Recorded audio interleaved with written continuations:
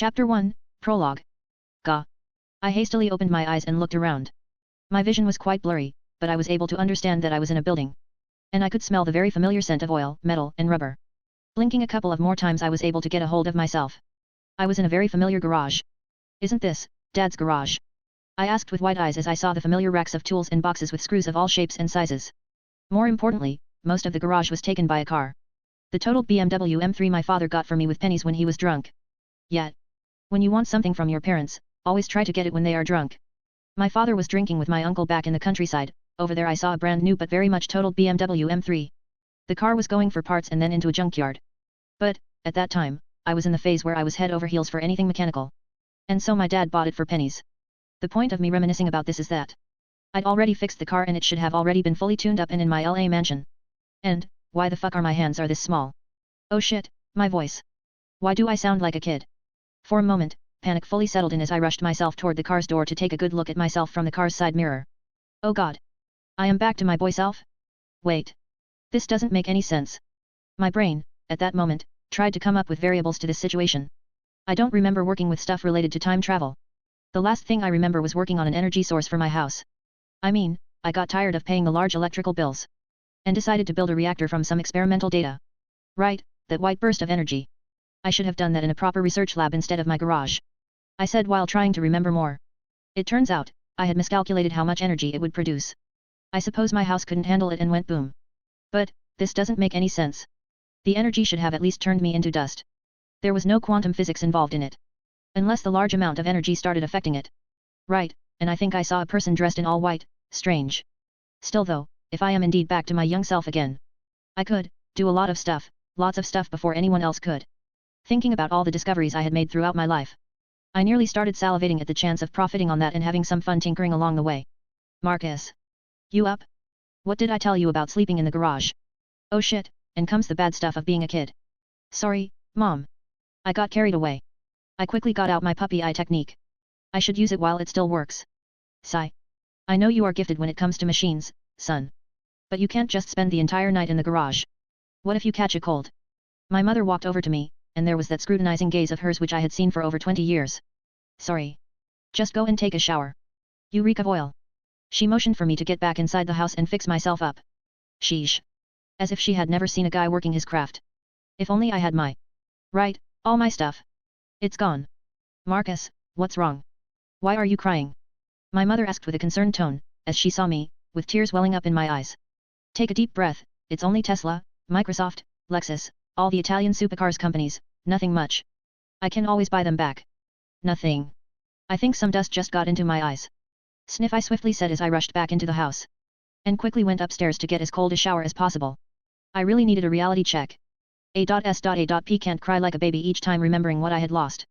And so, my trip to the past has begun. Me, Marcus Goldman. The guy who spent his life tinkering with things in the basement and getting rich from it. As weird as it sounds, working from home is quite lucrative. It started with my dad taking me to his garage for the first time and me falling in love with it. From then on out I'd spent more time in the garage than he ever did. I pretty much took it over from him. Working from wood to metal, then going higher and higher to the point where, well, one can guess what level it is when you start building a self-sustaining energy reactor in one's basement garage. Exploding or not. Still though, I found it weird, how easily I could pick things up. Sure, I was called a once-in-a-lifetime genius and whatever other things there were. But, I just found it weird. I mean, things just come together so naturally and easily. Maybe that's just what genius is? Anyways. After waking up in my younger self's body, I found that things are a lot easier than it was before. After getting an extremely cold shower of which I nearly turned pale blue too, thankfully it was the summer holidays, and the weather was still hot. I returned back to my garage and saw my first ever car there. My desire to forget drove me to start fixing it with the things I had laying around in the garage.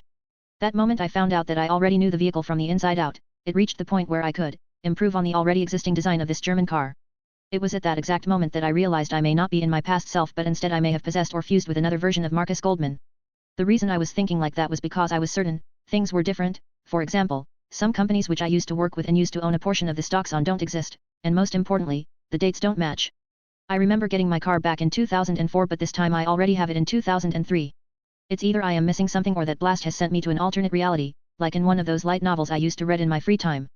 Nonetheless, this doesn't change anything big in the scale of things. And after double-checking the technology level, well, I cried again. So I had decided to first work on the most essential of things, the smartphones, touch screens, the fiber optics, etc., the list is quite long. I mean, I started crying when I saw the fat TV which can barely even display 480p. While I had never worked on them before, as it was the basics among basics. By the time I had moved on to technology from machinery, everyone already had smartphones and fast internet. So I didn't really need to improve on any of it since it was already there. Instead, I spend my time on app creation. That's why I need to change my thought process, as by this point it's like knowing how to build the building but not knowing how to build the foundations for said building. In other words, back to basics, but, then it happened, the event which changed my perception of the world as it is. It is totally, not strange when a posh white book with golden letters engraved on it appears on my desk first thing in the morning, I said with a deadpan as I saw that a book had just appeared on my table. By this point, I am no longer surprised that the supernatural of some sorts exists. My crafting and creation skills can already be considered supernatural, and my existence in the body of my former self in an alternative reality is another clue of sorts that it can and does exist. Nonetheless, the book's appearance was like the icing on a cake. Slowly I walked over, not touching it, instead inspecting from a safe distance. After getting a good angle I was able to read out the cover. "The Magic Arts of Solomon the Great." I read out loud as my eyebrows were slightly raised in interest. Okay, this is out of context, but why Solomon? I mean, I would take someone like Tony Stark's journal or something, or even Reed Richards, but this is, well, magical sounding. I thought out loud for a second before deciding to satisfy my curiosity and check it out. Slowly, I reached out and touched it. As I touched it, a searing pain suddenly washed over my whole body, starting from my hand, then, like a tidal wave, it started spreading throughout the whole body. Sharp gasp. Fuck. It felt like my nerves were fried at that moment, nearly dropping on my ass right then and there. But then, just like how the pain had appeared, it suddenly disappeared like it was never even there before in the first place. And as weird as it sounded, I can now tell where this book is all the time. Not only that. With just a thought. Flash. And a bright golden flash, the book had just magically appeared in my hand. Right, totally magical it is then. I stated like it was the most normal thing in my life. Since it had just proven to me that it's truly magical, I opened the first pages. This book was written by the great Solomon, who ruled over the greatest kingdom mankind has ever seen and was known as the King of Magic, and also the man who was able to mess with Lucifer himself and walk away victorious just by taking over 72 devils for himself. Since you are reading this, that means my greatest secrets are now yours. Once I was done reading the intro lines I realized that, yeah, this was the Solomon, the dude with 72 demons, devils, the very same one who had a massive harem and ruled Israel. But, seriously? Lucifer is real? That shit is serious, and I really need to fortify my garage and get some magical stuff done fast. Right. But first, this dude was quite arrogant. I mean, I was the one who sold the license to a shackled A. But even then I was not that arrogant. I thought with an eye roll, before continuing reading. Before anything, a mage needs to build up his magic reserves. Casting human-based magic normally requires magical calculation, but to bypass that is quite simple. At my peak, I had 10 rings which allowed me to cast spells as easily as any devil or angel. Right, so, angels are real too, let's assume that most of the myths are real too, less surprises that way. Magic is like a muscle to access. It has several meditations just for it, let me mention some so that you wouldn't need to check other books since my one is the best anyway. Right. With another eye roll, I skipped to the part where the meditations are described. So, chunny stuff does work in this reality, that is, so, how on earth has no one developed chunny magical powers yet? I thought for a second. Anyway, I checked most of them and decided on the easiest one. The one where you had to stare at a candle sounded far too weird. So mental image, breathing. I suppose I could do this while I am resting, until then, reading it is. Once you have got the basics done, you should also know that humans are the most fragile of species, so you either have to get some magic armor crafted or find them and get your hands on them. But, if you want, you can follow my footsteps, which is much better. And that is learning how to channel your magic to reinforce your body. If you can do this successfully, then you can achieve a body even stronger than devils or angels. Right, so both it is then, I suppose magic enchanted items exist as well? Since he did mention them. I hummed internally, remembering some of the metallurgy I did earlier in the past. I mean, I did craft some of the car parts myself. I suppose I could invest some time in weaponsmithing. Magical weaponsmithing. And once you have the basics done, let me now tell you about the best part of my magic. And that is summoning and binding devils permanently to yourself. Devils are quite special, they are beings who look like humans, but very much are beings of sin, they have bat-like wings that they can summon or retract. And their magic are based on imagination. But the best part is that they have unique magic depending on the pillar they are from. These devils does sound quite similar to that silly anime I used to watch back when I was a teen. What was it again? Something School? All I remember are those nice armors though. As I thought about it, I checked the next page and saw a bunch of summoning circles, and just damn. I will truly be able to bind them just like that. Regardless of their power to mine. The power of Ars Goetia, designed by Solomon and the Big G, nice. So gods are real too, good to know. I thought with some sweat running down my back. Chapter 2, Devil Summoning. Around a year has passed since that book appeared in front of me.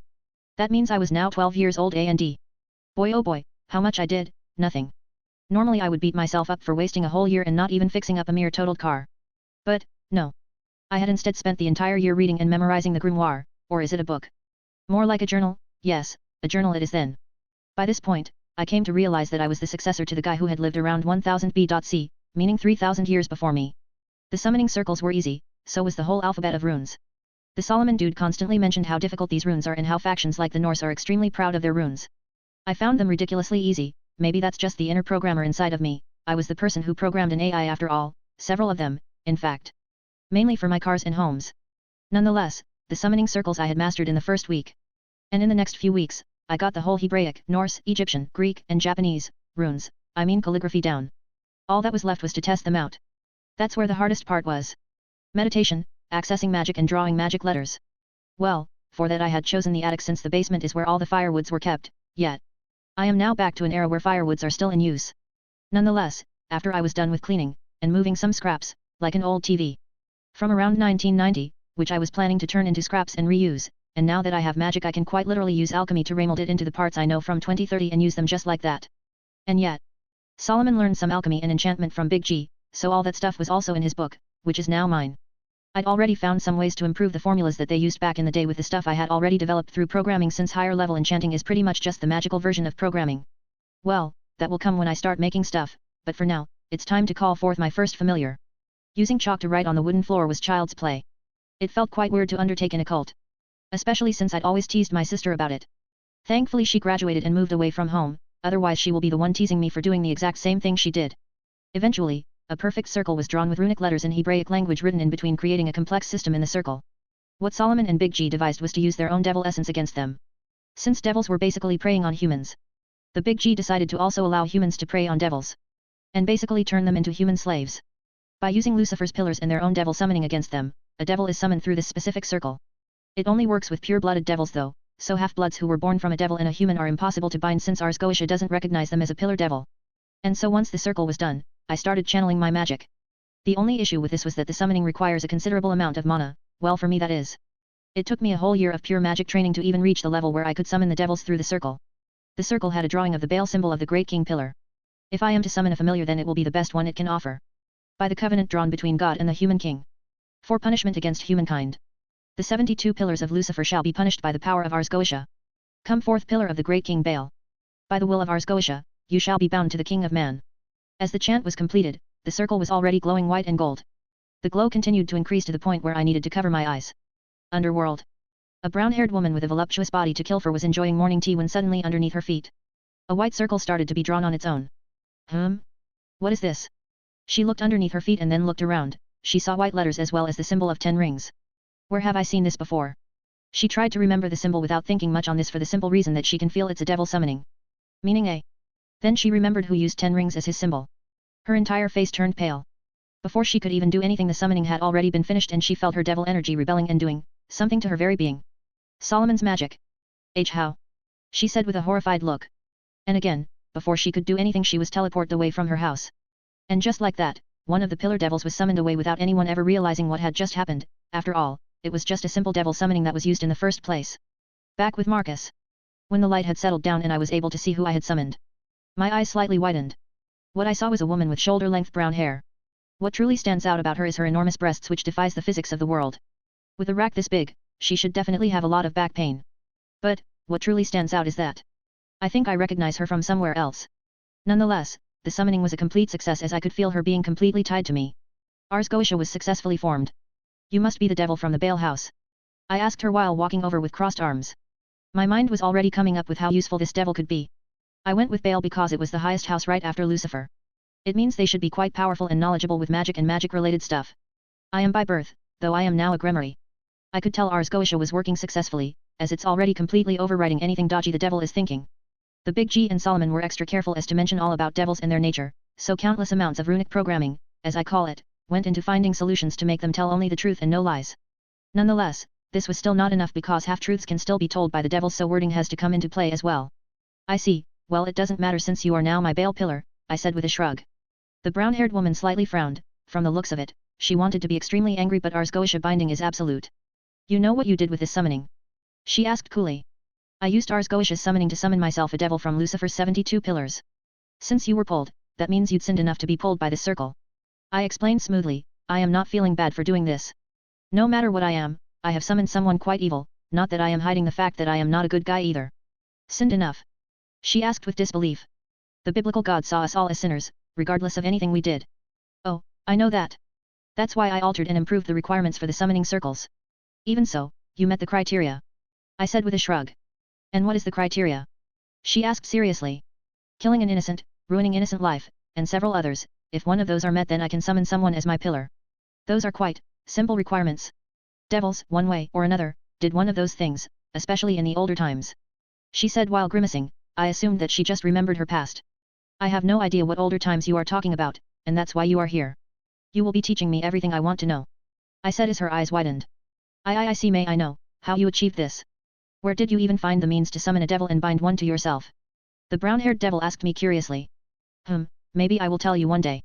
Tell me, what's your name? I asked curiously now myself, since I definitely did see her somewhere before. It's Venelana Gremory. The brown-haired devil lady introduced herself. That moment I remembered where I saw her before. I see, so, somehow. I got transported to my alternative self in that weird reality where the main character gets stronger from his perversion and women with physics-defying breasts. Well, none of that matters. Ars Goetia, which I improved, made my identity top priority to my pillars. Unlike the original Solomon, I won't be telling just anyone that I have bound devils to serve me. I thought with a frown about my new circumstances. I see. I suppose we should start with the overall history first, from the supernatural point of view. As you wish. She said with a simple bow. Never in her life did Venelana think that she would be summoned to become a servant to a mere human child. Especially when the child, from the looks of it, has Solomon's knowledge. The human mage who was a taboo between the pillar members.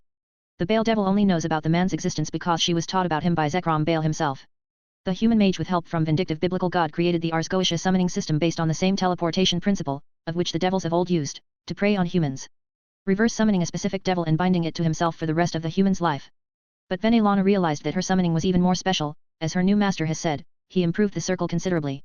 Making her incapable of lying to him and incapable of telling anyone about him. How this works she has no idea, but she was utterly terrified of this boy. The boy was not just a boy at all, he reminded her of Ajilka. The very same Ajilka who became one of the Satans and a super devil. If this boy is anything like him, then the devil race could be in extreme danger, or, if she is smart enough, they can profit from this. Depending on her actions and how good she is at manipulation. But the more time she spends around him, the less confidence she has in manipulating him. The boy had no interest in politics, he had no interest in women, since he was just a boy.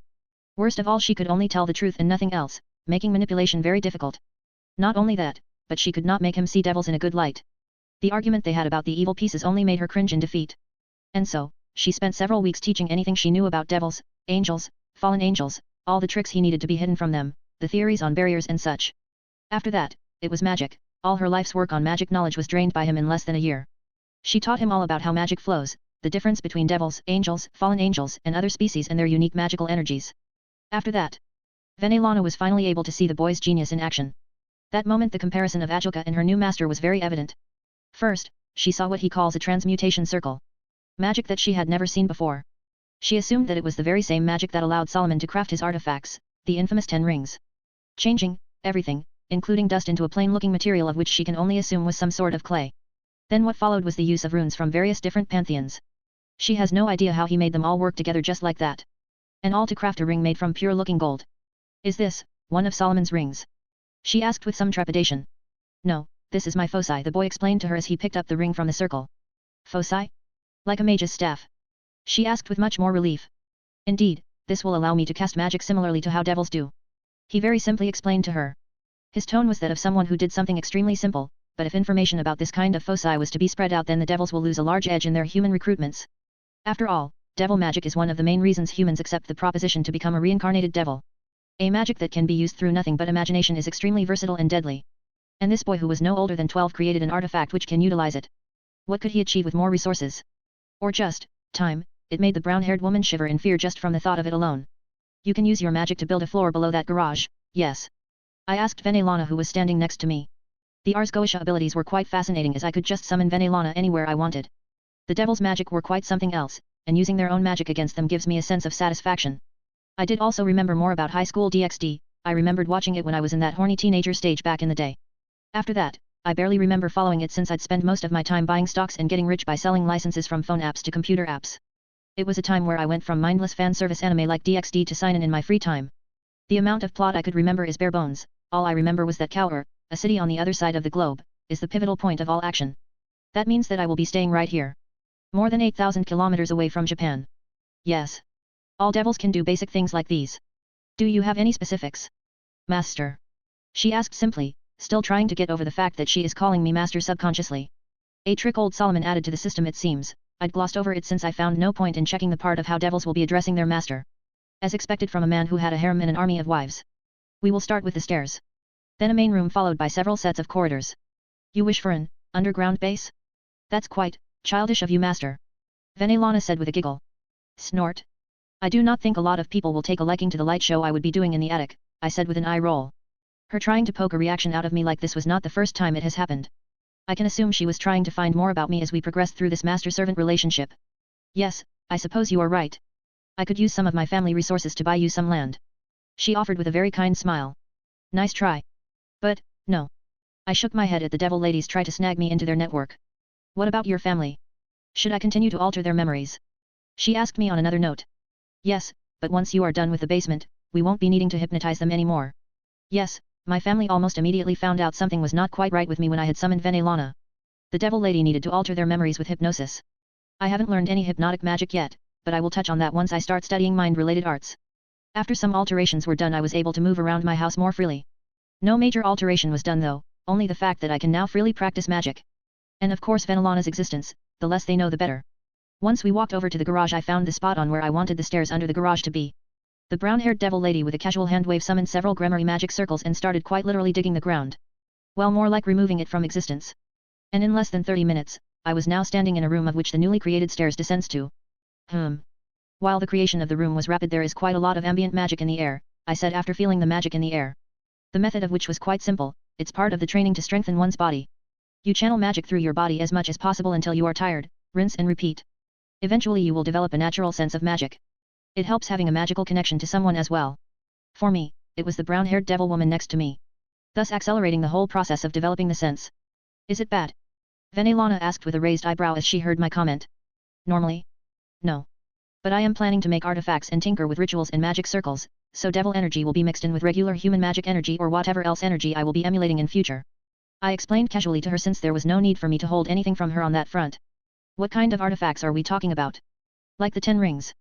I could hear how on edge she was when the topic of the 10 rings came up. Yeah, the rings are simply absurd even by DXD standards. The Solomon dude could negate any type of energy, including Toki. The only way to beat him was through pure physical combat. Which was also quite impossible since he could use any magic from any pantheon plus his 72 pillars. One could say he was the biblical god's trump card against the devils. In other words, if the dude didn't die, the underworld would have lost and Lucifer's 72 pillars would have become Solomon's Ars Goetia 72 pillars. The rings are quite good, but I'd already improved on that formula when I was reading up on sacred gear construction. I am planning on making much greater stuff. I said with a shrug. As I was looking away from her and looking around imagining how I would want to make my new workshop. I could feel how the devil lady turned completely stiff for a moment. So it's true that the biblical god had left the method of sacred gear creation to Solomon? She asked with disbelief. Not quite. There is no true method or specific blueprint. They are all artifacts of which are two-dimensional. I decided to explain this since she needs to be on the same wavelength as I am. Two-dimensional. Indeed. A human is a three-dimensional being, made from the physical body, soul, and essence or spirit energy. The sacred gears upon creation are transformed into a spiritual item, then it is attached to one's soul. And detached after host death. There are ways to make the gear physical. But, two-dimensionality is much safer as one can't truly touch it without some sort of training. I explained to her as simply as I could. Big G has a system or a foundation of how all his gears were made physical and spiritual, but that system by this point already has many cracks in it. Especially by the fallen who is trying to crack the mysteries of his items. It's like a firewall for one's OS, now that brings back some memories. I see. I am sure the Fallens would like to know where you live. The brown-haired devil lady said with a fake smile. Sorry Venelana, but after spending that much time around you, I'd already cracked some of your personality. She always likes to joke around when she is nervous. Especially when it's around me. It seems she is quite terrified for her devil race. Should I tell her that if they are not naughty, they don't need to fear me? Well, I doubt it, since I had already kidnapped one to be my familiar. So, she is probably afraid I won't be holding back since I think they are evil. Maybe. By the time we are done here Venelana, I doubt many will be able to simply enter my garage. I said with a smirk as I was thinking of things to add to my garage. You are still going to call this a garage? She asked with raised eyebrows. A garage is man's fortress. I said sagely. I still remembered my past life's garage. A 5 stories down, with more than 50 super and mega cars, some of them were even my creation. While I had never added any lethal security there, I had one of the best securities available on the planet. But, you are not even a man. The Bale Devil said with an eye roll. Are you talking physically or mentally? I asked her with crossed arms. She raised both hands in defeat. Not wanting to go in that direction it would seem. You forget that I am almost 13. My point is that a man would naturally want his special place, especially me. Since all I want is to tinker with stuff in peace. Very well, since this is what you want. Not that I could say no to you. My devil familiar said with a sigh. I can see that she doesn't understand. Well, she is a female. Good. Now we need to adjust where the main workshop is, it needs to be just below that parkway. So that once a car is finished the section can lower itself and the car can drive out. I said while remembering my villa in Germany. The nation where I used to test my cars out on their highways. Sigh. As you wish. The brown-haired devil lady just sighed and continued with her work in expanding my garage. By this point, Venelana was already a builder, a teacher, a psychologist, a profession where a person is listening to another person's story for money. And then the reverse happened when she ended up being taught by a 12-year-old nearly 13. About magic of all things which she still can't wrap her head around. Nonetheless, she finds this time of her life quite fascinating. But then, it happened. Her husband with quite an arbitrary decision decided to engage their baby daughter to the youngest Phoenix. It was so random, that even Venelana was out of words, and her baby daughter Rias. She went hysterical that they took the choice away from her hands. Master, please. I need to return home. Can I take a week off? The Bale Devil pleaded to her master who has finally moved into his new garage. Sure. I don't have any use for you right now. He motioned for her to leave. Marcus had several white circles drawn in a bunch of plain-looking clay laying next to them. The very same material he will use to make his artifacts. The Bale can assume her master was already thinking of plans to make some of the crazy artifacts he'd told her about earlier. Not that Venelana can remember much, as she was still in shock that her master knows how to make sacred gears and she can't tell anyone or write it down to anyone. Her brain does not even operate in that direction when she is not around her master. Meaning that her train of thought was already affected by Ars Goetia. That is just terrifying. Well, for now, she should stop thinking about this, and focus on her baby girl who had just learned the grim truth of being the heiress of a pillar house. Few days later. While Venelana did her job perfectly, she uses her magic extremely loosely, meaning the moment I dispersed and collected it the whole underground garage of mine turned dark. Meaning that I needed light, and then I realized that I needed water as well. Since I was not planning to go to the surface just to wash my hands or take a piss. So, first light. Extremely simple, with magic especially, I was done with that in just a few days. I could have gone with a simple runic cluster to illuminate the room. But instead, I decided on a perfectly sealed glass container that gives pure lead light. No magic was used after alchemy, the electricity is also flowing through the wires as energy for the ceiling. And the energy source? The magic generators were stupidly easy to make in this lax world. If the devils or any race knew of this simple concept I am using right now, then they could easily take control of the world's energy issues. And monopolize energy. Oh, well, anyway. After creating a simple air to magic to energy reactor, I was done with the light issues and had enough energy to power my garage and run some PCs. But, then, the more difficult problem came up, and that is plumbing. Sigh. I should have learned that devil magic trick before I send Venelana away, I said with a sigh while crossing my arms. Thinking for a solution to this problem. Oh well. I suppose I should just summon someone who knows water better than anyone else. Thinking for a moment I recalled what my devil familiar told me about devils. A specific pillar came to my mind. Seraphal it is then. A Satan that will also serve me as a muscle if needed. Since she is one of the strongest beings the devils can offer and is knowledgeable with water and ice. With that idea in mind, I went to the room that will serve as a summoning station.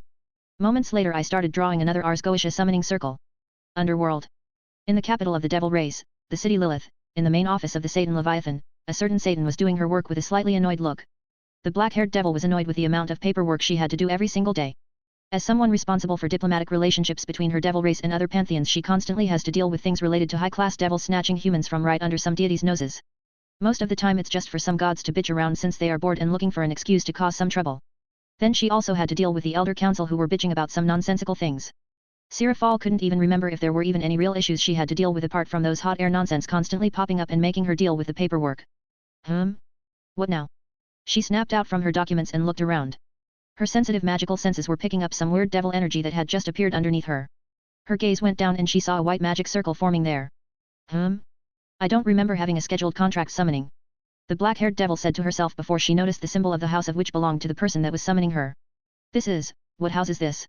Her mind quickly went through all the lists of symbols she used to see. But, this was none of those. In truth, she doesn't even remember any white color that was used for summoning. She was about to call her magic power but... What? Her eyes widened to a comical level when she felt her magic not listening to her. No. Weigh the 10 rings, the ability to nullify and take over demonic energy. This is. Seraphal's facial expression turned pale. There is only one being who could do that, no. There was only one mere human who was able to do this to the devils. But how? Before she could make another noise, this time to call for help, she was summoned from her office just, like, that. Back with Marcus. When I thought about Seraphal, I thought it would be a devil obsessed with magic girls. But, when I summoned her, it was nothing like what I had thought. In truth, she was dressed in a blue dress, reminding me of those silly balls people used to hold for me for any silly achievement I'd achieved, they would hold it. But it was truly annoying. The only good thing about it though were the female dresses that had those exposed backs. You are the next Solomon? She asked with disbelief. Next Solomon? I suppose I am. I said with a shrug as I looked at the current Leviathan. I see, so you are like Ajoka then. I can tell that my thought process is being severely affected by this. I'd never heard of this from the original Solomon. I heard he liked his devil women as little affected as possible. This means you have upgraded the summoning circle devised by biblical God and Solomon. You are a little monster, aren't you? She said with a twitchy eyebrow and her lip was slightly quivering. The Satan lady was pissed but at the same time very much, well. Sigh. I have heard the legends. My life now is yours, isn't it? I have heard that Ars Goetia pillars are fully connected to the owner. Indeed the devils know quite a bit about Solomon. Especially since the book was never even studied. No devil can touch it. The moment Solomon was a corpse, the book was destroyed by the devils. How do you have it then? Seraphal asked with narrowed eyes. This was the limit of the amount of anger she can show to me. That my devil lady is something you might learn one day. Now, however, I need your expertise in water manipulation. I decided not to answer that. It was quite satisfying seeing Seraphal pout like that. Fine, not like I can say no to my master, just how powerful is this binding? The black-haired devil's shoulders shook for a bit. The more powerful you are the more powerful the binding is, in your case, it's off the charts. Since you are an ultimate devil. I said with a smirk. Nonsense. The stronger I am, the weaker it should be. It's common sense. She said with an angry and pouty look. The binding was made from your energy and carved into your very soul by the Ars Goetia summoning. The only way to take it off is for me to die, and in turn, for you to die. The moment your soul leaves your body and demonic energy evaporates, your corpse will still have echoes of Ars Goetia. The biblical God was very thorough with the design and Solomon only relished the fact of enslaving the bad devil ladies. Seraphal was utterly pale after hearing about it. It seems that the stories were not as scary as reality, a rare occurrence. Chapter 3, First Inventions. The Satan Leviathan doing plumber work? What kind of madness is this? Well, she is not exactly doing the plumber's work, but it is still the closest one can get. From putting pipes at specific locations to working on the water pressure.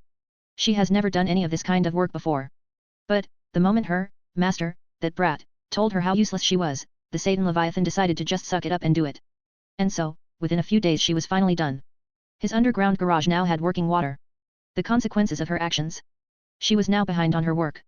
She missed several meetings and Seraphal no doubt has several piles of documents and paperwork waiting for her. Are we done here? Please. Just let me go. I promise I will be a good devil. Satan was practically kneeling in front of her master. The woman can't remember the last time she begged for anything. But, by this point, she had to. There was a ton of work she had to do. And she is behind schedule. Fine. Come back to me when you have several hours of free time. He said that with a commanding tone and Seraphal almost smiled hearing that. Finally. Some freedom. I understand. I will return to you when I can. The black-haired devil lady happily replied, thinking that she could return when she had decided the appropriate time. No, you will return the moment all the important work is done. Not just when you can. Tisk. The Satan Leviathan clicked her tongue for a second, her master was prepared. Fine. I will do just that. You are not my first devil, Seraphal. I already have practice with Venelana. Check this one out. Marcus got into position as he was about to ask her something. Seraphal, are you planning on spreading any information on my existence? The next Solomon asked her with a smile. Of course I am. Your existence is one of the worst things that could happen to the devil race. The moment Seraphal said that she grabbed her mouth trying to stop it from spilling out the beans. That will be a mistake. Remember? My life is tied with yours. If you spill the beans, other factions will eventually know about this. And 2. You forget that you can't in any way spread the information. The way I have programmed the thought process is that you can't consciously or unconsciously think about spreading the word. Instead of blocking the thoughts I am making it so that you can even think of them. I explained to her casually. Did you just say that you have Venelana Gremory as your first devil pillar? Seraphal asked with disbelief. When? How? The brown-haired devil lady is the mother of the current Lucifer. She was nearly with me for a whole year. The black-haired Satan at that moment felt despair rising in her gut. Just how powerful was this Ars Goetia thing? Seraphal even met Venelana during that period. And she felt that nothing was wrong with her, at all. It seems you understand now. He said that with a kind smile. A smile reminding the current Satan Leviathan of the devils of the old, and the stories she used to grow up hearing about. Resigned sigh. I understand. Master, as long as you are not plotting anything against my race. I won't be trying to find my way out of this. Can we agree on that kind of deal? In the end, Sirafal decided that her race takes priority over her personal feelings. Indeed, we can have that kind of deal.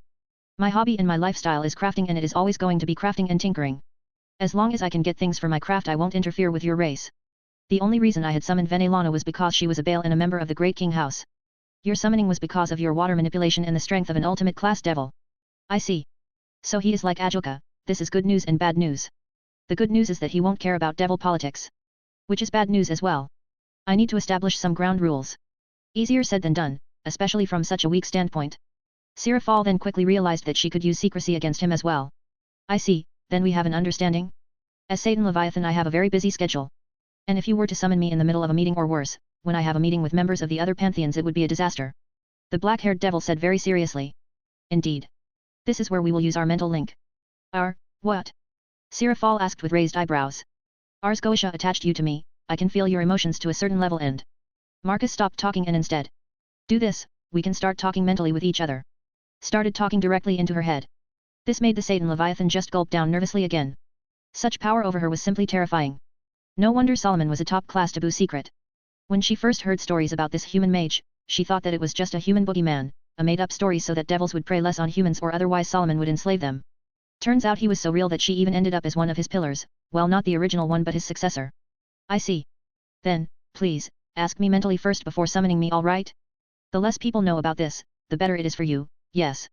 Sirafal asked cautiously and at the same time using what he wanted, secrecy. Very well, we have a deal. My thanks, master. She said that while giving him a bow. Then calling forth her Leviathan circle, she disappeared from his workshop. Once she was gone, Marcus looked at his work table. It's time for some tinkering. He was nearly jumping up and down just from the thought of it. At first, I decided to do some basic trigger-based weaponry. Starting from the basics of basics, and then moving it up from there. After the system is done, I will be able to work on bigger and better things. Like adding elements to things and stuff like that. After getting the neutral clay material done, I turned them paper thin and spread it evenly through the table. Once that was done, I started drawing the runic circles. The first one reacts to motion, absorbing it, and then sending the energy into the second circle, which then turns it into magic. Once the transformation of energy into magic energy is done, it then flows into the accelerator circles. Where it gains more power, then it passes through the magnifying circles for a magnified effect before reaching the final release circles. After finishing with the runes, the thin paper-like clay was now full of circles. The system of shooting magic was done. Now all I need is to give it a form. The most obvious form is a gun. Alarm clock. It's already 1700 hours. Damn, this stuff is quite time-consuming. I said to myself as I looked at my handiwork on the table. But first, some food. The next day I was back and had started working on the layout of the form. From the paper-like form into that of a gun which can fit into one's hand. It took me several days, which then turned into several weeks. Along the way, I had also spent a lot of time simply typing down the future upgrades for this. Magic caster? A magic gun? Caster? The plain-looking clay had transformed into a metal and the item now finally looked like a plain metal gun. The first thing I noticed is that it weighs quite a bit for my 13-year-old body. The gun itself looked like a plain Glock. There is a cartridge slot for future upgrades and there was no safety trigger as well. Right, first test run, I said that to myself as I picked up the weapon and walked into the test room. The only room where devil magic was very much present in the air. For the simple reason that it was enchanted to take hits. For the test, I had put on some gloves and more protective clothing than usual. While I had done the math so that it should not explode upon usage, I was still ready to dip just in case something ended up going wrong. Test number 1. I pointed the gun at the wall, holding it with both hands. 3, 2, 1. And pressed the trigger. At that moment I could hear a hum coming from the gun. And it started heating up before a white circle had appeared at the end of the barrel. Releasing a burst of energy in the shape of a bolt. It smashed into the wall, creating at least a few inches, deep hole. Seeing that I was successful, I pulled out my voice recorder. Test number 1 was a success. Key point of interests. The gun heat UPS, the proximity of the circles generate excess heat, powerful enough to start heating the titanium. A possible substitute is needed for the metal, possibly a supernatural substitute is recommended. The shot load is around 3 seconds. Shortening of time is needed. Possibly extra accelerator circles. Maybe using the rail method, on the barrel itself. I reported into the recorder before pressing the pause button. I then looked back at the weapon. I could see some deformations already manifesting. Right, one of the strongest human metals and it's melting like nothing? Hell, I need to check the material used by Big G in his sacred gears. Mentally recalling what I had read on sacred gears, the dude had multiple types of formulas depending on which gear. The Longinus ones even uses the beast's energies as material for armor, but that's just asking to bring on a specific weapon to deal with that type of energy. How did that pervert even survive that long on just dragon energy? If it was me, who is the hunter, then I would have gone the Batman route and pulled out everything I could on weaknesses the dragons have, like how he did against Superman. Well, time to return to the drawing board. Master, what are you doing? I heard the curious tone of my second familiar. Oh, Sira, you are back, you've been gone for quite some time. I mentally remembered that she was gone for several weeks. It would be seen Venelana is enjoying her freedom since she didn't even try to pop in. Well, I will summon her when I need her. Testing a cluster of runes in the shape of a gun. As you can imagine, it can cast bullets every 3 seconds. I said that to Sirafal as I handed over the gun to her. You made this in the time I was away? She asked with wide eyes. Yet. I did it quite casually. Since I had ideas constantly popping in along the way. I could have done it several days earlier. I easily explained as I went over the stuff I had on my table. Since you are here. Can your devil magic create durable mannequins? I asked her offhandedly. Oh? Yet. I mean yes. Sirafal snapped out from her shock as she looked back at the gun, then at her master. Great. Then you will be making some of them in the testing room. Oh, and I will need to reinforce the walls there as well. I said that as I remembered how brittle the wall was. Okay. I motioned for her to hand the gun over since I need to start with my upgrades. Master, I can only be here for 3 or so hours before I need to return to my duties. She informed me seriously. I see. That is enough time for me to upgrade this to a Mark II. Sirafal didn't say anything as she watched me upgrade the gun. Deconstructing it was quite easy since I had built it for easy assembly and disassembly. Once I checked the inside of the gun, it was what I had expected. The titanium started to deform. It's either the magic itself or the heat generated from the circles, which should not be normal. For now though, Elle quickly used the transmutation circle to fix it and then started working on the upgrades. First, small barriers will be built inside and on the barrel, acting like rail for the energy. This will improve the energy flow, then more accelerator circles. For shorter casting. And done. I said as I finished assembling the gun. Did you just put barrier magic inside of this gun? She asked with disbelief. Oh dear Sira. How little you know about how much a simple wall can help, in this situation. It's not just barrier magic. Have you ever heard of magnetism? I asked her with a smile. How is it related to that? She asked me, not getting what I was saying. You see, the barriers are keeping the heat from reaching the metal, and in turn that heat will stay inside, generating more magic. But that's not the main part. See, the barrel itself? I use it as a rail to build up power. The longer the barrel, the more power it can build up. It is a simple concept humans use in general. I said with a shrug. Says you. She said something under her breath. Did you say something? Nope. Let's go and see how good it is. She happily said that as she grabbed my hand and started pulling me towards the testing room. Right. With a crack, like thunder, a bolt of blue energy smashed into a mannequin. Crackling explosion. Disintegrating it completely. Test 2 was successful, as expected. The railing system and barrier magic has fixed the heating issue and increased the power by around 150%. The downside is the recoil. I believe I had nearly dislocated my shoulder. Possible solutions are natural magic reinforcement and regular exercises with natural body growth. Marcus said to the voice recorder. The brat truly is the human version of Agilka, maybe even worse. I don't remember Agilka being like that at this age. He used to spend his early age reading, like, a lot of reading. He only started proper experiments when he was done with magic. Sirafal thought with a sweaty forehead as she had drawn a comparison between Satan Beelzebub and the next Solomon. They are the same in regards to making new things.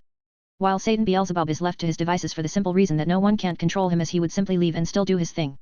Which is extremely dangerous. That is why the Devil Council doesn't try to control him. But her master is different. The boy is barely 13 and he already created a superior weapon to the ones used by the church. Worst of all, she has no idea how to control him. Any comments? Marcus asked Sirafal as he walked over to her side. Well, it's superior looking to the weapons used by exorcists. The Satan Leviathan said with a sigh. What can she say? Please don't sell these to the church. Yet. Thought so, the point is that I made the ammo cartridge area act more like a program. He said that as he showed the empty slot for the ammo cartridge. Act like a program? She asked, confused. You know about video games, right? He asked her, remembering that Sirafal is a magic girl Leviathan. Yes. Well, you know the old style ones where you put a cartridge to play a specific game. Yes. She had a look of realization as she started putting things together. So think of it this way. Depending on the cartridge the gun can shoot, demonic energy, holy energy, dragon energy. He said that with a smirk. That's not all, depending on the cartridge it can be a minigun, a particle cannon, or even a magic cannon, Marcus clarified more with a smile. But it's a handgun. Did you miss the part when I said that it's an item that turns motion into energy, then energy into magic, which is accelerated and released like a weapon? He said with raised eyebrows. Yes, but it looks like a handgun. She tried to process how a handgun can be like cannon. The looks are purely for the sake of how the human hand is holding it. There is nothing human gun inside of it. All there is, are 37 magic circles. Working like a system. Basically, a low to mid-tier sacred gear. Since low ones generally only have 31 circles inside. But, I digress. I can only call this a pseudo-gear since I used human materials as a base. He said to her as he swirled the weapon on his finger. He felt satisfied. Inside his element. Back to making stuff. Finally, he is back. The moment Sirafal heard him mentioning sacred gears, she remembered the infamous 10 rings of Solomon. The pseudo-sacred gears built by Solomon for Solomon. The very same ones that made most of the supernatural regardless of their powers quite simply useless in front of the human. One of the reasons why he was called the boogeyman of the devil race. So, it's true then? That Solomon could make sacred gears? Sirafal asked with more fear than ever before. Does this mean her master isn't just Agile level genius, can bind devils to himself, but also have the biblical god's blueprint to make sacred gears? Just how dangerous is he? In layman's terms? Yes. So far with some testing I could craft a high-level one. But a Longinus? I need to check one in action. Do some surveying. Check the energy readings. Big G used a concept as a base for some of them, I could do the same. With the right emulation of dragon energy, I could make something similar to boosted gear and divine dividing. The moment the black-haired devil lady heard that he could make something akin to boosted gear or dividing, her mind stopped to a crawl. The way he said it sounded as if it was only a matter of time for him. Impossible, there are only 2 heavenly dragons. And they are serving as the cores of those gears. Satan Leviathan reasoned with him as she wanted to believe that he can't do it as he was already dangerous enough as it is. But, the more time she spends around him the more fear she felt towards what he can do. HOH? Do you think it's impossible? He questioned her, amused. At base, tell me what a dragon is. He added another question on top of it with a raised eyebrow. Basically, a dragon is just a sapient energy which is crystallized into the physical realm. All I need to do is mimic it, create artificial intelligence for a blob of energy and it will be a dragon core for me. Give it some previously programmed dragon abilities and I will have something similar to booster gear or dividing. Even so, they won't be as powerful as the original pair of gears. Sirafal reasoned with him. True, but what about Mark II? Mark III? Or Mark the 20th? He asked her with a curious look. Now, the black-haired devil lady has realized what this means. Once he cracks how to make it, well, it will be chaotic. Everyone will want a piece of him. That moment, the fear which she had felt towards him disappeared. Instead it was replaced by desire that she needs him on her side. Since she can't kill him. For the simple reason that she will die as well. It only leaves a simple desire that he needs to be on the devil's side. Knowing the current angels, they will never want second Solomon to be around them since the majority of angels hated the man, only the biblical God liked him for the simple reason that Solomon wanted to control and enslave the devils instead of killing them off. Don't worry, since you are mine I will make some for you. He casually said to her. You would? But why? She asked with disbelief as her brain stopped for a second and couldn't understand. Because you are mine, my pillar, my power. You forgot that already? He asked back, also with disbelief that she still hadn't understood her situation. Or are some of them just that slow? That moment Sirafal almost facepalmed herself. A small groan escaped from her lips. How slow am I? Of course. I am his power. I don't need to think in this regard. Giving me his creations will make him more powerful. She understood that yes, she was most probably going to be one of the first to wield them in some sort of battle. I am a high-profile person, master. Your secrecy won't last that long if I am to show them in front of everyone. The devil lady said with a frown. She started using a different mentality around her master. Instead of being reluctant, she is now actively trying to help him. Don't worry, I am not planning to hide forever. Besides, I won't be deploying scale mails anytime soon. Foundations are needed for that. But that doesn't mean I can't help you with gadgets. He said with a knowing smile. A smile that means that he knows something important about her. Help me with gadgets? What gadgets are you talking about? Sirafal tried to understand what he could give her. All she cares about is Sotan and her work as Leviathan. The one which will shrink the amount of paperwork you do as Leviathan. He said that with a knowing look. That moment Sirafal's opinion about her master went from +10 to +70. For the simple reason that he was the very first person in her whole life to ask if she needed any help with her work. Even Satan herself didn't know that his offer would have such a fundamental change in perspective. The solution was obvious like day and night. All she needed was to deal with paperwork. And she can deal with it, then she will have more time to spend with Sotan. And even more time to herself, that is, if her master won't be summoning her often. You can do that? She asked hopefully. Nearly begging him. Not only did she need to deal with her own paperwork, but she often needed to deal with Ajoka's side of the paperwork as well. Yes. But, first let's return to the workshop. He said that before starting to walk out. She nodded, and with a few magic circles, she fixed the room for him. Before leaving the testing room after him. First. Answer some questions about the type of documents you do. Are they the same size? Do they have the same layout? The same sorting system? He asked her as he wrote down something on a notepad paper. I think it will be better if I just bring some of them here. She asked with raised eyebrows. It's better to show him the real deal than just describe it. Sure. You can do your paperwork here as well, if you want. He said with a casual shrug. Can I? She asked with wide eyes. Yes. But first, we need to increase the security of this place. Once the barriers I want are up, you can do the paperwork here. He said with a shrug. But why? Sirafal still asked with disbelief. I need someone to talk to, no doubt you want that too, second I'd said before, but, you are my pillar, if my pillar is not 100% then I will search for solutions to make you 100%. Easy enough. He explained to her simply. So. I am simply married to someone who controls me to large extents. At first, I thought that I was just a tool for him, good to know that he does care about me, but, I doubt he cares about my surroundings. Maybe I can use this to my advantage? Maybe I can make devils profit from this, through me. Until we can find ways to bind him to the devil race. Since you want my company. Very well. I will be back in just a few moments. After saying that, a much happier Satan Leviathan disappeared with her magic circles. A few moments later she returned with several types of documents. Nice, this is what I needed. Marcus said to her as he checked out an empty document, then a filled-up one. Those are the only ones you use? He asked her after checking the documents. The second coming of Solomon had no interest in what was written on the paper, he only cared about the similarities. Yes. We use a completely standardized form. Sirafal said with a serious nod. It was like they were discussing battle plans against a formidable foe. I see, then this is easy. I only need a basic I for this. He said that more or less to himself. The black-haired devil was slightly baffled seeing him just turn around and walk towards his plain-looking clay, which now the devil lady knows is the main material, or more like the base material which he uses to transform into whatever he wants. Before long she saw him starting to draw on the clay with a single index finger, and at the end of said index finger was a gold/white circle. He was simply drawing runes with just a finger. Master, my time is running up, sort of need to return to the office. She said that with a slightly uncomfortable look. Sirafal didn't want to interrupt someone who is working to make her life easier. Then go, I will contact you when I am ready, make sure you have some paperwork ready to test. Possibly some dummy ones at first. He answered back without even giving a glance. Don't worry, I will make sure to bring it. She winked at him before disappearing inside her magic circle.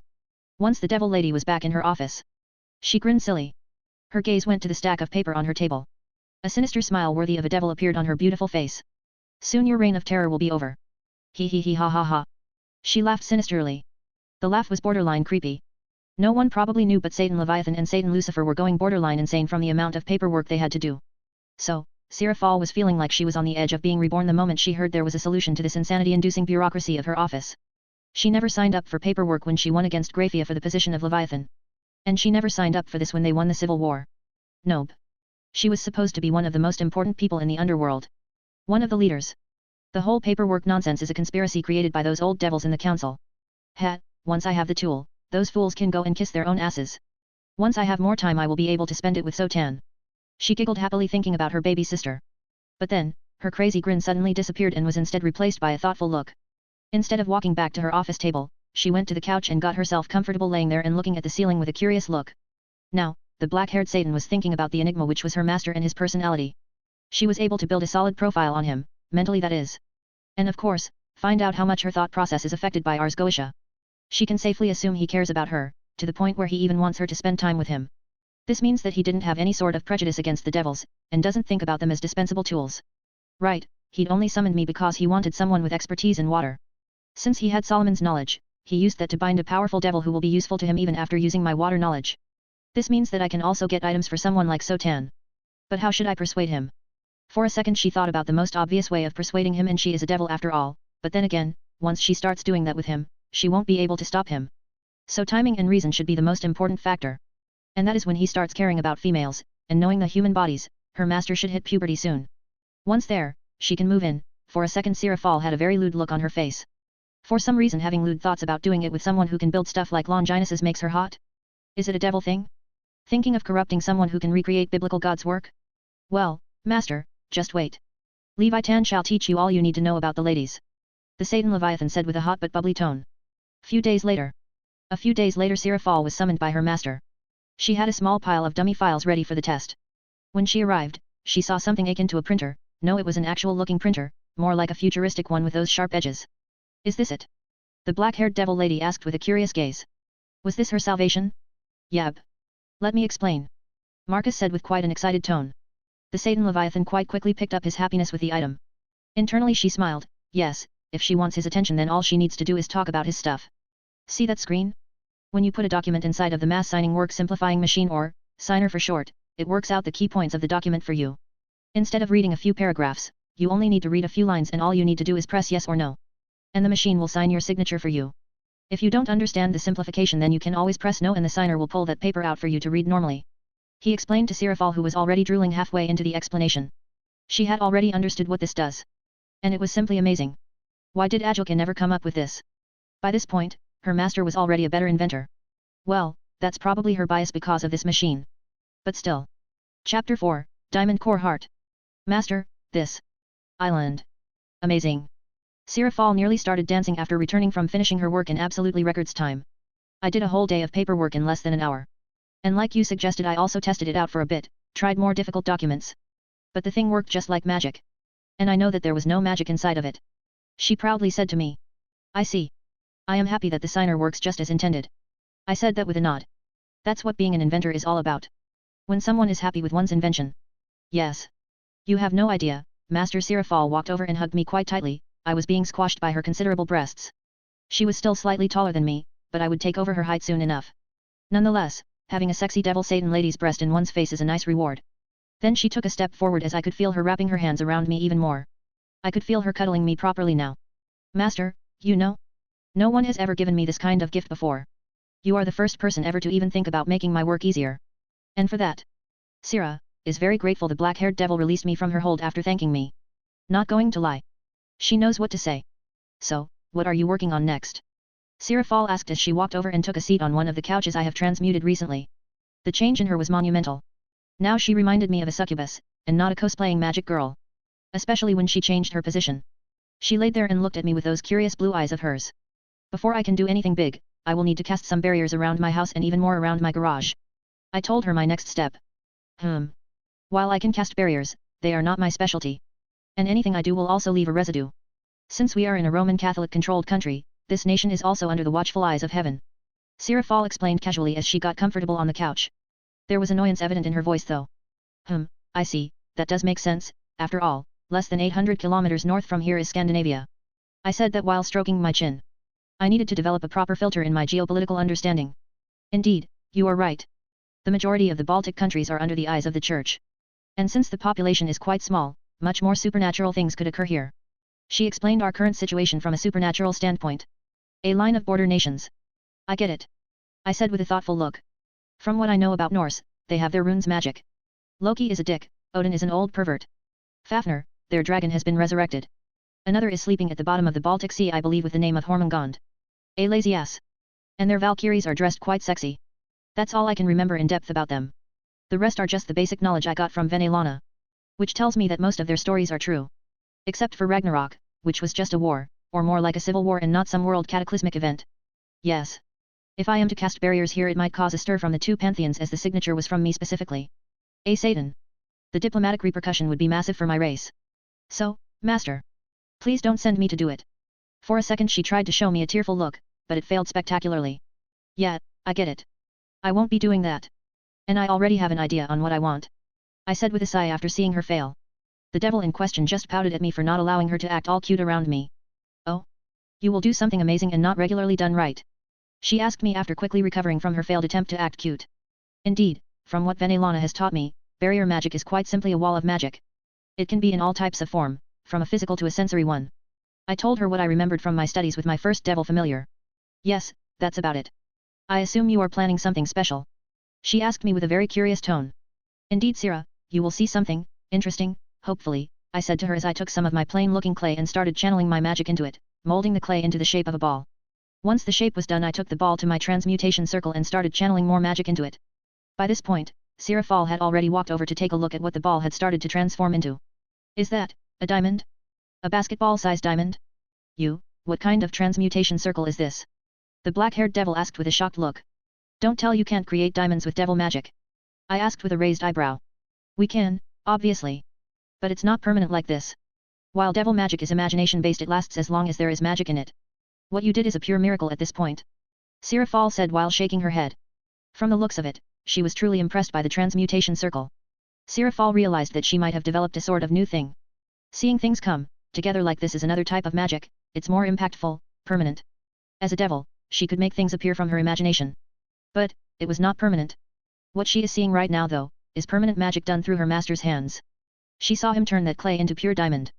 And then saw him spend less than an hour making another set of tools. A set of tools for carving. He then started carving the basketball-shaped diamond into a shape. A familiar diamond shape. But, she realized something was different. The carvings were not normal. He used bursts of magic each time he carved into it. Is he carving in something? Like, meaning? Diamonds are universally seen by regular people as one of the sturdiest jewels on earth. Sirafal thought with narrowed eyes as she tried to understand what her master was doing without needing to ask him. She watched him carve the whole time, before she needed to get back to her work. The devil lady would continue to watch him day after day until he was done with it. When she saw the final product she knew it was magical. The diamond glistered and would occasionally release some sparkles. Nonetheless, Sirafal couldn't find a chance to ask what it was or what the purpose of it is. She could only assume that it was the core for the barriers which will be casted over his garage. Once her master was done with the carving, he collected the remains. Just thinking about how these pieces of diamonds would be considered rubbish made her grimace. Thankfully they were not considered rubbish as Marcus would be reusing them for something else. She then followed him into the summoning room. For a moment Sirafal felt a bit of despair rise in her stomach as she thought her master would summon another person from her race. She thankfully breathed a sigh of relief when she saw him clean off the diabolical Ars Goetia summoning circle. Instead, she saw him draw a much smaller circle and put one of the remnant diamond pieces in the middle of the circle. Then he activated it. This was when she saw a never-seen-before kind of circle work. Unlike any other circles, this was simply too weird for her, as it was hollow inside. The only thing she could come up with was that it looked like donuts. For a moment that is, then it shrank towards the middle where the remnant diamond was. This progressed several times, until she saw the remnant diamond simply crack and turn into diamond dust. By this point, she couldn't take it silently anymore and wanted to know what exactly in hell was going on. Why did it turn into dust? I thought you were enchanting it. The blue-eyed devil lady asked. I was doing some test runs. Checking what kind of pressure it can handle. More specifically how much pressure each sequence is giving to the diamond core. There are still some tests left to be done before I can use them on the real deal. He said to her as he took another diamond remnant and placed it on a recently redrawn circle. I knew it. This is indeed a core of some kind, I have heard about them. I think my family has one. Sirafal said with a knowing look. You think? You don't know yourself. Marcus asked her and stopped whatever he was doing just to look at her in surprise and disbelief. How should I know? You think I'm just checking everything and looking at everything curiously? She asked him back, confused. You don't do that? No interest in how it's made? Or how to disassemble it and make it better? Her master asked, confused on why she wasn't doing such an obvious thing. No. I was born with an above-average talent for my family magic and because of the Civil War, I'd trained a lot. All that hard work was paid off by me becoming an office slave. Sirafal said the last part with an extremely bitter tone. She can only show her true self and her true feelings to her master, as Ars Goetia prevents her from hiding the bitterness of her status with an act. At this point, she was already used to not acting and hiding away with her cute magic girl act. I see.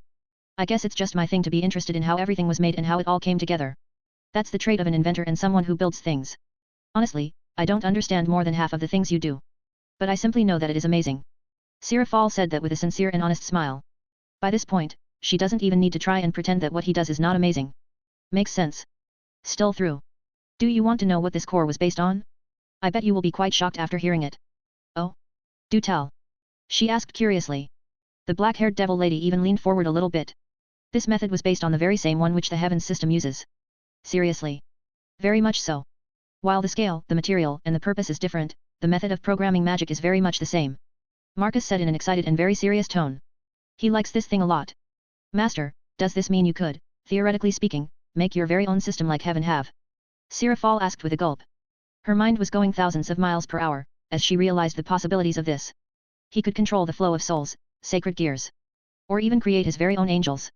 Theoretically I can do anything if I put my mind to it. Will I do it? Probably not. Making a pantheon of my own sounds like a ridiculous amount of work. I only need to look at your situation, Sira, that is all I need to know that it's simply not worth it. The gains dwarfs the losses. I prefer making physical things, not creating religious pantheons. I see. She said with a distant look. What could such a system do for her race? Maybe help with pillar magics? The possibilities, in a way, are endless. Now she needs to find a way to convince him to do it. So, Solomon knew about Heaven's system? I didn't think they were that close. Sirafal asked absent-mindedly. Snort. Of course not. He only knew how to make sacred gears, more like he remembered what Big G said about them and used that to make his rings. Marcus explained to her while testing the unique-looking circles on the remnant diamonds. Then, how did you learn about Heaven's system? She asked with wide eyes. This doesn't make sense to her.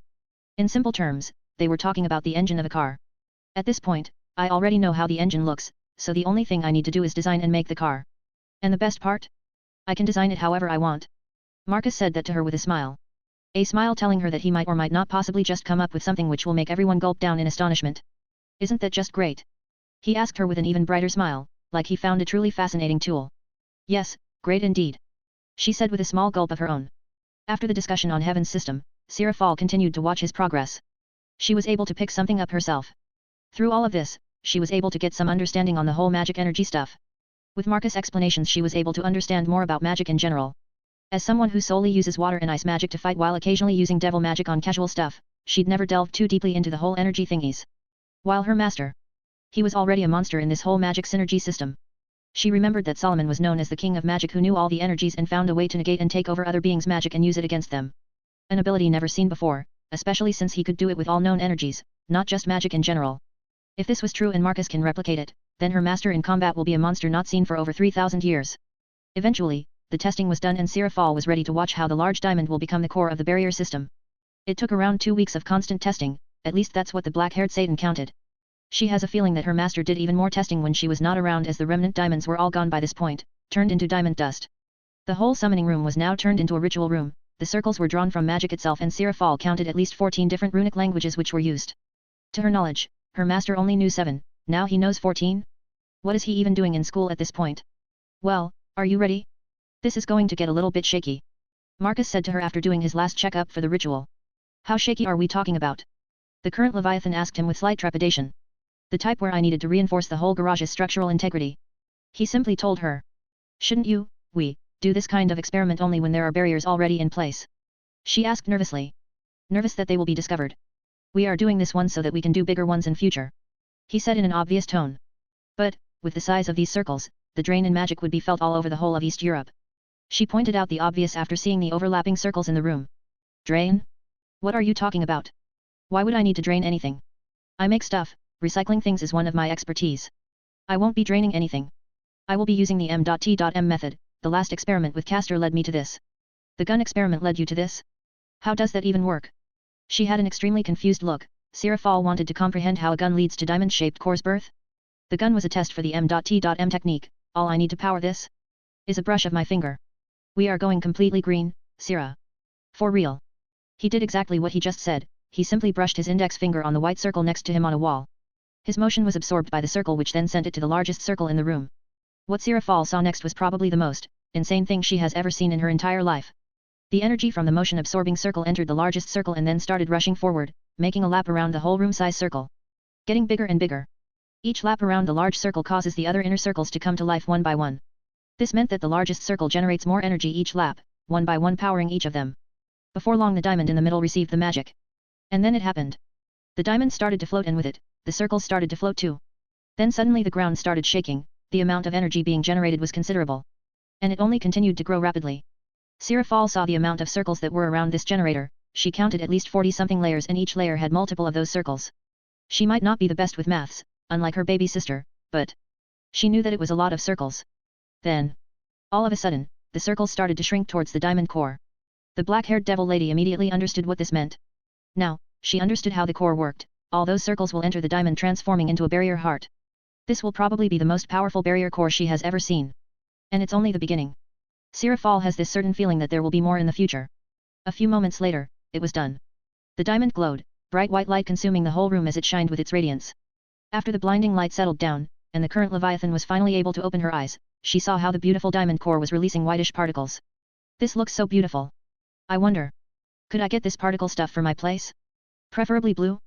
Then red for Sir-chan, green for Ajulka-chan. He. She giggled inwardly, before immediately snapping out of her trance over the beauty and realizing the repercussions of such an item.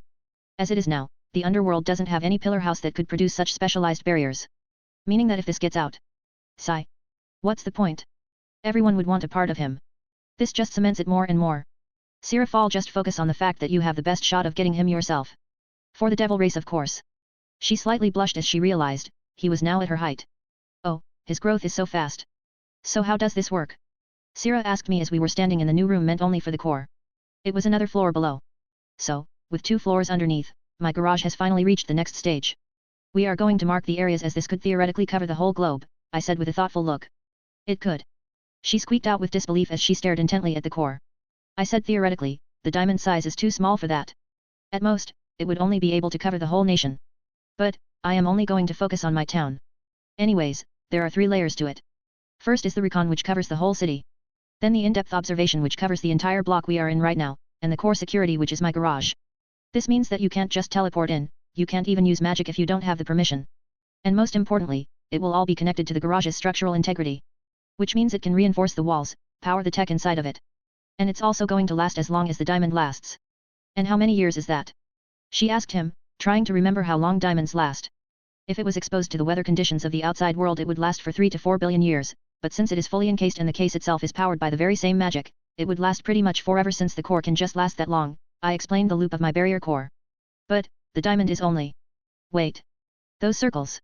They send specific magic which keeps the garage in pristine condition. She said with realization. Her gaze went to the diamond in the middle of the room and saw the cables attached to the whole thing. All that from a single stroke of finger, beautiful isn't it? I said that while staring at the diamond core in the middle of the room. Even with the case, the white particles were still appearing. That just shows how much power the core was generating. Unlike my previous attempt which had killed me. This time I have put shackles everywhere. No more one silly miscalculations. And best of all, the computers were not needed for anything. As I did all that with a regular calculator. Yes, quite terrifying. Sira said as she looked on with disbelief at the diamond core. Now that this is done, time for the hardest part, I said with a resigned sigh. The hardest part? There is more. She quickly snapped out of her reverie and stared at me in shock. Yet. We are going to place boundary markings around the city. Do you know what this means? I asked her seriously. We are going to leave the garage. She tried to understand what I meant. Exactly. Nonetheless. This is a must. So, we are going to have to leave my garage. You don't want to go outside? Sira asked with a baffled look. I don't want to go when it's not necessarily needed. I find it a waste of time unless I am doing field research. I explained to her, while I am not a hikikomori, I don't like wasting time outside for pointless things. I have seen most of the world and had several of my garages all around the globe. Then think of this as a field expedition, sometimes leaving your garage is good for you. You never know, you might just get a spark of inspiration. She said the last part with a smile. I thought about it for a second. It was only a few moments but Sirafal was already fiddling around, waiting for the answer. I guess you are right. I knew I had chosen wisely when I had chosen you as my second pillar. I said that with a proud nod. Humph. Don't forget that I am a devil with several hundred years of experience. She said that quite proudly. And also got educated by a 13-year-old boy in magic, I said with an eye roll. Sira quickly deflated after hearing that.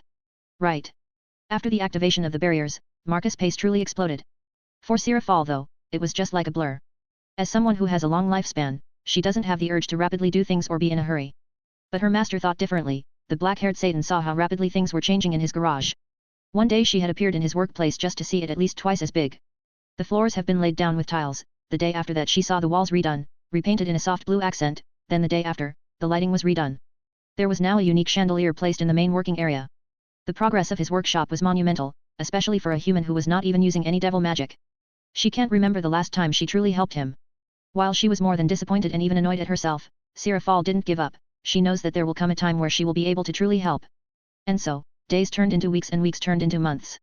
The black-haired devil lady saw several futuristic furniture making its appearance including a table with a long bent computer screen which Sirafal was sure Ajilka would gladly visit this place for. Then she saw holograms starting to appear on a pool-like table slightly away from the computer. It was quite big and she already knew what it was for. Designing, she already saw him programming the thing. By this point, she understood that calling him just a monster or genius is far too disrespectful. She needs to find a proper term for him. The hologram technology was still something devils themselves were working on. Ajilka doesn't focus on them as he does whatever he pleases. But, if he is to see it from this perspective then he might have invested more time into it. What do you think? Marcus asked her as he noticed Seraphal's arrival. The black-haired Satan looked around. You should get some paintings. I can assume that the majority of that place will be used for cars. She pointed at the large empty area in the middle of the workshop. Probably, most likely, while the walls won't be like that for long since I am thinking of putting my scale mails there. He said that last part with a smirk as he saw her reaction. Oh. I see, the foundations you talked about, this was it, wasn't it? You needed better tools and equipment. She said with realization. She looked around with even more curiosity. Indeed. Although, the first few models would not be as amazing as boosted gear or divine dividing. He said with a somewhat pained look, he didn't like that those relics, from the previous generation, were still better than anything he could make as of right now. Says the guy who created a diamond core that can just last forever as something interesting, I'd stopped caring about that part. Sirafal just shook her head and looked at him deadpan. Well. I thought you guys have this kind of stuff in your mansion. He said as an excuse while shrugging at her. Right. I checked the barrier core in the Citri household. It's barely the size of my palm and it was just based on some sort of pearl. It is quite fragile compared to your glowing particles dispensing diamond core. She said with an eye roll. Well, I suppose that's good then. He said while looking at her, his eyes wandered on her body for a second. Seeing his reaction, Sirafal slightly smiled. But her inner smile was more akin to that of a Cheshire cat, grinning from ear to ear. She was waiting for this moment. As time progressed she started to dress slightly more revealingly. Not too much though, as she doesn't want her plot to be discovered so fast. But, this was good. Finally, her master has started paying attention to her. It is. She said while changing how she was holding herself. Nothing too obvious though. Her master continued explaining how he will progress his scale mails and how he will get to the point of boosted gear and divine dividing. But, at this point, Sirafal wasn't listening attentively. Nope. She was paying more attention as to where his eyes were wandering. Was it her breasts or her hips? Or her ass? This way she would be able to identify what he truly likes and adjust herself to it. She is a devil after all. A being of sin. The black-haired devil lady will duly adjust to her master's likes. Eventually, the explanations were over and Sirafal used that moment to push her master onto the couch. The beauty ended up sitting on his lap while facing opposite to him. Internally she was smiling at this, Ars Goetia didn't respond at all. Meaning that her master allowed her to push him onto a couch like this. She then pressed her shapely breasts onto his chest. It would seem you can finally enjoy the real perks of your Ars Goetia, Master, Sirafal said with a husky voice. Oh, she waited over a year for this. If only the underworld knew that their Satan Leviathan is head over heels for a mere 14-year-old boy. Well, Marcus doesn't look like a boy at all. Since he had been training in magic when he was only 11, by the time Marcus had reached 14 his body was already in peak perfect condition. And Sirafal can attest to that. She loves to watch him work without his top shirt. Summer was the best time of year. Well, at least until her master decided to build air conditioners. The current Leviathan never told him. But, she secretly turns it off sometimes. After all, she can't lie, but she can still keep her mouth shut unless she is commanded to speak. Having a harem of 72 women? He asked with a somewhat baffled look, he had never thought about such a ridiculous idea before. That too. But the real perk is that you can have me any way you want, she said that while taking his right hand and bringing it up to her chest while his other hand went to her great ass. I was thinking about rewarding you. You have no idea how jealous Satan Lucifer was about my paperwork speed. He even sends spies to find out how I am doing it. Sirafal said with a giggling tone, but her eyes were telling a completely different thing. She was horny, like really horny. Chapter 5, Marcus' Daily Life. To remind for people that this is an universe of DXD, meaning that certain people didn't marry, certain ships sunk in World War II, certain swords were found early, and certain other things which I don't want to spoil. Now off to the smut since this is DXD. Next morning. When Marcus opened his eyes, the first thing he saw was his room ceiling. Everything was normal, just like he liked. Or it should be. But instead, he felt a heat source next to him. Instead of reacting to it he took a deep breath and smelled the familiar scent of his devil girl. He understood that Sirafal decided to sleep with him. Instead of reacting to that in some weird way he just wrapped his hand around her and decided to continue sleeping since he still had around an hour until he needed to wake up. Sleeping with Sira is quite nice. I think I can get used to this every day. With that thought in mind, the young inventor immediately snoozed off. And Sirafal, who was sleeping on his side, smiled a happy smile. She wanted to figure out what his reaction to her would be. And to her satisfaction, it was a very positive one. Since he likes cuddling, she decided to wrap her arms back around him as well. The black-haired devil lady decided to stay like this for a few more minutes before she would need to move. At 7 o'clock in the morning, in a certain room an alarm clock rang. Marcus opened his eyes and got out of bed. He rushed into the shower first thing in the morning, to get rid of his grogginess. After he was properly woken up by the shower, he went to dress up in his school uniform. That moment he realized that his heat source was gone. He turned around and scanned his room with his gaze. His room was kept as simple as possible, as he prefers to customize his workshop over this room. After looking around he realized that Sira was not in his bed. Meaning that she left before he had woken up. I didn't even feel anything when she moved, she is either really sneaky or I am just that deep of a sleeper. He mused to himself. Since she is registered in the system as his familiar, his barriers didn't even bother to pick her up. Once he was fully dressed up, he fixed his bed and descended to the kitchen. The moment he arrived in the kitchen his brain stopped for a second. He saw Sirafal talking to his mother and father very animatedly. She had her hair done into a high ponytail and was wearing smart glasses. She was also dressed in his school uniform making her look no older than a smart-looking 16-year-old girl.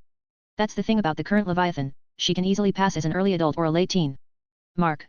You never told us you were friends with an older girl. Marcus' dad said with a grin as he purposefully emphasized the word friends. The reincarnated inventor simply rolled his eyes. He was trying to spend less time with his family on purpose. So that, to anyone else mainly the devils it would seem like he doesn't care much about them.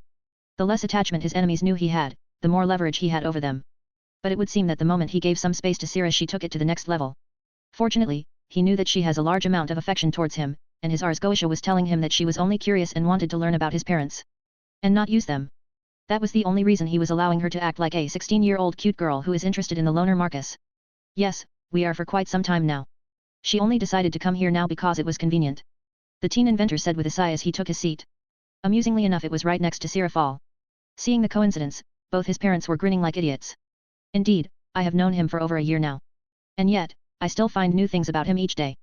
The black-haired disguised devil said with a smart-sounding tone. Her acting was utterly and insanely on spot. Even Marcus could feel a chill going down his spine at how good she was with it. It was no wonder that she is responsible for diplomatic relationships. I see. Honestly, son, I thought you were going to marry your BMW at this rate, his father said sagely. He was expecting Marcus to marry his car. The teen inventor rolled his eyes as he started drinking his tea. His mother coughed in amusement while Sirafal simply just smiled. Don't worry. I will make sure he doesn't do that. The current Leviathan said in an assuring tone. We leave him in your hands then, Sira. His dad said with a serious nod. This made the teen groan. Why do they have to take these small inconsequential things so seriously? Is there any reason as to why you suddenly decided to insert yourself into my morning rituals? I asked with an eye roll. Nonetheless, I do love how she is hugging my arm and acting like a doting girlfriend. And why not? I have already altered some of the hypnosis done by Venelana. They are much happier knowing that their son has a girlfriend. Sirafal said to me while continuing to hug my hand. We were reaching the school and I can already see some people staring at the black-haired devil girl of mine. Her beauty is supernatural, and to be perfectly honest, I began to completely dismiss the regular girls. It was like they were colorless and didn't have that color Sira has. I mean, I could still get turned on by regular girls, but actually being interested in them? No, not anymore. As long as I have my time and they are not snooping around the area behind the garage, it's fine, I said with a sigh. I suppose I could accept the fact that Sirafal is advertising herself as my girlfriend. Don't worry, I dealt with that the moment I started the hypnosis. They think that area has some miscellaneous stuff laying around. They won't be checking it unless some sort of cleaning is done. She explained to me. I see. I suppose I could make it look like that. I said with a nod, thinking of dealing with it. Indeed. Now why don't we act like an actual couple for once? She proposed with a suggesting purr. As long as you don't overstep your boundaries, Sira. I will entertain this idea. I agreed with a nod. She smiled hearing that. Don't worry, you forget that, I am a devil, I can adapt to any situation. I know my boundaries. I won't be interfering or demanding too much attention. But, I will be there when you are free, or more precisely, you should call me when you have the time. I can always help you in some way, she winked seductively before entering the school. I can assume she already inserted herself in the educational system of my birth country. Hopefully Heaven or Norse won't notice her profile picture. Well, I don't think they even have profile pictures here yet. Marcus. Let's have lunch together. Sirafal entered my classroom with a lunchbox in hand. I lifted my head from my notebook and saw her smiling at me. The people who were in class were looking at me as if they had just seen me for the first time in their life. For obvious reasons, I am much more reclusive in this life than I was in the first one. And my school attendance is nothing more than to keep the charade of a regular life going on. Plus it helps me think about stuff and actually be away from my workshop. Dude. You have a girlfriend? But you never even leave your desk or talk to anyone. Yet. Like how? Some of the guys started talking and even had a jealous look after seeing Sira. The devil girl's supernatural aura and looks just suck everyone in. Marcus is like, super smart and top of the school lists. Did you know that he is also super good with his hands? Like really good. Her words made girls blush as they were thinking of it as a sexual innuendo. He is also fixing a completely broken car from top to bottom in his free time. He is super cool and hot. Sirafal acted the part of a doting girlfriend, making more people jealous. I decided that it was time to leave the room. So, I quickly collected my stuff and left the classroom. I could practically feel the amount of eyes on me, especially when the black-haired devil hugged my arms tightly. Let's find out what your tastes are, Master, Sirafal said as she opened the lunchbox. There were a ton of sandwiches there. Just from a glance, I could tell that each of them are different in their own way. I have prepared multiple sandwiches with different ranges of tastes. This way I will find out what you like and from there I will work my way up to make even more things you like. She said happily as she offered the sandwiches to me. Or, you could have just asked what I like. I said while picking up a random sandwich. Where is the fun in that? Besides, this way you might also find a liking to a new taste yourself. She said while waiting for me to taste it. True, let's see then. I took a bite, and the first thing I noticed was that my mouth was suddenly assaulted by the spiciness, which was then washed over by the sauce the next moment. This is good. I dislike spicy stuff, but this is good. Especially this. It allows me to taste spicy stuff without burning my mouth. Very good. 10/10. I praised her. The smile she gave me reminded me of a cute animal. If she had a tail it would be wagging right about now. I know, right? Anyway. Try this one. She quickly pulled out another sandwich after I finished the first one. Well, this might be a good thing. My school time is quite dull after all. For a second I thought about how different this was from my previous life. Back then I only had a few people of which I used to talk to cars about, since nobody watched anime or played video games during that time. Well, they do, but no one talks about them in school. It was too embarrassing in front of the girls, so we ended up only discussing cars. But, ever since I ended up in this body I didn't bother making any sort of friends since I had little time for it. Now with magic, it's even less possible since, well, magic and the supernatural. Regular people don't have a place in any of this, and because I got myself involved with the devils I would rather not get close to any of them. That, however, came to a question with Sirafal coming into my life. What do you think? Are they good? The devil lady brought me out of my reverie. I turned towards her. This is good. All of them are nice, some better than others. I can assume you will be making them every day. I asked with raised eyebrows. Since she is spoiling me like this, I won't be holding back. It all depends on you, remember? You did say that I belong to you, no? She asked with a coy look. Indeed. Then I request this daily, since you started this trend yourself. I had to, you were turning into a machine. It was up to Sira to fix it. I see. I suppose I was turning into that. But that was so that the basics could be done. I said with a sigh. Basics? You mean inventing futuristic technology and making a Pantheon-level protection barrier were only the basics? She asked while shaking her head. Indeed. One needs to fortify his base before expanding outside. I sagely said with a nod while thinking about precautions in case Seraphal's actions would raise any suspicion. Actually, it has already raised some suspicions. I heard Sertsk's was already looking into her. Sira, you mentioned spies yesterday? Has anyone been snooping around you lately? I asked quite seriously, and Sirafal stopped in her tracks. Nothing of concern. Sertsk's only sent some people to find out about my increased speed in paperwork. Naturally, he could not find anything as there was nothing of note in my office. So far, nothing that is going requires us to act. But, knowing him, he isn't going to stop until he finds something. In conclusion, we need to prepare something, otherwise he might just push me to the point where I need to have an answer of some sort prepared for him. Worst case he will send Grafia after me to spy on. Sirafal gave me an answer. And this was exactly the answer I was expecting. Sertsk's will do something. Grafia is an issue, she is a devil from an extra house. My Ars Goetia does not affect her. That means I need to come up with another binding method. Another concept to base the binding. She is a servant of Lucifer if my memory is right. Venelana barely covered the extra houses since there are so few of them left. I see. If that's the case I need to think of countermeasures, in case you need to talk, I said to her after thinking for a while. Master, I hope you are not thinking of making me fight them?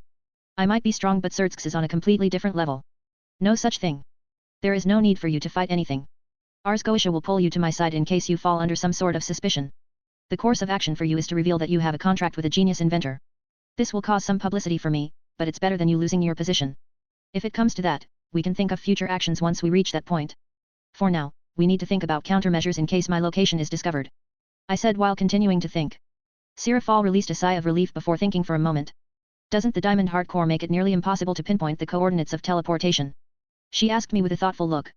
Not quite, they would know the general direction. For example, if you were to jump from America to here, people would be able to track the general direction of it. Meaning Europe, somewhere towards Asia. This means they would be able to pinpoint that it's Eastern Europe. It's even more accurate if you teleport from the underworld. If anyone were to track the teleportation they would know that you ended up in Eastern Europe. But that would raise some suspicion as your direct location can't be tracked.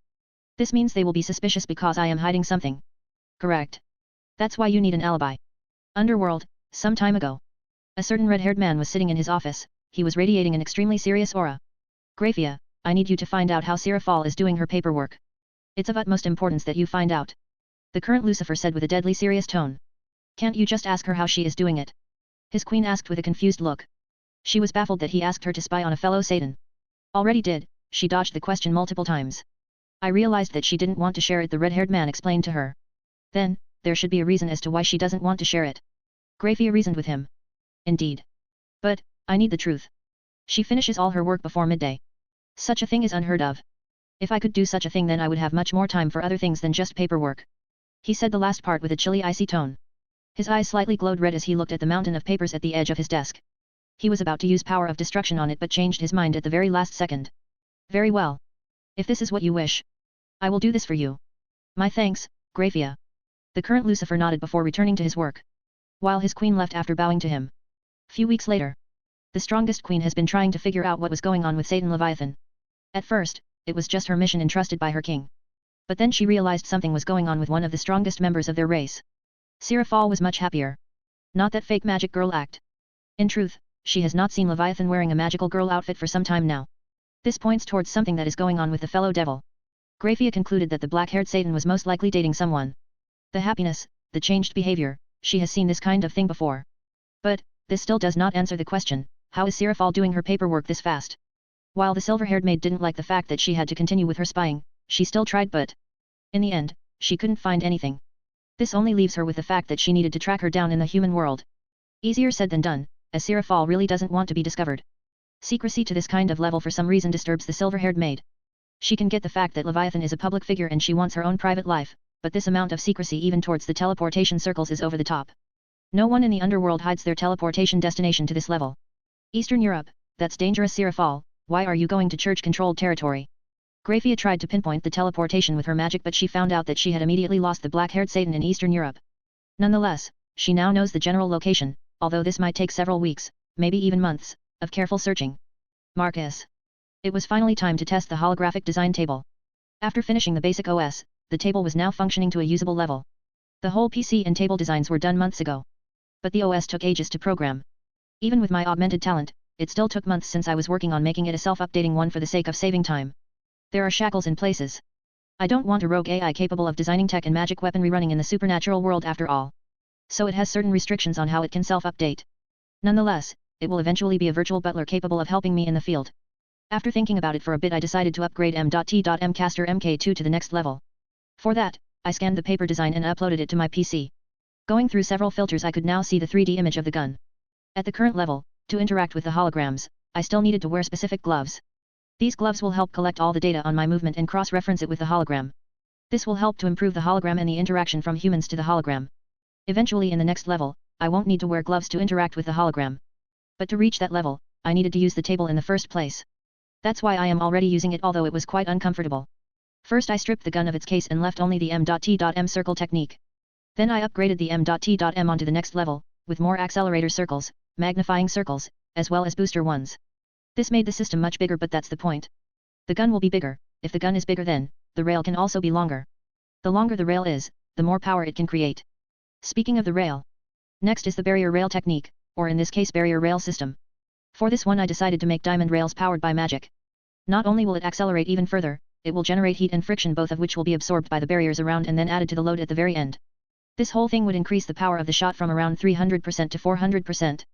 In other words, even a regular man could technically kill a high-class devil with this. Just by pressing the trigger. While all of this was nothing more than upgrading already existing techniques or in this case systems, I'd started working on the cartridge system. The basics were quite easy. Scatter fire, or beam version. Or even cannon fire. Those are simple magic manipulations. Done through a circle. That's why it was time for me to summon my first devil familiar. Well, I am almost done with the internal design, I said to Sirafal who was doing her paperwork. That was quick. I thought you were going to spend days on it. The current Leviathan said with a curious look as she just pressed yes to sign a paper. As if. I am not doing this on paper anymore. And I'd already reworked the two main points of it, and now I am working on the cartridge. For that, I will need to summon Venelana. My words stopped Sirafal in her tracks. What, for? Her power of destruction, I said plainly. And Sira sighed in relief after hearing that. Is she jealous or something? Does she think that I will have my way with that brown-haired devil lady? I see, are you planning to recreate it? She asked me after fully realizing what I just said. Indeed. More like synthesizing. I said to her, before focusing on my Ars Goetia and connecting to Venelana. Venelana, it's me. I will be summoning you soon, get ready. Oh, of course. I got a shocked response from her. Well, I would be shocked too, after not talking for more than a few years. A few moments later Solomon's circle appeared and Venelana appeared in all of her physics-defying glory. The first thing she did was obviously to look around. Her eyes eventually ended up on Satan Leviathan. LL Lady Leviathan? Why you are here? Does this means? I am his Satri pillar. Sirafal casually nodded at Venelana. No. Wonder, no. Wonder I was not summoned anymore. The brown-haired devil lady was looking at the tiled floor. Her shock was obvious on her face. Not that you need to be summoned, you can summon yourself. I do that every day. I am the one who keeps him company in any way he wants. Sirafal words had many meanings and it would seem Venelana understood that very well. Anyway. Let's keep this short. I only need some of your power of destruction. Once I scan it you can return to the underworld. I got her attention back with my words. She turned around and looked at me from top to bottom. A bunch of emotions went through her eyes at that moment. It's fine. I have more than enough free time these days and I haven't seen you, Master, for more than 2 years. She said with a certain tone. If she doesn't want to leave then, there is a hidden motive. Well, we will have to see what it is that she wants. It would be quite interesting to find out. I should have asked Sirafal about the political landscape of the devil. For a second I thought about it. But decided to drop it for the time being. I see, then you can stay if you want. Let's get the power of destruction reading done first. I motioned for her to come over, where a white circle was getting prepared. I need you to create a ball of power of destruction and make it float inside that circle for a certain amount of time. Can you do it? I asked her while walking over to my computer. I could see that the circle was properly connected to my PC. Easy enough. I can assume you are trying to recreate it. While I have no doubt that you could do it. You do know the repercussions of doing so. Venelana asked me with a sigh. Satan responsible for diplomatic relationships in my garage. I know more than I need. I said with an eye roll. If you say so. Chapter 6, Devil Maid. The scan results for the power of destruction were weird. I needed to use several types of circles to even understand what I was reading. Basically what I was seeing was scientifically impossible as the power should simply erase everything in its path. But, it doesn't. It's like a selectively complete erasion. The caster selects what they want to erase from existence, and when the target is hit by the power of destruction they are then completely erased, at a subatomic level. Leaving nothing behind. The way it worked? It's like a semi-conscious energy. Now the question is, can I recreate it? The answer is yes. But, to do that I will need to use Solomon's technique and retract it. The way that Solomon Dude did it was that he negated it by cancelling it through copying the energy pattern. How the guy did that back in 1000 BC is beyond me. Well, the same could be said about the biblical God who started programming even earlier. First things first, I won't be able to do it with just one circle. Only those who are born with the power of destruction can do that. 4 circles at minimum will be required to even cast power of destruction. 1 for altering the energy, 2nd for emulating the frequency, 3rd for the manifestation and the 4th one for control. With this discovery, my previous work on the cartridges will need to be adjusted. I was thinking it would only require 1 circle. That redesigning is now in order. Any luck? It is done. I will need 4 circles to reproduce it. I replied to Venelana, who was simply speechless after hearing that I was done. One of the greatest devil-kind magic, reproduced in less than an hour. I would like to see the face of Zekram Bale when he hears this. The brown-haired devil lady said with an almost mocking smile. From the looks of it, she truly doesn't like her birth family. Well, I am the one who is reproducing it. So, it shouldn't be that much of a surprise. I said to her as I looked back at the computer screen where there were 4 white circles being drawn. Though I did notice that its efficiency was only around 67%, I can assume that I won't be able to select who to erase and who not to. It seems that I would need to experiment more on it before truly being able to completely reproduce the power of destruction. I suppose that is true. Nonetheless, my family will try to deal with you as soon as they hear that you can use our family magic. Remember that. Venelana warned me seriously. I will remember that. Not that I am using devil magic. The residue will be that of neutral magic. Your kin will more or less be able to see that I have reproduced it after watching a Bale use the power. I explained to her. I see, then I suppose it might just work in your favor. The brown-haired devil lady said with a nod. She was satisfied with the answer. Once our small conversation ended, I went over to check the circles and see how good my OS was in crafting them. And to my small surprise, I only needed to edit the small bits before it was usable for some test runs. But before that, I needed to start working on another project of which I was procrastinating on for quite some time. Sira, I need your help, I need another room done, I said with a sigh. What for? She asked from the side. It will be an assembly line. Are you making a factory? She asked with a slightly baffled tone. Not a mass production one, it's more on a personal level. I clarified to her. I see, okay, where do you want it done? She asked as she got up on her feet. My first devil familiar shortly followed after Sirafal. Over there. I pointed to the left side of my workshop. Don't your neighbors live there? She said with raised eyebrows at me. Yeah, they live on the surface, I said plainly. Oh, if you say so. She said with a resigned sigh, before following me to where I want to expand. But then I thought about the comfortability of this and future expansions. On second thought, let's build it underneath the workshop, I said while turning around. Sigh. Very well. The brown-haired devil quickly realized that the current Leviathan was pretty much head over heels for the second coming of Solomon. And this quite terrified her, especially when she thought about what could happen to the devil race as a whole if Marcus were to suddenly do something to them. Seeing someone who is always behind a mask, not having it like this and being extremely honest, sends warning bells to Lady Gremory. Ars Goetia is one truly terrifying power. Although she was lost in thoughts, she still assisted with whatever her master asked of her. And in a matter of days, the room underneath the workshop was complete. With the 2 devils working efficiently, Marcus was able to rapidly finish the transmutation/assembly system. This was where Venelana noticed something strange. The way her master was working, it was like he had already done it before. She knows that a project of such scale requires multiple testing and whatnot. But the way her master was doing it, it was like he had already gone through this before. But that should be impossible. Don't you think it's weird? How easily he's doing all this? Even Lord Beelzebub would need some time to test a project this huge. But for Marcus, he is doing everything in a single try. Venelana whispered to Sirafal. I know, and I have a theory of my own. The Leviathan said with a nod. You, do. He is most likely the reincarnation of the original Solomon, Sirafal said with a knowing look. Like those heroes? But that still doesn't explain how he is this good. This is already a realm beyond what even Lord Beelzebub can do. And he is, as we know, a super devil. Venelana said in a somewhat frantic tone. Indeed. I can only guess that he has partial memories from the original. Since he is far too mature for a teenager, but he also only started looking at me as a woman after puberty hit him. And as we know, Solomon was a massive pervert who wanted to conquer the entire devil race just for the women. Sirafal said the last part with a deadpan. True, it is the most likely answer we are going to get. Venelana said with a sigh. She then decided to ask something important. Is it true then? You did it with him. Marcus first familiar asked the second one. Oh yes. Master is quite natural at it, in fact. That's why I think he is the reincarnation of Solomon to a certain extent. He is very good for someone who has never done it before. Sirafal nodded with a lewd look as she remembered all the times they had done it. It was almost daily. That's why she wanted him to get all pumped up for work, because once he was done, he would have his time with her. You do realize that he is a human and you are a Satan? Venelana said with a sigh. That is the silliest excuse I have heard. In front of Solomon's magic, devils and gods are just easy targets for the king of magic. And Marcus is his successor. She said as she watched Marcus, who was sitting at his computer looking over something. Moments later, a portion of the floor opened and a pedestal came out. It was another golden ring. It would seem, he has his second ring. Sirafal said with a knowing look. So he is bringing those things back. Venelana had a horrifying look as she saw Marcus putting another ring on his finger. I asked him about them before, and he said that Solomon rings were just shortcuts to his magic. This means that he had 10 different shortcuts to specific magics. And the negation one was only one of those 10. The other 9 are different ones altogether. The black-haired Satan explained to the other devil lady.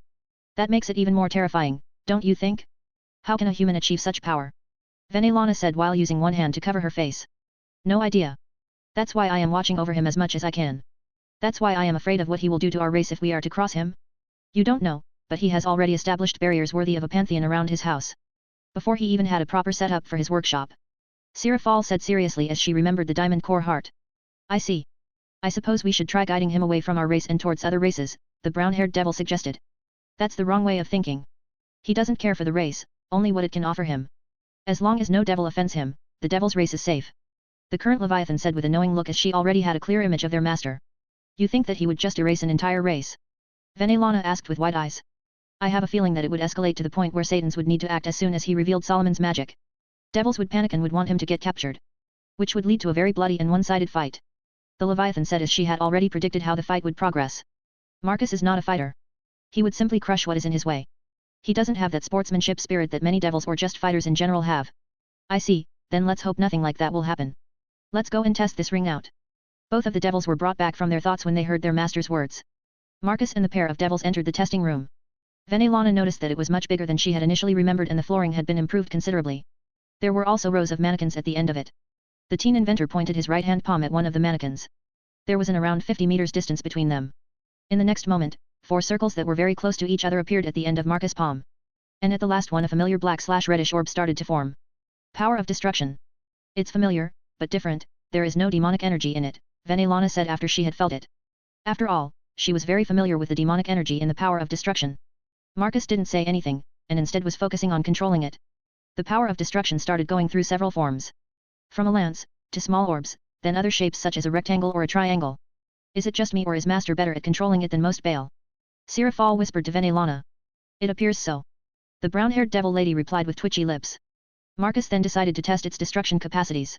It morphed back into a ball before charging up and releasing like a beam. With a loud cutting-like sound the beam rushed forward, completely erasing several mannequins and digging into a wall. Test number 1, result, success. Things of note, as previously predicted, copying selective destruction at the moment is impossible, unless the control can be increased through one more circle. The reason for the selective destruction comes from the demonic nature of the energy. Marcus monologued as he was recording this through his earpiece, his gaze went toward the destruction caused by the beam of destruction. So, you still can't replicate that, hey? Venelana said with a slightly relieved tone. She was happy that some of her family power specialness still remained. Indeed, it most likely comes from your demonic energy nature. I still need some more testing done before I can replicate it or deciding to find some sort of replacement for it. He said while crossing his hands. Well. Anyways, the test was a success, and I can return to my work with the gun. He said with a satisfied look. He realized that this gun is going to be a lot more than he had expected.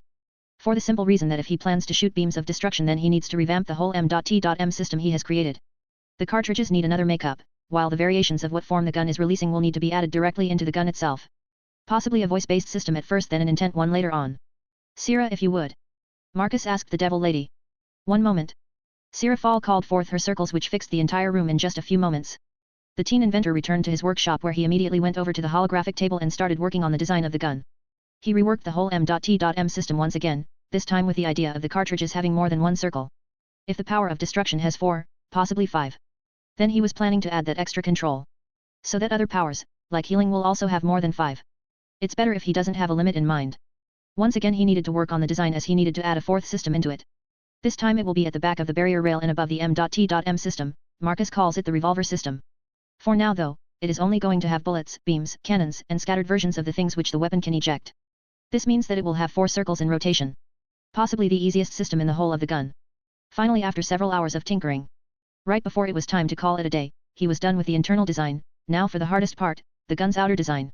Since this gun is for one hand only, well, it should be for one hand. Then I need another one for this. Castor and Pollux, the twins. Marcus mused to himself as he typed down the new name of the gun, or rather guns, onto the project file name which was empty before. Once the name was done he pressed enter and saved it, and turned off the PC for the rest of the day. Later. This is the city. I can sense some of Seraphal's demonic energy, though it's extremely faint. A silver-haired woman said with a small frown as she looked around the city. It was quite small. Similar in size to the one her king got rented out for the devils in Japan. The very same city where Rias and Sana are moving in soon. Is Seraphal in this city because of the relations to the one in Japan? Apart from the size, there are no other similarities. No, such an idea was brushed aside by the silver-haired devil lady. After looking around she started to look for clues on where the Leviathan could be. In the end, she ended up not far from a building which looks like a school. Seraphal pretending to be a student. Graphia thought with a frown. She looked around for more after this sudden discovery. In the end, she realized that the time for classes was over. So, instead, she decided to return the next day. At least now she knows where she needs to go. The next day she finally noticed her target going to school while holding a teenager's hand. The teenager in question was a good human specimen. His physique was of someone who takes good care of himself, with short black hair and quite developed muscles. But there was something else around him which was interesting. It's an aura of self-confidence in something. Graphia can assume that it's Seraphal who combed his hair into a more modern fashion, making it slightly spiking up. From the looks of it, the Satan was telling him how much better he looked now. She is definitely in love with this human. And I can sense a considerable amount of magic coming from him. Now, how did he make the Leviathan herself fall in love with him? The silver-haired devil thought curiously to herself. She was in truth fascinated by this discovery. The Queen of Lucifer is very much curious about this unprecedented event. Countless pure-blood devils wanted to court Seraphal, but none of them even came close to seeing her real face. Yet, this teenager from a small town in a church-controlled territory no less, managed to make Seraphal Leviathan pretend to be a schoolgirl just so that she could attend school with him. By this point, the silver-haired devil lady was more interested in this juicy story than learning the method of doing paperwork fast. So, she waited for the time Seraphal and her human boyfriend were done with school. And then decided to track them down to the human's house. Thankfully it was not as boring as she thought watching them over the distance would be, as she saw that they spent quite a bit of time outside enjoying each other's company. To say that Graphia was impressed by the Leviathan was an understatement, as the devil lady spent the majority of her time on his lap. From kissing to cuddling to feeding him food.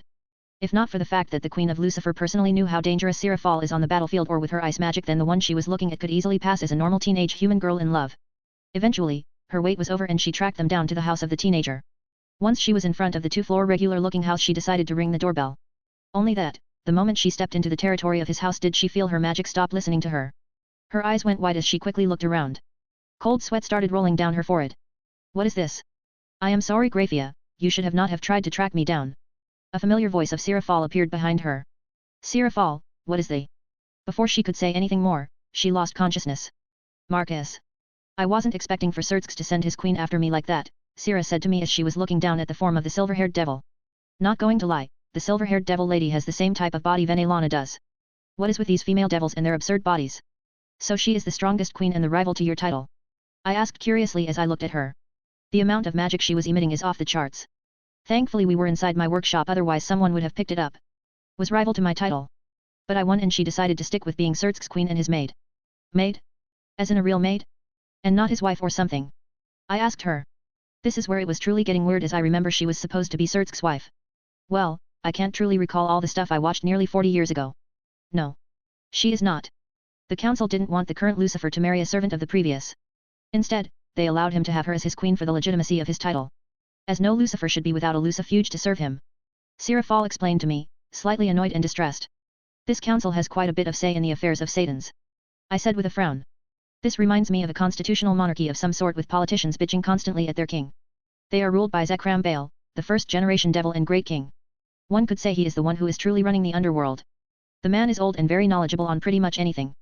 And no one wants to end on his bad side. Surtsks included. Sirafal said with a serious tone. I see, so he is like the old man who has a lot of connections. Precisely. Now, what are you going to do with her? Ars Goetia doesn't really have any power outside of the pillars.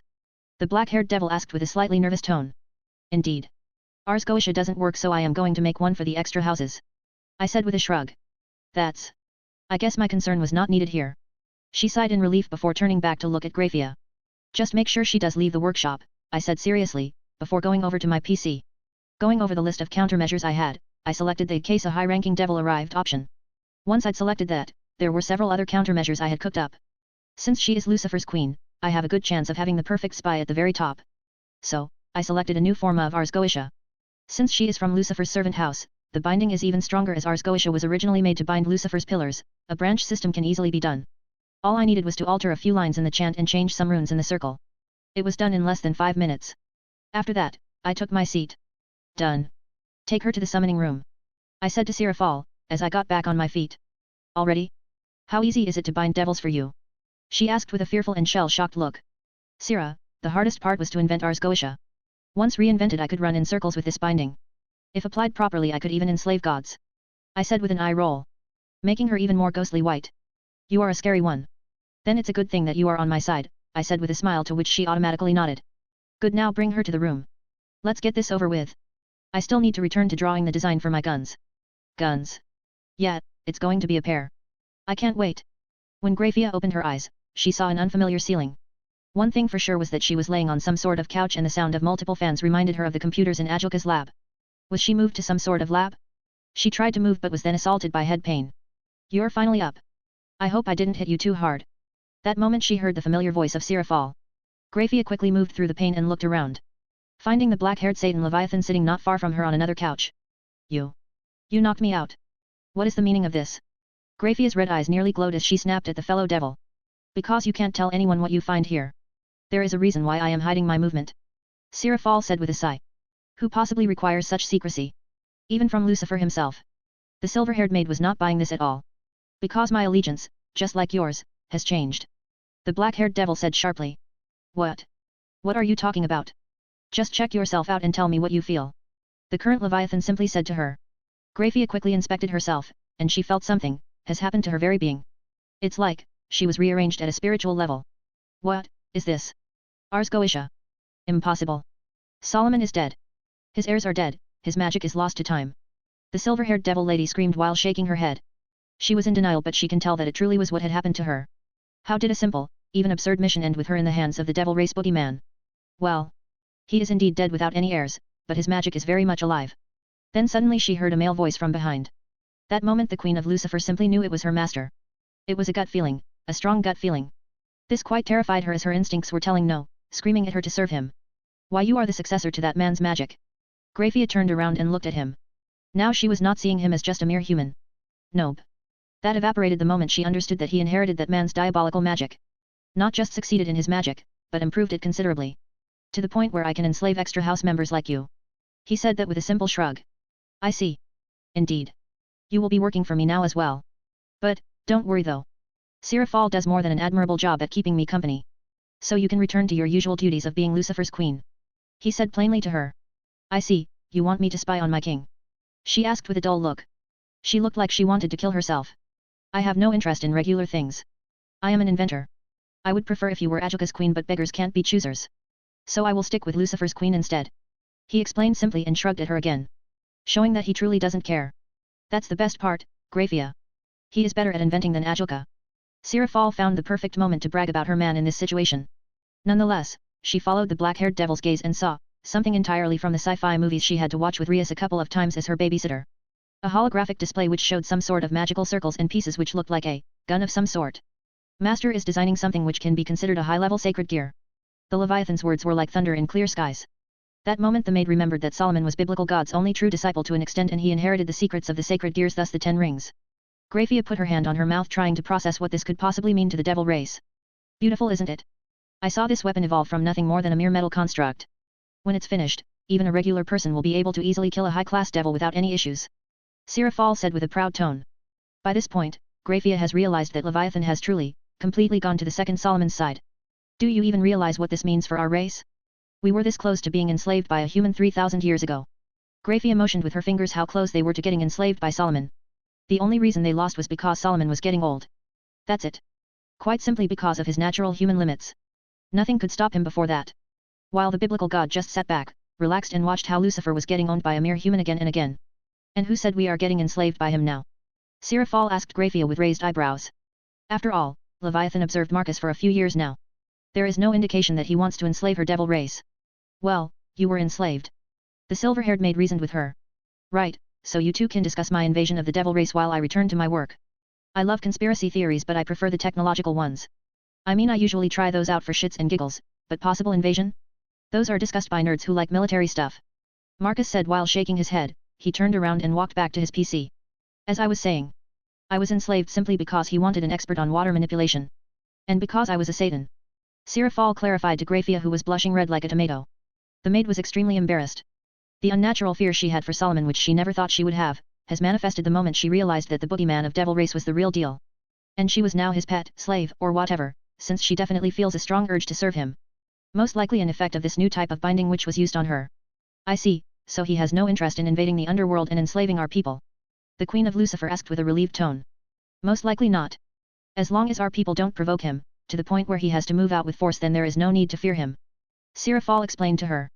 Easier said than done. Seraphal. He enslaved both me and you. There will be war if our people find out about this. The silver-haired devil lady said with a sigh. That's why I approve of his secrecy. But you just had to stumble on my location like that. The current Leviathan replied back with an angry pout. I had a mission from my king. Now that you reminded me, how do you do it? Grafia asked with a pissed-off tone. Here she was a slave to second Solomon because of some silly paperwork. Do what? Don't play games with me. How do you do your paperwork so fast? The silver-haired woman asked with a tired tone. Oh, that. Marcus invented an electronic device to do it. Now I can spend almost all my day with him. The black-haired devil said with an extremely happy tone. The paperwork, the threat to her sanity has been completely subdued and are never to be raised again. I see. I still need to return this information to my king. The strongest queen said with a sigh. She massaged her eyebrows. How is she going to do that? Indeed we have prepared the information for you if you are out of commission, Seraphal said as she handed over a piece of paper with the information the maid needed. Grafia read over it a couple of times before freezing it over with her magic and turning it into dust. Are you sure this is wise? If Surtsks learn about the genius of our master, the Queen of Lucifer grimaced, then the rest will also learn and there is the possibility that the connection will be made between us and him. Our master won't be hiding forever, he only needs to build up his base power. Once he is powerful enough there won't be a need to hide anymore, Seraphal explained plainly. And that's what I am afraid of, what comes after. Chapter 7, Hand Cannons and Aurora. Underworld. I see, so, this genius teenager managed to summon Seraphal to be his contractor. And she is obligated to not tell anything about his work which is part of the deal. Surtsks reviewed the file report with a thoughtful look. He was thinking about how to keep the deal going while profiting from it himself. If what his queen said is true then the devil kind will benefit from this, immensely. And Seraphal wanted to make him her queen but he declined. Surtsks asked as he wanted to double-check on the most important part. Indeed, he is somewhat prejudiced towards the whole evil pieces scheme. The silver-haired devil lady confirmed with a nod. I see, well it doesn't matter he might change his mind when he gets much older. Then he will just find a way to get eternal life. I already told you how dangerously smart he is. Grafia internally seethed with anger as Surtsks doesn't seem to understand how lethal Marcus truly is. This is quite literally, what happened with the original Lucifer. He was glossing over the threat of Solomon just because he is human and look what happened.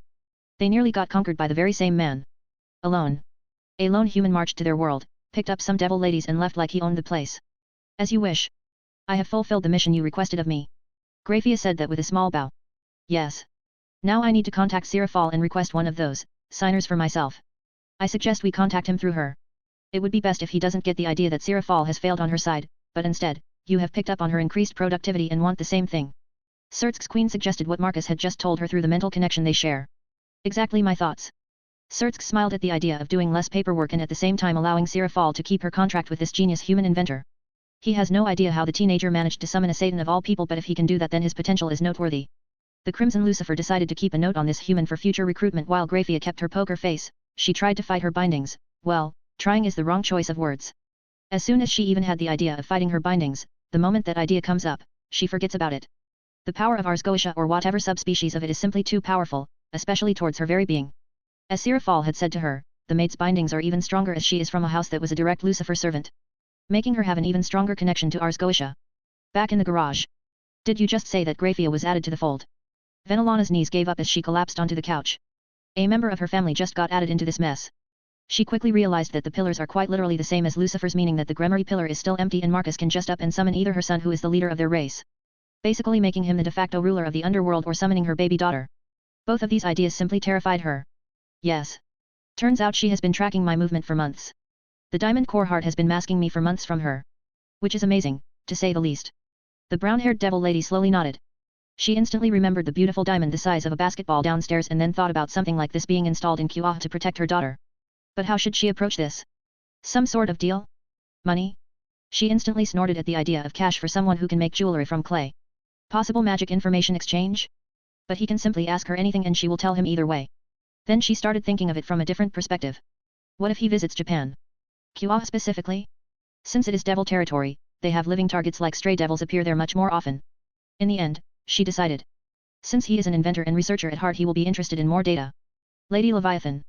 Call me Sirafal, we are pretty much connected for life. The black-haired devil lady sighed as she was reading a book on cars of all things. Then Sirafal. Now that Sana and Rias will be attending school in the human world, you haven't thought about asking our master to install something like a diamond core heart in Kuah? Venelana asked the Leviathan. I did the moment he got it installed and saw its incredible effects. We knew the very moment Grafia was in the city, where she thought she was tracking us, we were actually tracking her. It's most advanced territory surveillance magic I have ever seen. So, yes. I have been thinking about it for weeks now. She sighed. We could easily get him to Japan as a field expedition. But to install another diamond core heart? That would be impossible because there is nothing of worth for him there. Sirafal said with another sigh. We could simply tell him that he can leave one for the sake of collecting data, Venelana said with a thoughtful shrug. That might just work, I will ask him after one of our sessions. Sirafal said that with a lewd smile. Good, the more interest he has in Kaur, the better it will be for our family over there. Indeed, have you thought about asking for his help in that marriage contract Rias is stuck in? The Leviathan asked with raised eyebrows. No. I have not. I hope Rias will think of something now that she is moving to the human world. Venelana said with a sigh. Sirafal didn't say anything, but she had the look of someone who doesn't quite believe that Rias will do anything at all. The girl was just simply running away, unlike her baby sister who is just going there for field experience. Nonetheless, it's not her business. She will try to help Sana if she can. But her priority is to make sure Marcus doesn't think of the devils as enemies. Time will tell. Marcus. Now that Grafia is in place, I can breathe a sigh of relief. With her there I will know exactly what Lucifer himself is doing. This incident was a close call, reminding me that I should have some means to defend myself and go on the offense if need be. That's why the moment she was gone I dived back in to continue my work on the guns. All that was left was the gun designs itself. The Glock design was quickly thrown out of the window since the circles aren't going to fit. That's why I went with hand cannons. A slightly bigger and bulkier version of the Desert Eagle for the right and a slightly more slender and sleek one for the left. After all, they were Castor and Pollux. And since Pollux is female, the design on the left is slightly on the slender side, which in turn makes the barrel shorter. And since my left hand is less used, I am planning on using the scatter mode much more than on my main hand. The guns themselves had inscriptions of stars on them. On the side of the barrels, there were carvings of stars and wind, implying that the stars will show the way to target graves. While the design is done I won't be using them just yet. Instead, I went with something much more plain looking. It was time to test. Since I had the feeling that I won't be able to use them as it is, the recoil will be considerable. A few minutes later the creation of the pair of guns was done. One of the perks of having an assembly line, the downside however is the need to constantly update and upgrade, but in the end, it is worth it. Is this it? Yeah, Castor and Pollux. You named them after Greek twins? I wonder what they would think if they found out that there is a pseudo-sacred deer named after them. Sirafal chuckled saying that. No idea, I named the first gun after the word cast as in casting magic bullets, thus Castor, but then I realized that I was making a weapon just for one hand, so I decided to make another one, and remembering the Gemini twins, Castor and Pollux, I named the other gun Pollux. I explained to her how the names came to be. I see. I would have never guessed that the name came to be from such a simple naming term. The black-haired Satan said with a fascinated look. Well, it came up naturally, so I am sticking with it. I have no idea how the Greek pantheon will react to this. Not that I care. I shrugged at her before picking up Castor with my hand. A frown appeared on my face. Even after using an experimental metal alloy combination, the gun was still quite heavy. As heavy as the original Mark II. Meaning that yes, the alloy made the weapon lighter, but the size difference made the weight difference non-existent. Now the problem was the recoil. That's why I needed to test it so that I can move on to the ways of fixing the issue with said recoil.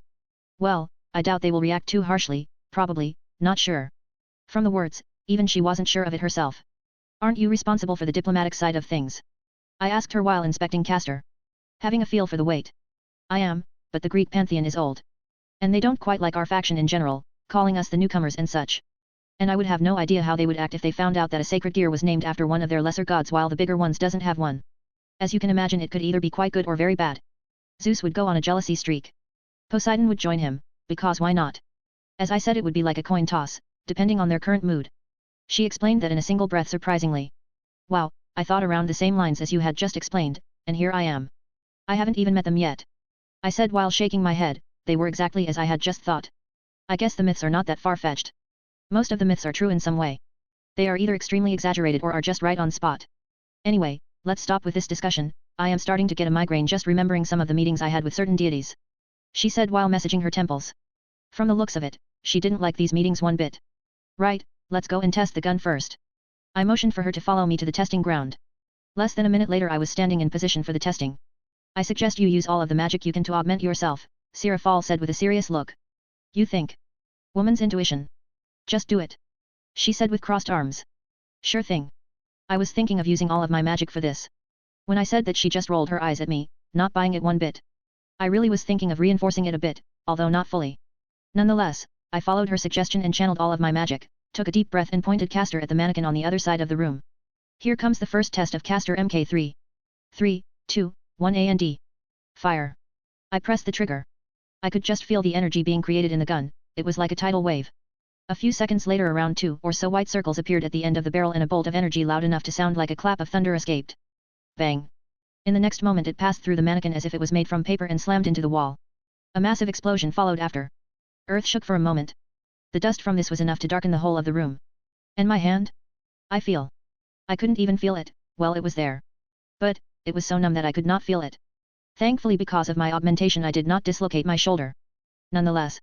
The gun slipped out of my hand and dropped to the ground. Cough cough asterisk. That was. Sirafal coughed for a moment before calling forth her magic circles and the dust was quickly erased. Since there were countless reinforcements done on the structural integrity and because of the diamond core heart, the room didn't cave in. But the destruction was still enormous, the whole end of the room was simply gone. This is enough to kill me if I am not prepared for it. Sirafal said with wide eyes. You mean to tell me that even in case of a surprise you still could easily take an attack of high-class devil? I asked her, thinking of how magic truly worked. For example, can one in case of surprise still be able to survive from a fully powered attack? The magical power is never truly suppressed, it is more around the lines of compression. That's why when I felt the output of the gun I was able to feel the power of that bolt. Meaning that you just created a weapon possibly capable of killing an ultimate class devil. And most likely capable. Not one shot though. But, that was still just a single bolt of magic, how rapid can you fire it? She said that with a thoughtful look before looking back at me. Every 2 seconds. Then this is definitely an ultimate class devil slayer. This means that it's a high-class sacred gear, possibly close to Longinus. She said with a serious look before sighing and her shoulder sunk for a second. Honestly, I should be terrified, but instead, I am feeling proud and even excited. I mean, I saw this coming together just as much as you did. She said with a small smile, I could see her having an internal fight for a moment. How is your hand? She said while coming over and inspecting me closely, her blue eyes were scanning me from top to bottom. Numb. Understandable. That's why you should listen to your girlfriend's intuition. Especially, when she is a devil. If you didn't take my advice seriously, you would have lost your hand at least or broken it beyond normal healing. She said while pointing her finger at me. Right. I guess you are more attuned to intuitions and stuff. I said that while making magic flow through my hand. Trying to get it back under control. Indeed, now let's get back to the workshop.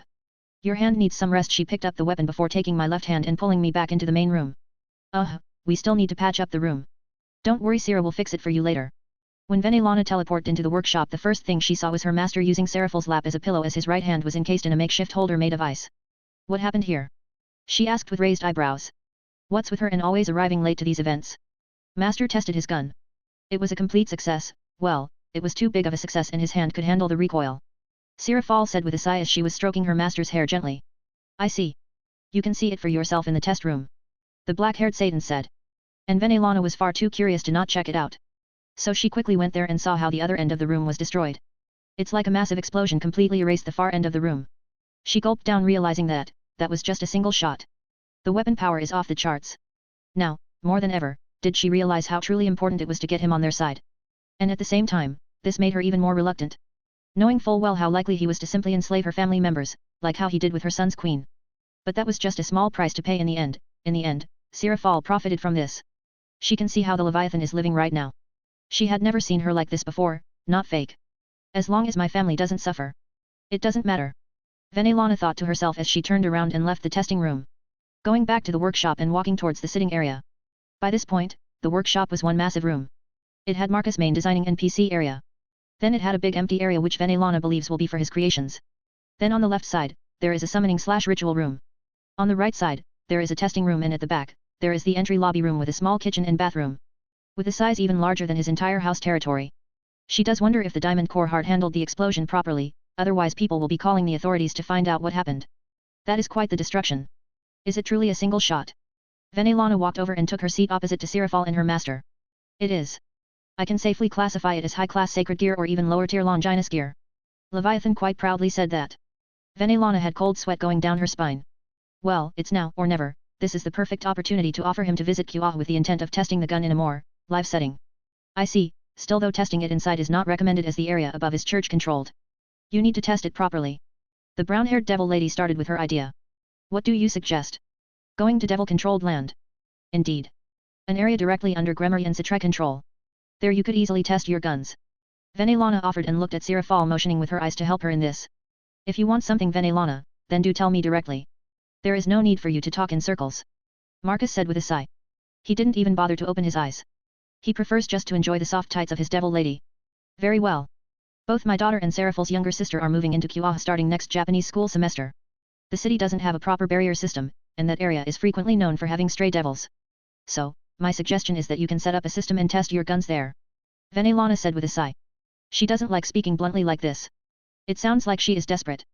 But the devils truly don't have a barrier system like Marcus, and while they could just set up something, the Shinto faction would come to investigate since their barriers in nature emits demonic essence. The Shinto gods don't like large amounts of concentrated demonic energy like that. This only leaves them with an alternative, an outsider, a third party who could do it. Both of the devil ladies allowed Marcus to think. The teenage inventor doesn't want to go anywhere near Kuah. But he knows that there is a Longinus gear that doesn't belong to any faction there, plus he knows that said area is also the center of many events. Having something there stationed to collect data is a goldmine. And lastly, both Sirafal and Venelana are related to this. This means he will earn some brownie points with both of them. And he will gain a lot of things. Very well. There are conditions for this though. He said after some time has passed. Both Sirafal and Venelana breathe a sigh of relief. Like. I will be deploying a much weaker version of the Diamond Core Heart, and both of them will sign a devil contract with me. He said simply to them. What does these contracts entail? The brown-haired devil lady asked with a little bit of fear. She has no idea what kind of contracts he is talking about. The modern ones or the ancient ones. Those are different like day and night. Nothing for you two to worry about. I have no interest in your daughter or Sira's younger sister. I prefer a much more powerful devil or someone somehow uniquely useful. So, all I am going to ask them is the client's confidentiality act. In other words, they will be testing my invention. And will be sending reports on how it's working. Of course, all that will be under wraps because if they were to disclose anything on this it will affect their devil's reputation. Both Sirafal and Venelana nodded. They were happy and at the same time annoyed that Marcus doesn't see their baby daughter and baby sister as unique or valuable. Nonetheless, they were happy that he would be assisting them. Easy enough. It sounds like regular devil business. They have already been doing that for several years now. Sirafal said. Yes. And client confidentiality is something they are taught from an early age. Venelana added from the side. Right. Good to hear. Still, I won't be going so soon. I still need some preparations to be done for this. My guns need to be adjusted. The force of each shot needs to be at a manageable level. And the cartridge has to be finished. Marcus said that as he slightly lifted his right hand. It was still shaking. But it was progress. I don't think you should be doing anything today. But think on the bright side. I can pamper you the entire time. Sirafal said with a happy tone. Now she has a proper reason, she will make sure to pamper him enough. Maybe she should show him how much she appreciates the fact that he will be helping her little sister? Marcus simply sighed at her and got comfortable in her lap. Very well. He closed his eyes, time for a nap. The test was a resounding success. The gun was a beast. I made it too powerful. And now I need to adjust it. Adjust the power and deal with the recoil. After receiving a healing sleep, cuddling, and a good snogging. The next day I was ready to go back to work. First, some inner design changes. Back to tinkering on the M.T.M, instead of just pressing the button and getting a bolt having the potential to kill an ultimate class. Now I need to hold the button slightly longer. Now this means there are charges. And I need to see the charge. This means. Groan. Why can't this be easy? I brushed a hand through my hair. Before saving the project and closing the project window on my PC. Thinking about it for some time. Going on a memory lane and then remembering something very interesting. This means creating another, new, project. Code name it Aurora. The purpose of this, is a visor. An H.U.D. Now that I think about this. This is a very important part of the puzzle. For one, my aim is shit. And second, AH.U.D is a cream of crop, especially when I will have scale mail linked directly to my database and my future sacred gears. I will be able to see more than anyone will. Countless different visions. With recovered vigor, I started working on the visor. Thankfully the visor was much easier than the gun's original design. It was not new technology for me. Instead, what took time was converting technology into a magical version of it. Runes, a different type of display. Nonetheless, once the angle was found, it was child's play. It only took me a few weeks. So what's with the glasses? Sirafal picked up the sharp-looking glasses. That is Aurora H.U.DV 2.0.1. Glasses which will tell me pretty much anything I need. They are directly linked to my rapidly growing database downstairs. You mean that new room you made next to the assembly line of yours? Sirafal asked curiously as she put on the glasses. Instantly her eyes widened. Whoa! What is this? It's like those sci-fi things. She said with awe. Sci-fi things? I chuckled hearing that. Yeah. It's like the glasses are smart. And it shows all sorts of things. Like it highlights the technology in the room. And it can give a detailed explanation. It even helps with reading your mood. She said in a fascinated tone, before having a thoughtful look. So, can I get one? She asked me with a pleading tone. I can make contact lenses, I said with a sigh. That's great. It will help me to get a read on in meetings and stuff. She said that as if it's such an easy thing. It's not that easy. The information has to come from somewhere. At the moment the glasses are connected directly with the database I have downstairs. They become quite useless outside my city. As there is no database to access. I explained with a sigh. Then they are useless in the underworld. She asked, disappointed. It's still a new magical technology. With my rough estimate, it will take at least 30 to 40 years from the future by human standards. And it has a limited range because it needs to be connected to my network. If you can have my network in your work area, then you can use it, and you can even have a video chat with me or even access anything I have stored with thought alone. My explanation earned me another shocked look. This is good. I can assume this is the reason why you postpone your work on guns. She took off her glasses and started inspecting them. Yes, this is one of the key components for my scale mail. The Aurora system will help me control the guns. The energy charge, their mode, and most importantly the aim. I said with a sigh. I see, this truly takes a lot of time. How many years has it been since you started with the guns? Not quite. What takes a lot of time is building the appropriate tools I need. Now that most of the tools are truly done, not many future projects will take this long. I said while leaning back into my comfy PC chair. Now that you mentioned it, you could simply make these guns from the press of a button, or voice command, or even think about it when the glasses are on. I finished for her. That's amazing, and terrifying. You are giving me another perspective on the whole researcher/inventor thing. I thought Ajilka was scary with his whole Kankara formula and his sharp mind, but I bet he has something similar to this in his man cave. Sirafal said in a joking tone, but there was some sweat on her forehead. Possibly, but from what I have understood about him, he is more into laws of the world and energy things. And I am more into engineering. Probably, but you're going into the whole energy thing with power of destruction. I am sure Ajilka hasn't delved into Bale family magic, or did but didn't say anything. That's why I said you two are similar. One thing for sure is that I don't want you two to meet. She said the last part with a terrified look. If not for Ars Goetia, she would have been even more scared. And why not? I am pretty sure we could make some interesting projects together. See? That's the point. I will lose you to him. She pointed at me. I deadpanned. I am pretty sure I am into the female side of the spectrum. And he could sell his niece to you and you would have his family and stuff. Sirafal didn't give up on this. Right. I will leave you to your conspiracy theories. I still need to add Aurora to Castor and Pollux. With that in mind, I returned to my work while Sirafal started having a paranoid look. It would seem she truly has a wild imagination. And here I thought I am the one with the imagination to build stuff. Or is it a female thing? I should probably get a consultation with one of the love goddess, preferably when one is chained up and her power sealed off, as they will most likely try to drain me. With a future minor goal marked, I continue to work on the M.T.M system again. This time adding the Aurora system into it. By this point, I should create a core system instead of this mess. Thinking of it for a bit, I looked at Sirafal again. She was still thinking about that stuff. Right. So did Sertskis enjoy the new toy you gave him?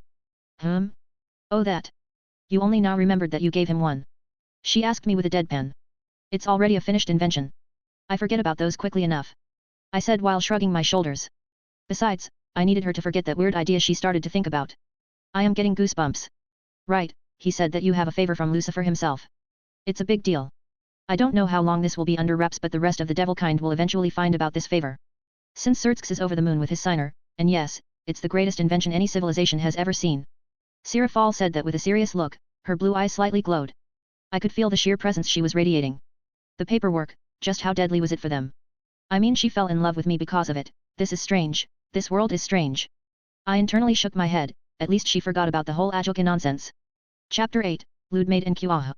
With the sound of a whistle and a soft thunderclap, the upper portion of a mannequin disintegrated. Within seconds, several more received the same treatment. Marcus lowered Castor and changed his stance. He pulled his right foot back and put forward his left, slightly standing sideways. He lifted Pollux. Pulling the trigger, a much larger white circle appeared at the end of the barrel. Moments later, golf-sized balls of the power of destruction started raining out from it and rushing into the partially destroyed mannequins. The barrage of energy destroyed the remains and made multiple holes in the wall. Test number 5 is a success. Castor and Pollux are working perfectly. There are no errors in the Aurora targeting system. The revolver system switches around 1 to 2 seconds. Charging time for maximum output is around 5 seconds. As Marcus said that, he could see on his visor that his voice had been recorded and could see that Aurora was writing it all down like a log, under test number 5. After he finished the log, he sighed and holstered both of his guns to the sides of his thighs. He already had some simple holsters ready. Honestly, he was thinking of making a maintenance version of the holsters, but then he remembered that it was not needed at the moment. Marcus lifted his glasses and turned around looking at his newest addition to the fold. The silver-haired maid has been staring at him for the past 5 test runs, right after he had finished the Mark IV of Castor and Pollux. With the Aurora systems, he is now a very sharpshooter. Nonetheless, he still has some things to do before he can go to Kuaha. A few more gadgets to make. May I know what's with the staring? He asked with a sigh. He got used to Seraphal's staring, which was quite comforting, since she always had a curious and fond look. This however was different. Your power, you based it on the fact that my family are servants to the Lucifer.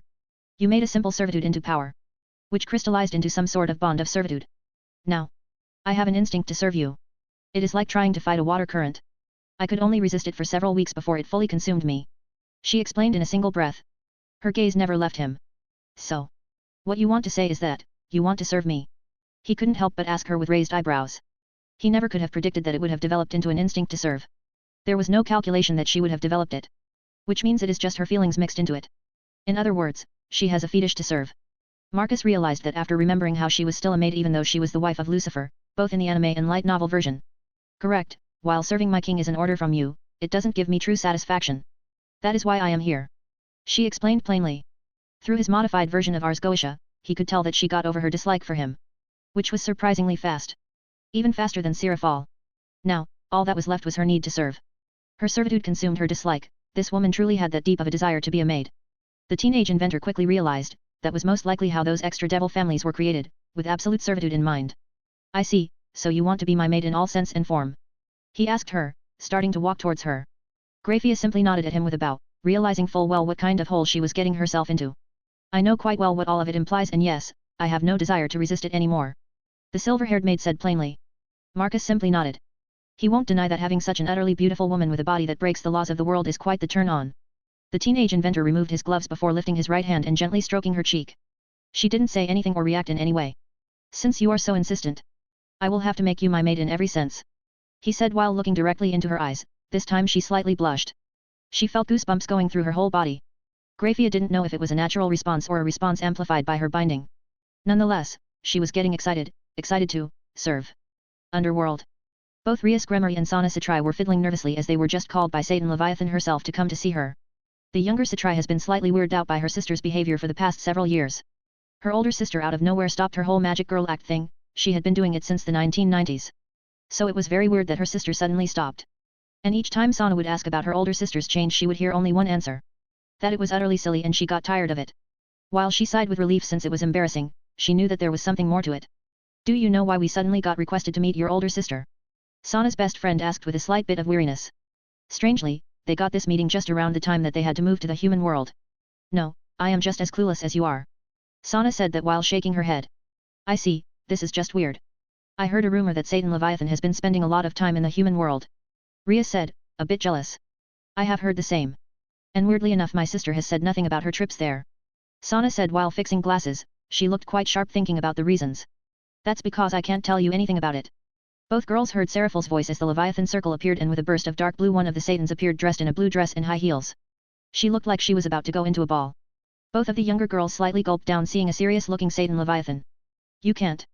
I can't because I am under a devil contract. She said plainly as she walked over and took her seat opposite to the pair. She got comfortable while the pair got very uncomfortable. They were seeing a very different Seraphal to the one they used to see. I see, might we know what this meeting is all about? Sana asked professionally, but internally she hoped that it's not something bad like they were not going to the human world or something like that. The reason for this meeting is very simple, both of you are going to the human world. While there is nothing bad about it, QA doesn't have any proper protection or surveillance installed to help the both of you control the supernatural flow there. Since both of you are high-profile peoples, there will be many who will wish to mess or simply to see how good the siblings of the Satans are. Sirafal explained plainly. While I know both of you are talented, there are many beings who are stronger than both of you. Are you going to send someone to babysit us? Sana asked in a slightly pissed off tone. No. We already discussed that. There won't be any bodyguards. But this doesn't mean we can't have a powerful surveillance system installed in the city that will assist the two of you. In case a powerful being appears in the city, both of you will be able to notify the underworld in time for help to arrive. As Sirafal explained that, the pair looked at each other. From the looks they give each other, they were planning not to notify anything. And the Satan Leviathan knows that already. That's why she likes what Marcus has planned. That's why I used the person, which I am under contract with, to assist us. As Sirafal explained, she got extremely serious. Now listen up. It took me years to get his assistance in any form, so you two won't be destroying the trust I have built with him. Oh, is he a human? Assuming this is the reason why you are going to the human world. Indeed, he is a one-in-millennia genius inventor. He summoned me as his devil and I formed a contract with him. Sirafal said the very bare bones needed for this. He summoned a Satan? Sana asked with wide eyes. Rias was also surprised. They both know that Satans are summonable, but only the leaders of nations or extremely influential people can do that. Because the prices for it are very high. Since they don't take in souls anymore, it's usually in the form of money or items. So, summoning them is practically impossible because the summoner has to intrigue Satan in the first place with something of worth. Indeed. By this point, his inventions are at least advanced by 40 years in human standards. This made them even more shocked, while Rias for some reason was getting a very anime-style vibe from this human. That's why when I asked for his assistance in building a surveillance system for Kuahan, he only agreed under a form of contract. Meaning that, the both of you will be under a devil contract and will be following his request to test the surveillance system which will be deployed in Kaur. I see, this is more than acceptable then. Since we will be getting a reputation by having a contract formed with someone who has a contract with Satan. Sana said with a small smile. This was good for her. Rias nodded as well. She was curious about this human. But, since it's under the care of a Satan, she can't ask such an individual to join her peerage. Yes. Now remember. Sirafal leaned forward and her eyes were glowing and her magic presence manifested around the whole room. Both Sana and Rias gulped down nervously. I am sticking out my neck for this. We can't lose someone who is at a level that's even above the likes of Da Vinci. He has already created a Pantheon-level worthy security system in his hometown. If we lose him and he joins fallen angels or worse, that bitch's Gabriel's side. It won't be pretty. Both of them paled, hearing that. They quickly responded with a nod. We will treat him as a worthy guest. Don't worry, sister. Sana quickly added. Now she knows what is going on. Her sister has a thing for him and she demands proper behavior from her family. The younger Satrai has no idea how this human did all that. But one thing is for sure, he is very good. So good that he made her sister fall head over heels for him. Now she truly wants to meet him. Possibly her future brother-in-law? Well, there are only a few days left till that day. We will see. I will be there as well. Don't you have work? Sana asked with disbelief. Snort. One of his inventions cut my working time by 80%. I finish most of my work before midday. Sirafal quite smugly said that. Oh, now I remembered. Brother was bragging about something similar as well. But he is quite tight-lipped about it too. Rias remembered her big brother spending more time at home now than ever and he is quite smug about it as well. Yes, client confidentiality. Which you two will be signing. This is only going to last until he is ready to reveal himself. So you two only need to keep quiet for a few years. After that, you can discuss this with anyone you like. Sirafal said as she snapped her fingers and she summoned 2 pieces of documents. Both Rias and Sana quickly picked them up and started reading. It was in the basic form. They have seen this in Devil School. And know what it entails. Without wasting their time, both signed them and then the document disappeared. You may reveal the information to your peerage under conditions that they can't talk about this. Sirafal with a serious tone explained. I understand / thank you. Good, then it settles it. The Leviathan was satisfied, for now. She will be watching though. So, sister, is he, well, you know. Sana fiddled with her dress for a second. She is not used to the serious and, well, Satan-like version of Sirafal. Know what? The older Satrai moved her head aside for a second, trying to see what her little sister meant by that. You like him? Sana asked with slightly flushed cheeks. Sirafal slightly giggled for a second. You didn't hear this from me. But, yes. It would appear that I have things for men who can build wonders from scraps they find in a garage. She started talking animatedly before getting serious once more. That's why you two will be on your best behavior. I was working for years to build trust with him. And I don't want to lose it now. Sister, won't it be easier for you to just say that you like him? Sana tried to reason with that. Snort. I was summoned by him because I am Satan Leviathan. I was summoned to help him to set up pipes for his workshop because I am Leviathan and an expert in water manipulation. She said while rolling her eyes. I told you, didn't I? He has already installed a Pantheon-worthy security system in his hometown being the same age as you two. What? He is the same age as us, / he summoned you for what? Both of them were shell-shocked to hear that. This means that I was qualified enough to be summoned. But, you are a Satan sister. Sana pointed out with disbelief. And he single-handedly, with a blob of clay, built a surveillance system which will last as long as Earth rotating around the sun. What of it? Sirafal said with an eye roll. Which made both of the younger girls shut their mouths before they could say anything. Creating things is much harder than destroying them. While my power is impressive, he has already found ways to beat me. He did. Sana squeaked funnily. Sigh. I already told you that he is a once-in-millennia genius. Do you think I will fall in love with someone average? Sirafal was getting tired of everyone looking down on her Marcus like that. Sertx did, well, not anymore. After seeing Siner he became a fan, and now her sister still doesn't get the message when she said Pantheon-level security. It means security is good enough for a Pantheon. No. I mean, he is a human. And what is that supposed to mean? He can't be smart. Sirafal said with raised eyebrows. Is her sister getting biased? How, does smart have to do anything with strength? Rias asked from the side. Earning a couple of stares from the Satrai siblings. Sana just groaned. It seems she was too short-sighted. Easy enough, for example, he could build a gun which could kill an ultimate-class devil. Sirafal gave them an example with a smile. That's simply impossible, Rias said while shaking her head. You want to bet on it? The Satan Leviathan said with a smirk. The redhead girl quickly shook her head. No, she won't be betting on this. While Sana started to understand the scale of things. If her sister is willing to bet, then this human indeed is capable of doing such things. Then this is very big indeed. This means that he is smart to an absurd level. Now the younger Satrai indeed wants to meet him. Wise choice. And since we are discussing him like this, I expect both of you to keep this to your peerage and nothing more. You can tell them that if they fail they will have to deal with me. I understand, sister. There is no need for you to threaten me so many times. Sana said with a sigh. I am only making sure you two understand. We do. Marcus. With a burst of light, I appeared in a Victorian mansion. This was my first time traveling through a teleportation circle. The experience was quite seamless. One moment I was in my garage and next, I was in a large room. The difference though was the time zone. When I left my garage it was nearly midnight, but when I arrived here it was morning. This is the Satrai estate in Kuaha. Follow me, let me show you where they are. Sirafal motioned for me to follow her as we started walking towards a pair of double doors.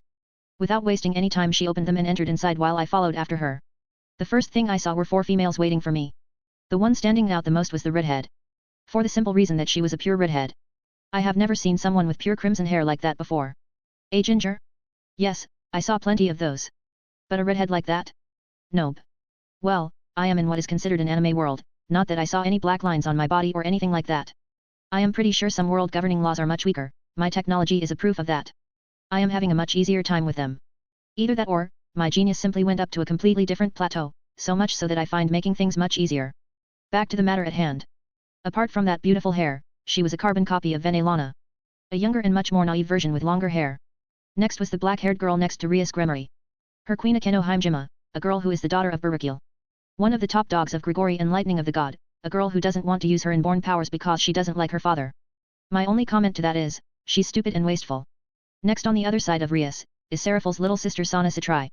I can see some similarities between them. Where Seraphal can easily pass as a socialite, Sana can pass as a librarian. The sharp glasses only add to that. The only difference is that she has striking purple eyes. As for the last, it's Sana's queen who is quite similar to Sana with sharp glasses, a girl from a prestigious clan of exorcists. With a sacred gear no less. Just like Ria's queen, this one had similar treatment because of how different she was. All I can say about this, it is basically like saying, one's trash is another's treasure. Now that I think about it, this place has an enormous concentration of sacred gears. I have not even found one in my hometown. Yet this small town has more than a few running around. Well, it's either something to do with the amount of magic in the air or just some main city bullshit. Internally I sighed. Since I am here I might as well find out all those little secrets. Smiling to myself I walked forward toward the group of girls. They all looked nervous, like they were standing on extremely thin ice. It seems Seraphal words have cut them very, very deep.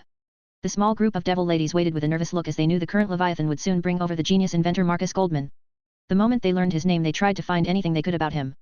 All they got was classified information under Satan Leviathan seal. So they tried to do the same in the human world. It was the same, they could not find anything for the simple reason that he lives on the other side of the globe.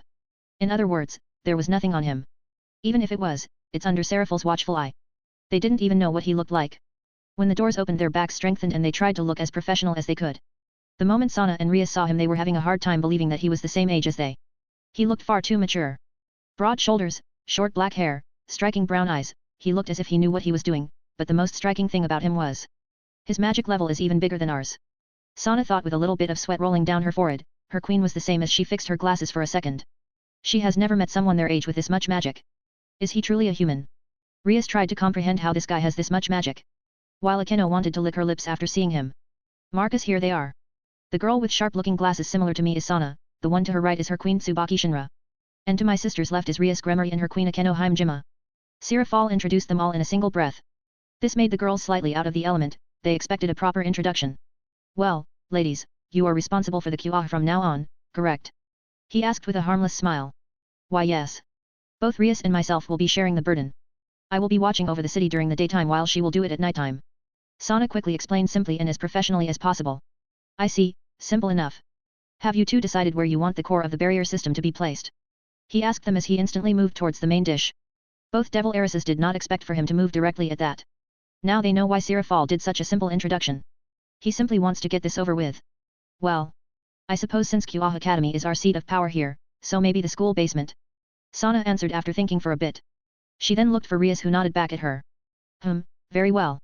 He nodded at them and then looked back at Sirafal. Sira, where is the exact location of the building compared to the city? He asked her. Both Sana and Rias looked with a little bit of wonder and awe hearing how he calls Leviathan by her nickname. The academy is located more to the north of the city center. I can assume you are going to need to adjust the deployment? Like back in your town. The black-haired Satan answered after thinking about it for a bit. If it's true. Then yes, I will need to adjust the dispersive magic from the core. Nonetheless, I need to double-check that on the map. This would be a good moment to add map tracking as well. Marcus said the last part more to himself than to the rest of the group. Right. Then let's go to this academy of yours, ladies. He said after turning back to the group. Now? Sana asked with disbelief, all she got back was Seraphal's stare. The younger Satrai gulped down.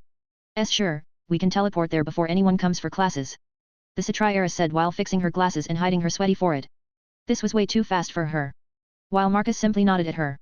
Very well. Sira will transport us there. As you wish. Without wasting much time, a large Leviathan circle appeared underneath them before teleporting them into school grounds. Well. Show the way. He motioned to Sana. Oh okay. As expected from the posh pillar houses. The school. I mean the academy was beautiful and very European. I don't know what they are planning but this was ridiculous.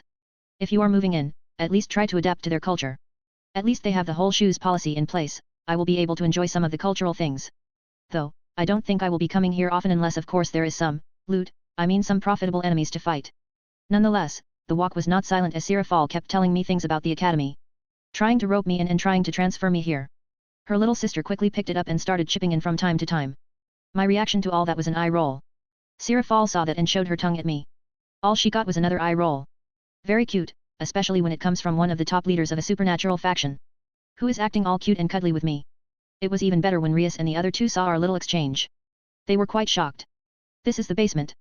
We haven't touched anything here. Sana spoke professionally as she showed the large empty area. Nice, this will do. I said while looking around. It was built from strong concrete. The walls were done through a combination of magic and regular means. I see, so this is how you guys build. To keep things from disappearing you use magic to create the reaction which, in turn, allows the result to stay. While this is quite energy consuming it still allows you to keep things after the demonic energy runs out. I said while inspecting the walls. The younger devils looked at me with slight disbelief while Sirafal just smiled. Not fair. I'm still trying to figure out your transmutation circle. The Leviathan said with a pouty look. It's not my problem that you prefer to stare at me when I work, I said with another eye roll. This time she huffed and looked away. You figured that out from touching the wall? Sana asked while trying to keep her glasses from falling off her nose. Indeed. Quite easy, the residue is still there. While very faint, I can still feel demonic energy in the creation of this. I explained while pointing my finger at the wall as I looked around for more. But. Chapter 9, Finding Boosted Gear. The group of girls truly wanted to stay and watch how Marcus worked. But. They have school. And since Sirafal is here and they didn't want to look like they are incompetent and can't do their duties properly. Especially since they were the ones who asked to come to the human world in the first place. They needed to attend their classes. Thus leaving the genius inventor alone with the Satan. It was the first day of human school for Rias and Sana, but their minds were not on the classes. All they could think about was the guy downstairs setting up a surveillance system for their town. Especially since Sirafal has hyped him up so much, they needed to see him work. And so the moment the last bell rang, they rushed downstairs to see what was going on. What is that? Rias asked with wide eyes. It looks like a diamond. Sana said while adjusting her glasses. I know it looks like a diamond, but diamonds don't glow or emit white glowing particles. The redhead said with an eye roll. True. And I am just telling you what I see. Sana snarked back as she shrugged. After their small shock, they walked into the room. Looking around, they could see that it was now some sort of a ritual room combined with a sort of sci-fi reactor-type room. Some types of glass panels were spinning around the diamond. The two devils assumed that they were absorbing the magic energies which were being emitted by the diamond-shaped thing. There were also runic carvings spread throughout the whole room. Walls, ceiling, ground. Nothing was spared, and by this point, the pair were wondering just how quickly this man worked. Even a devil takes his time when doing rituals like these. Yet, he did all of this during the time they were attending classes. I thought barrier things like that are magical. Why is there a computer terminal of sorts there? Rias asked Sana with a confused look. Why are you asking me? You think I have a clue of what's going on here? The younger Satrai almost hissed at Rias from annoyance. And frankly, she is feeling quite inadequate. She saw runes from at least 3 different cultures, and she can bet that there were others that are from different supernatural cultures as well. Meaning that Marcus knew more than her. And she spent most of her life in a library. Her brain was trying to come up with some sort of explanation on how this is physically possible. I thought you knew more than I did. Rias said with a casual shrug. All she got back from her friend was a hiss. The younger Satrai just hissed like a cat at Rias, who found it incredibly amusing. No I don't, this is beyond me, Sana said to her redhead friend before looking around for the teen inventor. Moments later she finally found Marcus. The genius inventor was sitting in front of a table with a futuristic laptop on top of it. There were several cables connected to it, these cables were also connected to the diamond-shaped barrier reactor. Sana then saw her older sister sitting on the table with a book in hand. Meaning that her older sibling was here the whole time. All the younger Satrai could think of this situation was that, yes. The Satan Leviathan is pretty much infatuated with a human inventor to the point that she spends the whole time with him regardless of anything, even work. She wonders what would happen if the people of the underworld learned of this. A shiver went down. Just imagining the chaos. One of the most powerful devil females infatuated with a human. You two are here. Nice. Come over. Let me explain some things. Hearing his voice both of them were stiff for a bit. Nonetheless, they quickly went over. Sirafal lifted her head from her book and looked at the pair. She smiled before going back to her book. Sana didn't know if it was a good type of smile or a bad type of smile. Well, time will tell. First the barrier core. Marcus pointed at the diamond-shaped core casually from his chair. And yes, it was a comfortable PC chair that he got from somewhere. The official name is the Diamond Core Heart. It's something I have designed and created myself. The core reactor was carved with magical intent to give it more sturdiness. It has 3 protection layers. Since this one has a slightly different purpose from mine, the first 2 layers are spread throughout the whole city. The first layer is surveillance, the magic that spreads throughout the city observing its population. Once a certain threshold of magic is reached, the magic will react to it and let you know. This is where the second layer comes in place. Observation. Once that threshold is reached, the magic will show you who it is and where it is. And lastly the third layer. The third layer is protection. It can only be activated manually from this area. It turns school into a fortress that even ultimate class devils will have an issue with breaking through. Marcus gave a long yet brief explanation without even breaking his facial expression. Both listened with abrupt attention. The pair were quite fascinated and awed by what they heard. This thing protects against ultimate class devils' attacks? Where does it get its power? I do believe the Shinto pantheon will be dissatisfied if they learn that we drain Japan of magic to kickstart this. Sana said with some concern. It's based on Marcus M.T.M technique, Sirafal said from the side as she was playing with her. What do those letters stand for? The younger Satrai was very curious about this technique. Motion to magic. The core was kickstarted by a motion that created magic. Once that is done, that magic enters what is called a loop of magic creation. A loop-based reactor. In other words, it creates magic from nothing, and it will last forever. The older sister of Sana explained with a casual shrug. So you did listen to my explanation, Marcus said with faked awe. Of course I did. She exclaimed, almost angrily. Well, it was hard to tell, especially since you were spacing out. The genius inventor shrugged at her. Of course I was spacing out. You just told me that the reactor will last as long as the planet. I was shocked and awed and all the other stuff when one is gobsmacked. The Leviathan said that in a single breath. Right, well I went through that days ago when I finished the maths behind it. I guess you need real proof. He said with a shrug. Are you still awed by your stuff? She asked curiously, forgetting about previous comments for a moment. On a theoretical level. When I realized that I got it down in the item's possibilities. He explained to her as his gaze returned to the pair who were listening attentively to what they were saying. Now for the part in which I need you to, Marcus said as he got up from the chair and started walking towards the computer terminal. I will add you two into the system. At this moment the core is only working in this room. To make it citywide you will need to send your peerage members to mark the boundaries of the barrier. I understand / I will do it. Both nodded and answered at the same time. Marcus prefers them this way, after all, he watched the anime and knows how these two can be and how much trouble they can end up in. Now, it will be even better. They are going to get monitored by him 24/7, meaning that, the moment they are slacking in their jobs he can instantly report to either Venelana or Sirafal. He might not be their father, but they are part of his tests, and he has fired people for less in his previous life. Good to hear. He nodded at their response before walking over to the computer terminal and starting to press buttons on the screen. It's a touch screen. The redhead whispered at Sana, who nodded, looking very curious. All she could see were letters and numbers on the screen. She has no idea what is going on. That was until the screen went dark and then restarted itself. This time the screen showed Aurora Borealis, before the lights formed into letters showing Aurora Terminal V1.0. Seconds later the letters faded out and showed a very futuristic terminal. To Rias, it looked like something ripped right out of an anime or a video game. She could see the terminal taking readings from the diamond core, showing them in numerical values and lots of spinning icons. The redhead felt that it was way over her head. After pressing on the terminal, Marcus looked back at the pair. Put your hand on the screen. It will register and link you to the barrier. After saying that, he took a step back and made some space for the pair. Both of them nodded seriously. It looked like they were about to do something intensively big. The genius inventor internally rolled his eyes. The first one to step up was Sana. She looked at the screen and saw a window that said register new user, and below it was a simple image of a palm. She figured that she had to put her hand on that specific area. Without wasting any time, she put her hand on the image. Instantly, she felt some drain on her magic. Her eyes widened. That moment she knew that it was a seamless magical machine. She could not even see the difference between magic and technology by this point. It was just that good. Soon enough she saw her image. And a full 3D profile has been constructed on her. Even her occupation has been filled up. This was the most powerful registering tool she has ever seen. User number, 01. Username, Sana Satrai. User species, pure blood devil from 72 pillars. User occupation, city overseer. User clearance, barrier user. It did all that from just taking a bit of my magic? Sana asked with sweat rolling down her forehead. This stuff is incredible. Indeed. It was reading your magic. Now Gremory, you're up next. Hearing that, the younger Satrai walked away and gave some space for Rias. Marcus quickly set it up to register for a new user once more. The redhead quickly did the same as her best friend. Only that, she didn't mingle much in front of the terminal.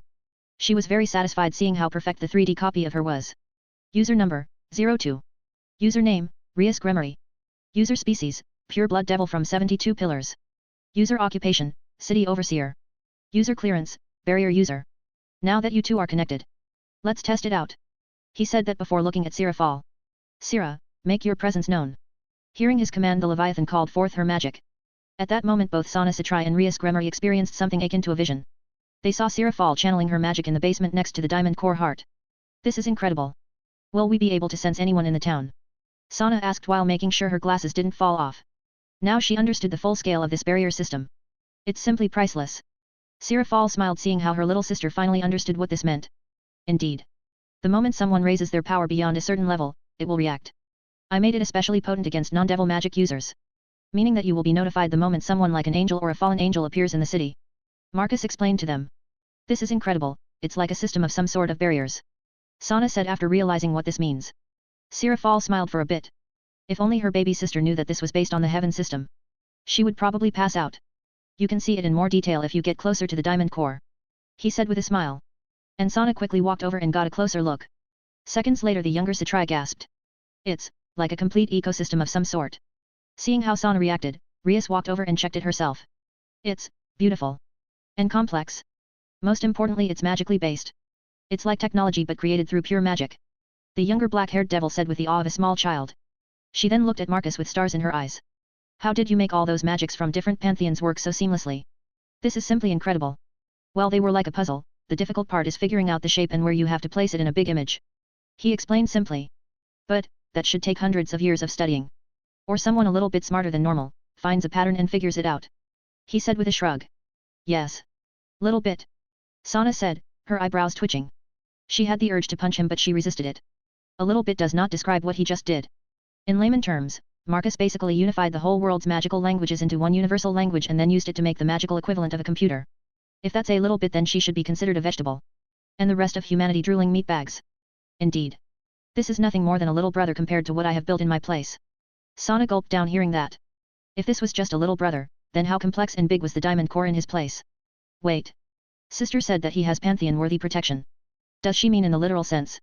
The younger Satrai's eyes widened, and her face pales. Now she has started to see truly how much he is worth.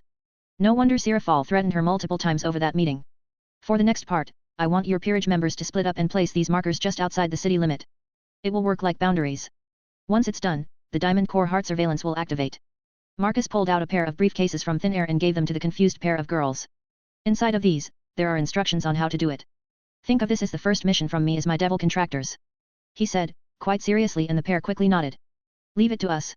Sana professionally said while fixing her glasses, she was going to perfect this no matter what. Same with Rias.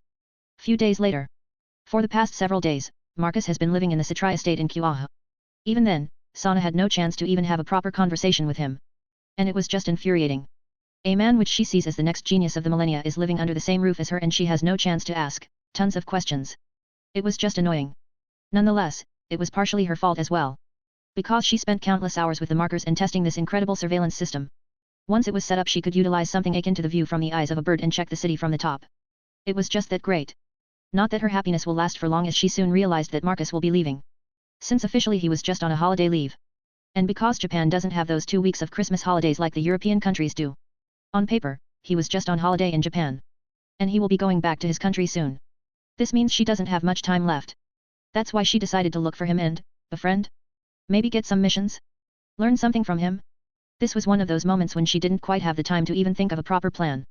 In the end, she arrived at one of the living rooms where she knew he was staying. She was about to call for him, but then she felt her sister's presence. Sana quickly reeled in her magic as much as possible and decided to listen in. This was the perfect moment to find out how deep of a relationship her older sister has with him. Slowly she positioned herself so that she could have a look. Leaning close to the wall as much as possible. Finally, she was able to see him without any obstructions. And her cheeks instantly exploded with a blush. She saw her sister sitting on his lap in a very intimate position while he was reading something from a device. How long do you think it will take for those two to figure out that they can track sacred gear holders? Sana heard Marcus' voice. The younger Citri assumed that he was asking this to her older sister. We can find sacred gears with this. Just how good is this diamond core heart? Sana's heartbeat accelerated just thinking of how quickly she will be able to fill up her peerage if this is true. Phew, how many secrets did you leave for those two? The younger Citri blushed more when she heard how seductive her older sister was sounding. Did they already go the whole way? Damn sister. He is as old as I am. Still though, he is hot, and super smart. Well, calling him just smart is an insult. Genius maybe? Yes, genius. And his body is. That confidence. Sana shook her head. Her mind was going into the gutter. She needs to learn more instead of having these thoughts. Quite a bit, they will be able to learn it if they are driven. So, instead of going in circles, give me a non-biased version of what you think. The younger Citri was impressed by how he was holding back against her seductive older sister. She was quite impressed by his resilience. Sigh. Fine. If you insist. Sana will discover most of the functions first. Since she is more driven than Rias. Who is by all accounts just playing around. The Leviathan explained what she was thinking. Her younger sister was slightly feeling proud of herself that her older sister has such a positive non-biased view of her. Gremory is not playing around. She is running away. She believes that all her problems will be solved by themselves. That is what I found out about her. This girl is a classic princess who believes things will fix themselves. Simply put, she is waiting for her hero to pick her up. Once that is done, she will start moving. Sana paled after hearing that. He already has Rias completely figured out? But, he was not even around her. What kind of monstrous existence is this guy? The younger Citri felt chills going down her spine. All she heard was Seraphal's laugh. That's why I like you so much. You could easily be a Satan. The older sister of Sana laughed with an extremely amused tone. You must be joking. You want me to govern? I will turn the whole population into test subjects if I become a leader. She heard him say with a dull tone.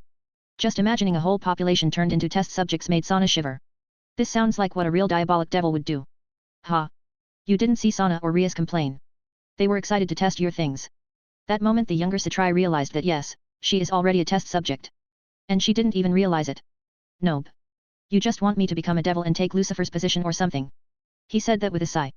Sana could already imagine that. Seraphal probably just wants that so that she could flaunt her boyfriend, by that time husband, to the rest of the devils, more specifically the council. Maybe any girl would want to show off their boyfriend to the rest of the world.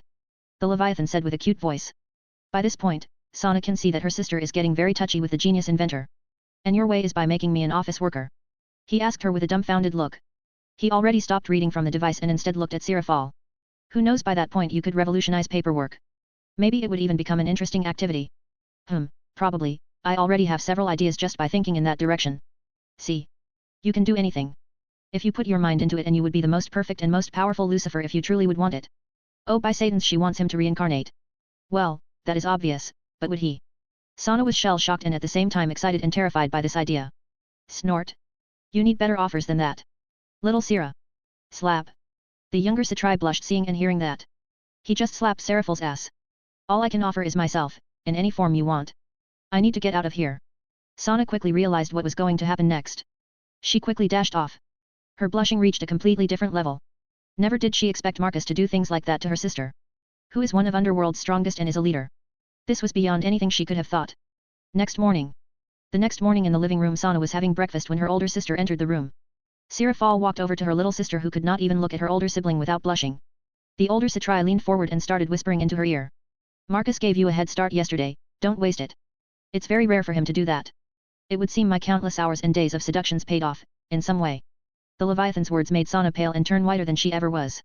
They knew she was there. They knew the whole time and still acted like she was not there. You do realize that you are using his system for tracking, right? The very same one which he designed, created, tailored. We most definitely knew you were there, Sotan. That's why, use this moment to gather your peerage. Sirafal patted her little sister's head before going to get some coffee. Sister, isn't he the same age as me? And you? The black-haired Satan started laughing after hearing that. If you use age like that, Sotan, then you very much have wasted your life, and me? I should kill myself for wasting centuries. Just don't use age to measure him, otherwise, you will lose any drive you have for anything, because you will feel inadequate. The older sister said to her younger sibling very seriously. Yes. I suppose you are right, it's just so difficult. While we were wasting time in classes, he put that core in the academy basement. I felt like I wasted my day. Sana said angrily, forgetting what she saw yesterday. You felt that just by being next to him in a day. I have spent the past 3 years with him, Sana. I saw him make everything and I know how you feel, even more than you can imagine. By this point, I realize that you have to focus on what you are good at. I know I am good at reading people, as I am the one who is responsible for the diplomacy of my race. If his achievements make you feel like that, then use that to make yourself better. Sirafal said from personal experience. She felt very much completely weak and even pathetic in front of a teenage human. It was an experience she doesn't want anyone else to feel. I see, thank you for giving me advice, sister, it's nice to have you around like that. Sana said with a small embarrassed smile. Oh, Sotan is so cute. Sirafal hugged her baby sister. Gah. Release me. Why, you smell like man's perfume. Sana said with a bright red face after getting out of her hold. He embarrassed. The Leviathan said with an amused laugh. Why, you should get a shower, you will be going to the office today, right? The younger Satrai said with a flushed expression. Don't worry, the older sibling said in a sing-song voice. She started walking towards the kitchen, ignoring the previous comment. Marcus. Target located. Unique magical signature detected. Scanning. 78% visual fit according to the previous description of the target. Possible Longinus boosted gear host found. I lifted my Aurora glasses after reading the latest notification. Finally, I have found the target. Finding him like this was annoying, for the simple reason that his magical signature was that weak. It's even below regular humans. So he was like, swimming below anyone's radar. But, there is an easy way to find him. Just apply a specific filter and he will stand out like a sore thumb. There is only one guy in the whole of QA who has that below average amount of magic. After finding him, I did some tracking and Aurora did some routine observation. Building up his daily schedule, after that was done I went to the location of which he would most likely pass and simply waited for him. Putting on my glasses, I tracked him through diamond core surveillance. Seeing that he was quite close, I pressed a button on Castor's handle and a thin card-like object came out. That was the cartridge. Storing it into my cartridge deck, I pulled out another and inserted it into the gun. Castor loaded with stun cartridge. Reading the notification and dismissing it mentally, I simply waited while leaning against a wall. A few minutes later I saw a brown-haired teen with a silly grin on his face walking towards the road of which I was waiting for him. He was going home after watching hentai with his 2 idiot friends. Going home quite late, alone, the best time to mug someone, but, this is Japan. The crime rates are extremely low. So, the perv is not even afraid of going home late.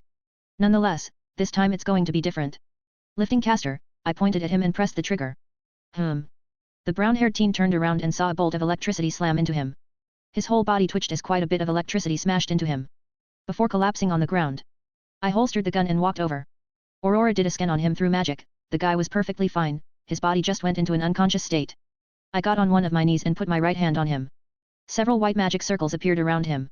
I quickly did a quick scan, checking if he truly held the boosted gear. So, it is. Good. This means that I didn't waste 30 minutes of my life waiting for this waste of oxygen. I stopped with the scan. While mentally connecting to Ars Goetia.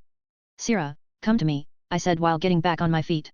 Moments later a Leviathan circle appeared next to me and Sirafal was now standing next to me. Master? Where, who is he? She looked around before spotting the downed pervert. Meet the Red Dragon Emperor, I said plainly. What? He is this generation's Red Dragon Emperor? But, I can't sense anything from him. She exclaimed for a moment while focusing on the downed form. Her senses were digging into him. Put your hand on him, send some magic to check, I said with an eye roll. Sira did just that as she scanned him properly. Yes. I can sense faint dragon energy, how did you even find him? She stopped with her scan and turned around to look at me. I found him when I did a scan of the city's population. He has a remarkably low, extremely low amount of magic. But for some reason it emits dragon energy. So a check later and I found out that he is this generation's Red Dragon Emperor. I said with a shrug. Before getting serious. Take him to Satria Estate. I will do a proper scan on boosted gear over there. He will make a perfect subject for those two girls. I want to see which one of them will find him first and recruit him as their peerage member. She stumbled for a bit after hearing that. Nonetheless, she cast an extra sleeping spell on him before sending him away in another magic circle. That's quite devil-like of you. Treating a poor little human like some test subject. You truly would make a good Satan. Still though, how do you know he will accept being in a peerage after unlocking his boosted gear? Sirafal asked me as she leaned forward to cuddle with me. Because his dream is to be the harem king. And he has said that at least 6 times in the past 3 days and mentioned Opai at least 47 times in a single day. Today, he is the perfect individual to be exploited by a devil. Promise some Opai in a harem and he will be willing to sell his soul. I said that with a dull voice. Nonetheless, I gave the glasses to Sirafal to read over the file on this guy. This. Issei Hyudu, what a weird human he is. My money is that he will be Ria's peerage member. My Sotan would probably kill him or trade him the moment she can. The Leviathan said with an amused look. True. Still, I want to see who will discover him first. I said that while wrapping my hand around her waist. Yes. This will be a good test for them, with the prize being a Longinus user in the peerage. It would seem your visit here isn't as dry as you thought. The black-haired devil lady said with a happy tone. She took off the glasses and looked very happy with this development. Yes. It's quite fascinating how many sacred gear users are in this town. I mentioned the weirdness of this place, before focusing on the matter at hand. Why don't you take me back? I still need to scan that pervert and drop him back in his house. Chapter 10, Ancient Computers. Once I was back at the Satria Estate I immediately pulled out my laptop. My laptop was another gadget which I made in preparation for my trip to Japan. Just like my PC, the laptop parts are extremely easy to change and replace. It was fully designed to be easily upgradable. With my laptop in hand, I walked over to the knocked-out brown-haired teen. Pulling out several magic readers that looked like what doctors use in hospitals to read a person's heartbeat. I wrapped them around his left hand, then connected them to my laptop. I then put my hand on him as I started sending some magic into him. Finding boosted gear and making it physically visible. For some, it's quite hard. For others, not so much. All one needs is to find the switch. Moments later, in a burst of red, the twice critical form appeared on his left hand. It doesn't look like boosted gear. Sirafal said from the side as she was observing it all. That's because the core of the gear is still asleep. Drake is what makes boosted gear the boosted gear. Otherwise, it's nothing more than a twice critical. I simply told her, as white circles started to appear around the pervert's hand. Seeing all that I immediately started operating my laptop, starting the gear scanner.exe. Seconds later a window appeared and the magic circles started spinning. A progress bar for the scan appeared on the screen.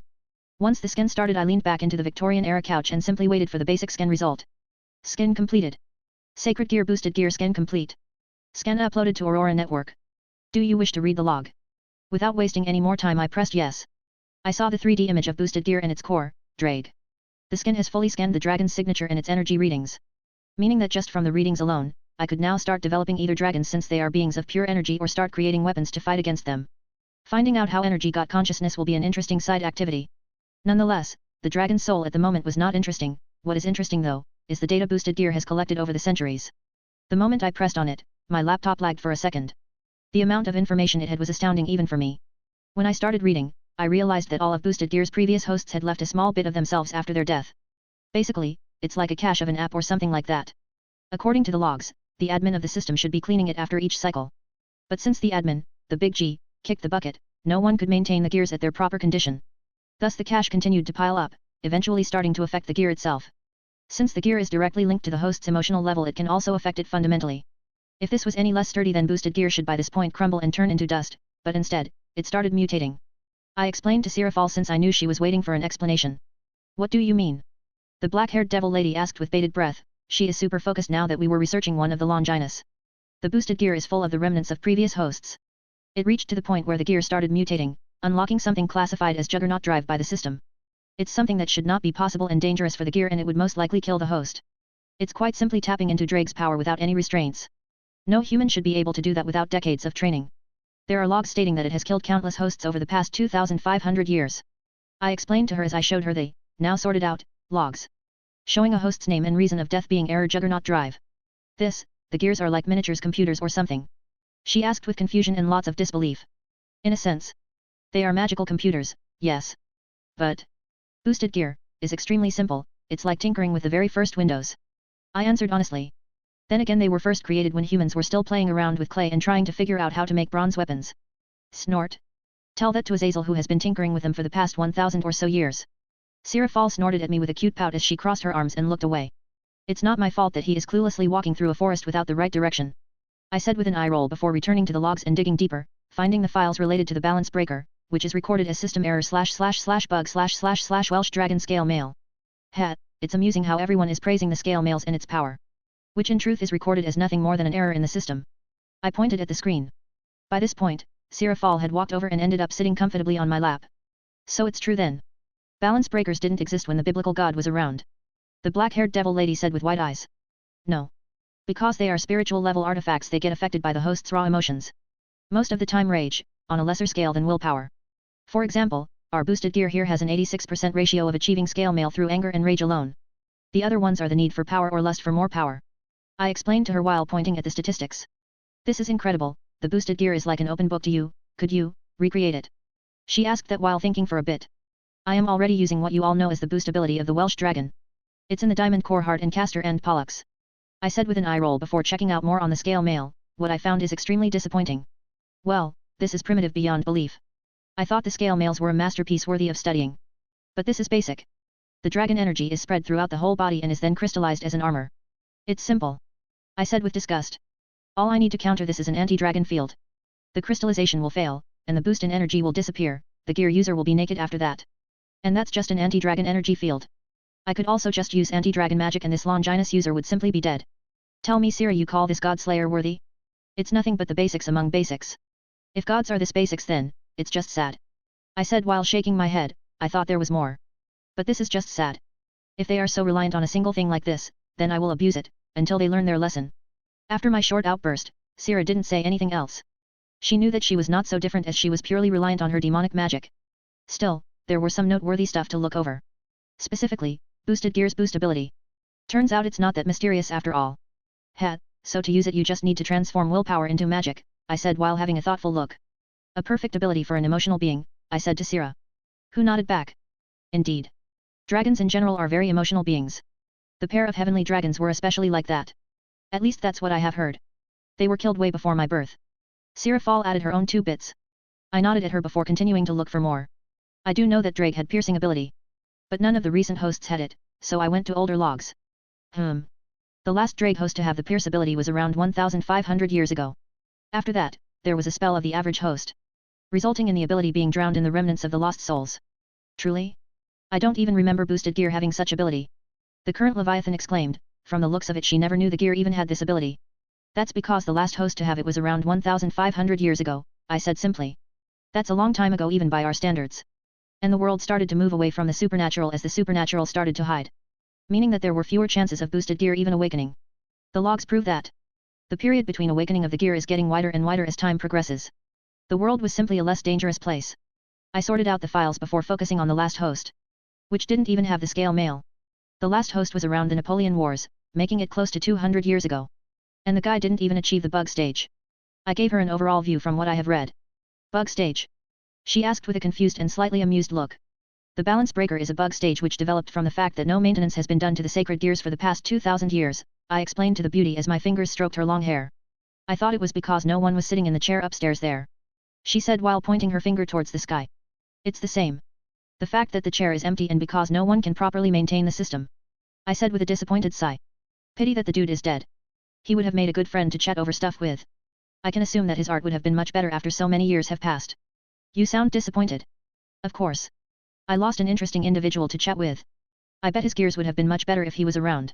I said honestly to her. Only you could see the biblical god as a chat buddy. Sirafal said while shaking her head in disbelief. The beauty in my arms simply couldn't believe it. Possibly. Anyway, time for me to run some maintenance for the gear. I said while starting to run some diagnostics for the gear. What are you going to do? Sirafal asked with a slight amount of concern. I will run some maintenance and clear the cache. You wouldn't want him to achieve Juggernaut Drive simply because Gremory or your little sister refuses to show their boobs or something worse now, would you? I said in an obvious tone. He could do that? I mean achieving Juggernaut Drive just because of that. The beauty on my lap said with a slight bit of trepidation. There are close to 100 remnants of angry hosts, especially because of the rivalry between those two heavenly dragons. It's even worse since this pervert's drive is extra powerful for breasts he could easily achieve both balance breaker and juggernaut drive. So I won't risk something like juggernaut drive in an area where my tests are being run. I sharply explained to her. Yes, it will be better this way. Sirafal nodded with a slightly paler look. It seems she has started to understand the issue of this. With a few clicks of my mouse, the boosted gear was now clean. And the maintenance fixed the issues in the system. Now. It was safe. There won't be any wacky nonsense of this brat getting power UPS from something ridiculous like poking breasts or just being lust-driven to achieving balance breaker. Still though. I will be keeping my eye on this idiot. The dragon factor is quite fascinating. And I have a living test subject, not just readings on the data I have collected. All done, you can take him back to this house, I said to her. Okay, but, where does he live? She asked the obvious. Take my Aurora glasses. I handed over a case with glasses inside. They work in Kuaha. Sirafal asked curiously as she took them. Yes. The internet is a thing you know. I said with a shrug. You are using the internet. More like hijacking it, the firewalls are very primitive, I said with a smile. Remembering all the hacks and wild goose chases. I don't even want to figure out how many laws you broke with that. Sirafal said while shaking her head and getting up from my lap. A devil thinking about human laws? Well, that's new. She rolled her eyes at me. I don't care about them. But, it's you who broke them, so that's why I care. She said that simply but honestly. Trying to earn her brownie points along the way. As expected from my cute and sexy not so magical girl Sira. I see, anyways, let me first disconnect this guy before you send him on his way. Skipping the conversation about me breaking the law and I got up from my couch instead and walked over to the pervert's side removing the scanners and recalling the sacred gear back into his body. On a different note, Master. Can you recreate the boosted gear? Sirafal asked me as she was about to teleport away. Recreate? I can't recreate Drake. Not yet. But, make something better? Quite easily. My M.T.M is already superior to Drake for the simple reason that he has a limited amount of energy while my M.T.M can generate indefinitely. Both boost and pierce can be easily replicated. I could even tamper with transfer. There are many ways to make this better Sira. You forget that this gear was created close to 3,000 years ago. They were not created to improve like the juggernaut drive or balance breaker scale mail. People in a sense are slowly breaking these toys. And since they are not receiving maintenance I won't be surprised if the stronger gears with being sealed inside start to explode or break apart to some level. I said with a shrug. I thought he made them impossible to break. Such thing doesn't exist. The sacred gears are resilient because of the alchemical metal they were created with.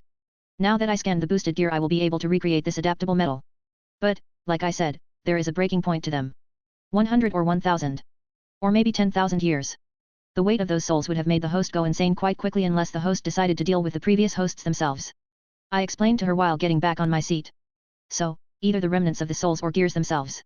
The scale mails were not supposed to exist. It's a bug. Each time an excessive amount of dragon energy leaves the gear it can damage the sacred gear. Simply put. Don't use artifacts that are not meant to be used in that way. Even here. I showed her the logs. The gear had to adapt to 1,340 different cases of burst of energy. While it survived and will survive much more in future there is always a chance it might just break. I explained to her. I see, this means that you could simply create a gear which can and is supposed to achieve a balance breaker instead of being a bug in the system. She said with an understanding nod. And could simply upgrade it later in the day too. While these, they can't be upgraded unless they are back in heaven and are pulled out from the system and going through maintenance. The worst part of this is that the user still has to have good relations with the dragon inside of it. I added more. By this point Sirafal understood what she wanted to understand and disappeared with the brown-haired pervert. Later. Now that the holiday season was over I had no chance to hunt some stray devils. Though I don't really mind. By that point, I was far too interested in the things I have recorded from the boosted gear. Especially since I was back in my garage. With a much bigger screen. An Aurora which sorted everything out for me. I was able to dive into the data much easier. First the metal.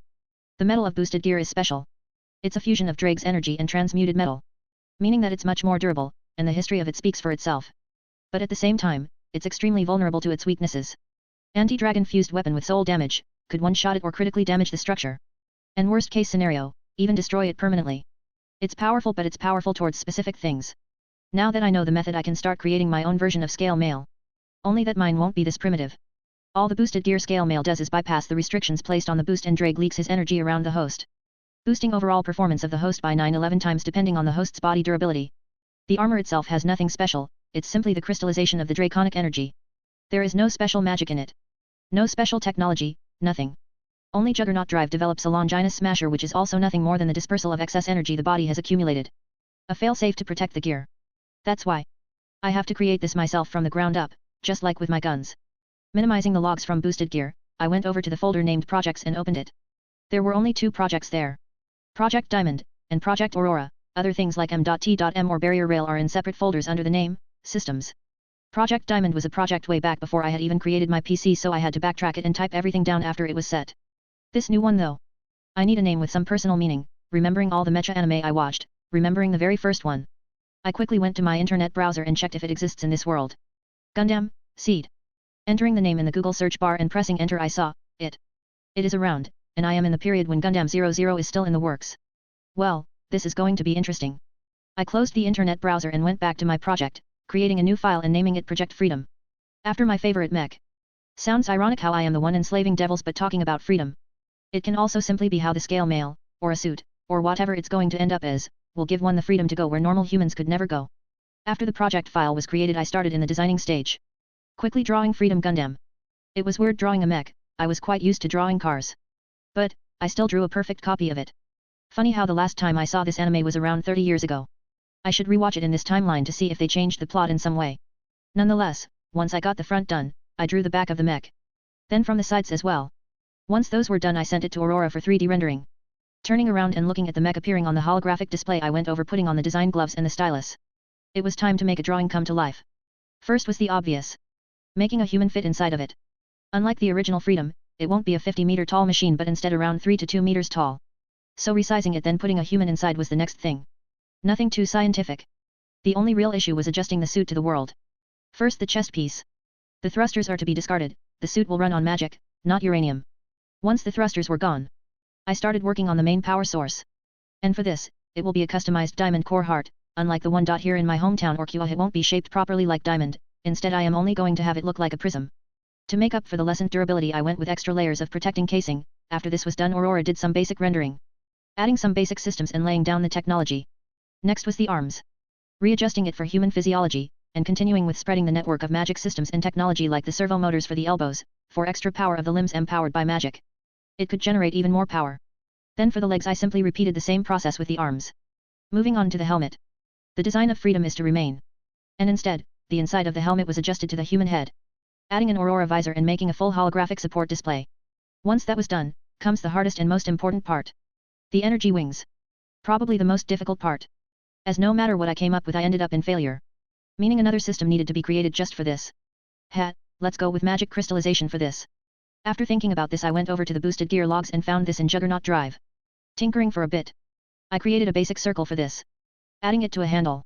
A basic M.T.M circle, and sound of beam. A blue lightsaber. Is that a lightsaber? Sirafal asked me as she heard the sound of a lightsaber. Nice, right?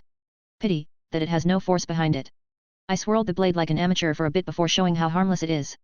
You could make a bunch of money if you were to sell these. The older devil said with a thoughtful look. Right. I am not sharing M.T.M with the whole world. I said with a dull tone. You could always replace it with something else. She reasoned with me. I am sure magic crystallization is not widespread either. I haven't heard anyone even using it. I said while turning off the lightsaber and returning to my PC table. Now that I can turn magic into energy wings I need to make it fly. That's quite simple actually. After thinking of it for a bit, the energy wings will be channeling flight spells. Not only that, it can emit other spells, like Solomon's signature spell. Adjusting the designs quickly and inputting specific changes, I pressed enter for Aurora to do the math to see if my ideas are feasible. A few minutes later after spinning in my chair. And making Sirafal pout at me again for ignoring her. The math and emulation was done. The design rendering is complete. The armor is possibility at 99.97%. In other words, the current design is possible. I thought seriously. This means the rough design is done. Now for the real deal. It's done. The rough design is done. I said to the still pouting devil lady. Oh? Already? But you have only been working on it for 2 months. Isn't this like a large step forward? Tons of new systems. Making things come together. Sirafal walked over, checking the computer screen. Instead, I pressed the mouse button and dragged it into the holographic display. I wanted to say this before, but, you just decided to make Gundams into a reality. The Leviathan said while shaking her head and walking over to the holographic display. You know Gundam? I asked her, thinking that she only knows magic girl stuff. I should be the one who is asking this. You never said you were into Japanese anime in the first place. She pouted hard on me. You could easily ask me to cosplay if you want, you know. She said while taking a stance from Sailor Moon. Yeah, for some reason I remember those. Right, we can discuss that at a specific time. Sure thing is, I said I can dress however you want. She said that with a seductive wink before looking back at the armor. So, what are the specs? She asked me while crossing her hands. The material it will be made with, is the very same one Big G used to make his gears. The M.T.M inside of it will continuously make the armor stronger, making it indestructible in a sense, while also being powered by a diamond core reactor, meaning that I don't even need to use my magic in any sense. Her eyes widened for a second before calming down. In a sense. Indeed. The space inside is limited and there isn't much I can do to make it better, I said while putting my hand on my chin, thinking for a bit. Meaning that G-force or any outside elements can affect it. Magic circles or magic spells can't sort it. She asked me with crossed arms. I will be using both tech and magic to fix those as much as possible. But I won't be flying to space or deep underwater with this. While it will protect from extreme cold or heat, it does still have limited protection from extreme radiation. I will be using barrier magic in future though. At this moment this is nothing more than a Mark I. So as to have some data to work on when I am making the next model. I explained to her while looking at the holographic display of Freedom Mark I. Even when this is not done I am already having extra ideas for future models. But for now, I need to make this into reality first before I can add those new ideas. I wasn't just working on my scale mail.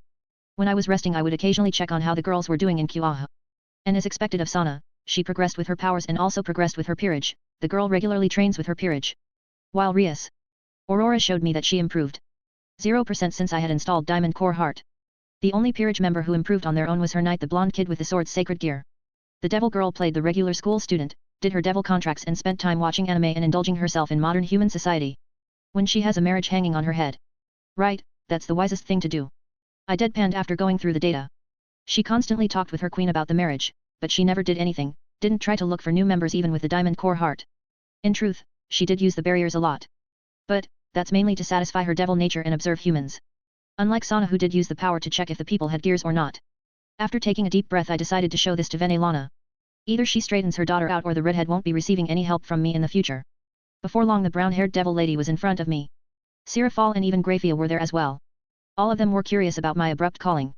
So around 9 weeks have passed since I installed the Diamond Core Heart in Kuaha. As you all know I have been monitoring everything that has been going on there. Including the pair of devil heiresses living there. That moment Sirafal and Venelana stiffed for a bit. Seeing how serious I was, they assumed the worst. Here is the report on their progress. I pulled out 2 tablets and placed them on the table. On the screens there were a pair of pictures, one was of Sana and the other one was of Rias. And next to it there was a percentage. Whereas Sana improved by 7% overall, Rias was at a respectable 0%. As you can see, Venelana, your daughter has done nothing over the past 2 months. She has not trained her peerage, which overall has a higher potential than Citri Eris. Neither has she trained herself. In truth, the only thing she did of worth was her homework. Which I no doubt will help her immensely with her marriage problem. I said with a very sarcastic tone. Which made her blush from shame of her daughter. So, to fix this you will talk with her. And remind her that she is under a devil contract with me. And as a contractor, I am disappointed in her. This disappointment can lead to the point where she will lose any help from me in the future. I do not need people who just use my invention to peep on people constantly and watch what they are doing. The brown-haired devil lady nodded seriously multiple times as she was fighting back her shame. I understand. I will talk with her as soon as possible. Please give her another chance. We will see. I suggest you go and talk with her now. It's morning in Japan at the moment. I said to her as I looked at the clock on the computer screen. Venelana. The Lady Gremory was furious with her daughter. She has positioned her in the perfect place to receive attention from a genius inventor like her master. The only thing her daughter needed to do was show some motivation to get stronger. She saw what Sana did in the report. The girl did basic things and it was enough for Marcus. All she needed to do was not be lazy. Especially when there was the arranged marriage coming up and her master wanted to see how Rias will deal with this issue. What all she did was nothing. Even if she doesn't know what to do, you could at least spend some time practicing your family magic. Like Sana does. That's why she was infuriated by all this. Especially for getting scolded instead of her lazy daughter's place. Without wasting any time, Venelana teleported directly into Rias' office. Mother? What happened? Why are you here? Rias asked with disbelief and complete shock. She did not expect her mother would come to the human world like this. We need to talk, Rias. We need to talk about your laziness for which I was scolded by Leviathan herself. Venelana said with a pissed off look. Rias gulped down seeing her mother like this. Chapter 11, Freedom First Test Flight. By Satan Leviathan. Rias asked. She had a very bad feeling about this. Yes, by Lady Leviathan herself. Do you know how embarrassing it was? Lady Gremory walked over and dropped a file on top of Rias's table, before taking a seat. Read this. This is the summary of what you did in the past 9 weeks as an overseer of Kuaha. At that moment Rias quickly realized that she might actually be in trouble. She didn't need to read this, she could easily see that she was in a deep mess just by looking at her mother's facial expression. So, without wasting any more time she picked up the file and started reading it. A few minutes later, she put the file down and realized that, yes, she was in a very big mess. You want this to end up in the Devil Council? You are an overseer of Kuaha City. Worst of all, you are under a contract, the very same contract Lady Leviathan is. She was scolded by Marcus Goldman for trusting you to test the Diamond Core heart abilities. But mother, I did. You were only spying on people. You never tested the magic reader. You never tested the other capacities of it. He was even interested in how you were going to train for your inevitable raiding game against Riser Phoenix. You were contracted to do it. He even left secrets for you to figure out. Sana already figured out half of the capacity on her own. Rias looked down, not daring to meet her mother's eyes. To make it worse, this revealed that you were doing nothing in that period. Neither were you studying to be the heiress of Gremory House, nor were you training your peerage in any way. It even stated that your greatest achievement in this period was doing human homework. Venelana finished her rant as she started staring daggers at her daughter. Venelana was already frustrated. The brown-haired devil lady was scolded by Marcus himself. It was humiliating for a person who is much older to receive a scolding from a 16-year-old. She doesn't want that to ever happen again, period. Lady Leviathan positioned Sana and you for the perfect opportunity to be close to a one-in-millennia genius inventor. To test his tools and inventions. He could have even helped you with making pseudo-sacred gears to fight against Riser Phoenix. He already has those according to Lady Leviathan. Rias's eyes widened, so did the rest of the girls' peerage who were forced to listen to Lady Gremory rant. Well. This is what is going to happen from now on. If I receive another complaint from Sirafal Leviathan again about this, you will be returning to the underworld, permanently. Until your marriage to Riser Phoenix, since you don't care about this at all it would seem. I care. Rias snapped when Venelana mentioned Riser Phoenix. No, you don't. The past 9 weeks you haven't even used your demonic energy once. You didn't practice power of destruction. You didn't practice teamwork with your peerage. Sana does a weekly teamwork training. Weekly magic training. Weekly tactics training. This is your last chance, daughter. Mess it up again. And the next time it won't be me who will be scolding you but Lady Leviathan. She mentioned something about sticking out her neck for you. You don't want her to be angry at you. Lady Gremory finished, this time for real, as she got up from the couch. I hope the next time we will have a happier meeting than this. I will see you later. With a flash of red, she disappeared from the room. The moment her mother was gone, Rias collapsed into her chair. She looked like her soul had been sucked out. This didn't last for long as she quickly opened one of the drawers and pulled out a contract. She started rapidly reading through it properly this time. Going page by page. Then she groaned loudly after finishing it. Rias. Her queen asked with some concern. The contract, it's not a regular one. I thought it was just a regular summoning with doing it and then being done with. But, this one is a long-term one where you have to follow the contractor for over several years. The red-haired devil heiress exclaimed loudly as she realized that she was being dumb. It didn't just last for the 2 weeks that Marcus was here. Instead it lasted until he decided to reveal himself at large. Thankfully she didn't tell anyone what kind of technology he has developed, otherwise, she would already be packing her things by now and going back to the underworld. Still, although she was on thin ice at this point, she still can get it back into the game. I thought you read through it properly before signing it. That's the basics among the basics in Devil Society. Her queen exclaimed loudly, she can't believe her king just slipped at the basics like that. Especially on such an important contract. Like you could read this properly when Leviathan was breathing down your back. You could not imagine how serious Sana's older sister was. Rias said with a flustered look. Akeno rolled her eyes and sighed with a resigned tone. Of course she was serious, it's important to the whole devil race. And you just showed an important contractor how lazy devils can be. The black-haired queen said with a resigned tone. Maybe so. But he didn't cancel the contract. We can still fix it. Rias pumped herself up. Although, there still was some cold sweat on her forehead. I hope so, just don't provoke Lady Leviathan more. I doubt even Lucifer can save you from her wrath. Especially when it's related to this contract she is so seriously safeguarding. Rias nodded at her queen's words. From what she had seen between Sirafal and Marcus, she knows that something deeper is going on between those two. Especially for Leviathan to suddenly contact her mother like that. Meaning that the Leviathan is probably infuriated with the fellow teen. And the redhead is not going to lie, he is eye candy. Pity that Marcus found her in a very awkward situation, probably dropping his opinion about the Gremory heiress considerably. Nonetheless, she still has one chance. Well, it's not a chance by this point as a lot is hanging on this. So, she can't be lazy anymore. I won't. I didn't realize that I was still contracted to him, this means we need to draft a training schedule for everyone and start training. Rias said as she had a thoughtful look. Her queen nodded, she was, in a way, happy that they could start training and her king can finally stop with that silly idea of playing a human schoolgirl, especially when her marriage with that Phoenix is so close. After giving Rias a piece of her mind, Venelana returned to Marcus' garage. Now she needs to rebuild trust with her master. Especially since she doesn't want that Phoenix brat for a son-in-law. Well, that and she doesn't want to force her daughter into a marriage. Since Venelana knows quite well that Rias wants to choose who she wants to marry. Then, the brown-haired devil lady mind derailed. When she saw her master sitting lazily on the couch with his tablet in hand, assuming he is going through some details with his new invention. But, what truly made her brain stop was that her son's queen was sitting on his lap with quite a flushed expression. The silver-haired maid was feeding him very, seductively. It doesn't take a genius to understand what is going on with the Lucifuge. Graphia, why you, when did you? Nonetheless, this discovery pulled the earth from underneath her feet. Underworld's two most powerful females serving the same man, this is quite bad. Oh. Lady Gremory. I am quite busy at the moment, Master requested me to feed him. Graphia only looked at Venelana for a bit before returning to feeding Marcus. This looked quite similar to how lovers behave on a date. Not even her son was able to make this woman behave like this. I won't be able to get anything from him like this. Do I truly need to take the next step if I wish for him to help Rias with her arranged marriage issue? Internally Venelana frowned, realizing that she won't be getting anything when both Sirafal and Graphia by this point are probably getting railed quite often by him. Before long Sirafal herself returned with a bored look on her face. Assuming she had to attend another boring meeting with the council. Then her eyes widened seeing Graphia taking her place. Gah. Graphia. You, when did your relationship with Master develop to the point that you are sitting on his lap? The current Leviathan said with disbelief and some jealousy in her eyes. The moment he used his modified Ars Goetia, I had the urge to serve him. For some time I resisted this urge.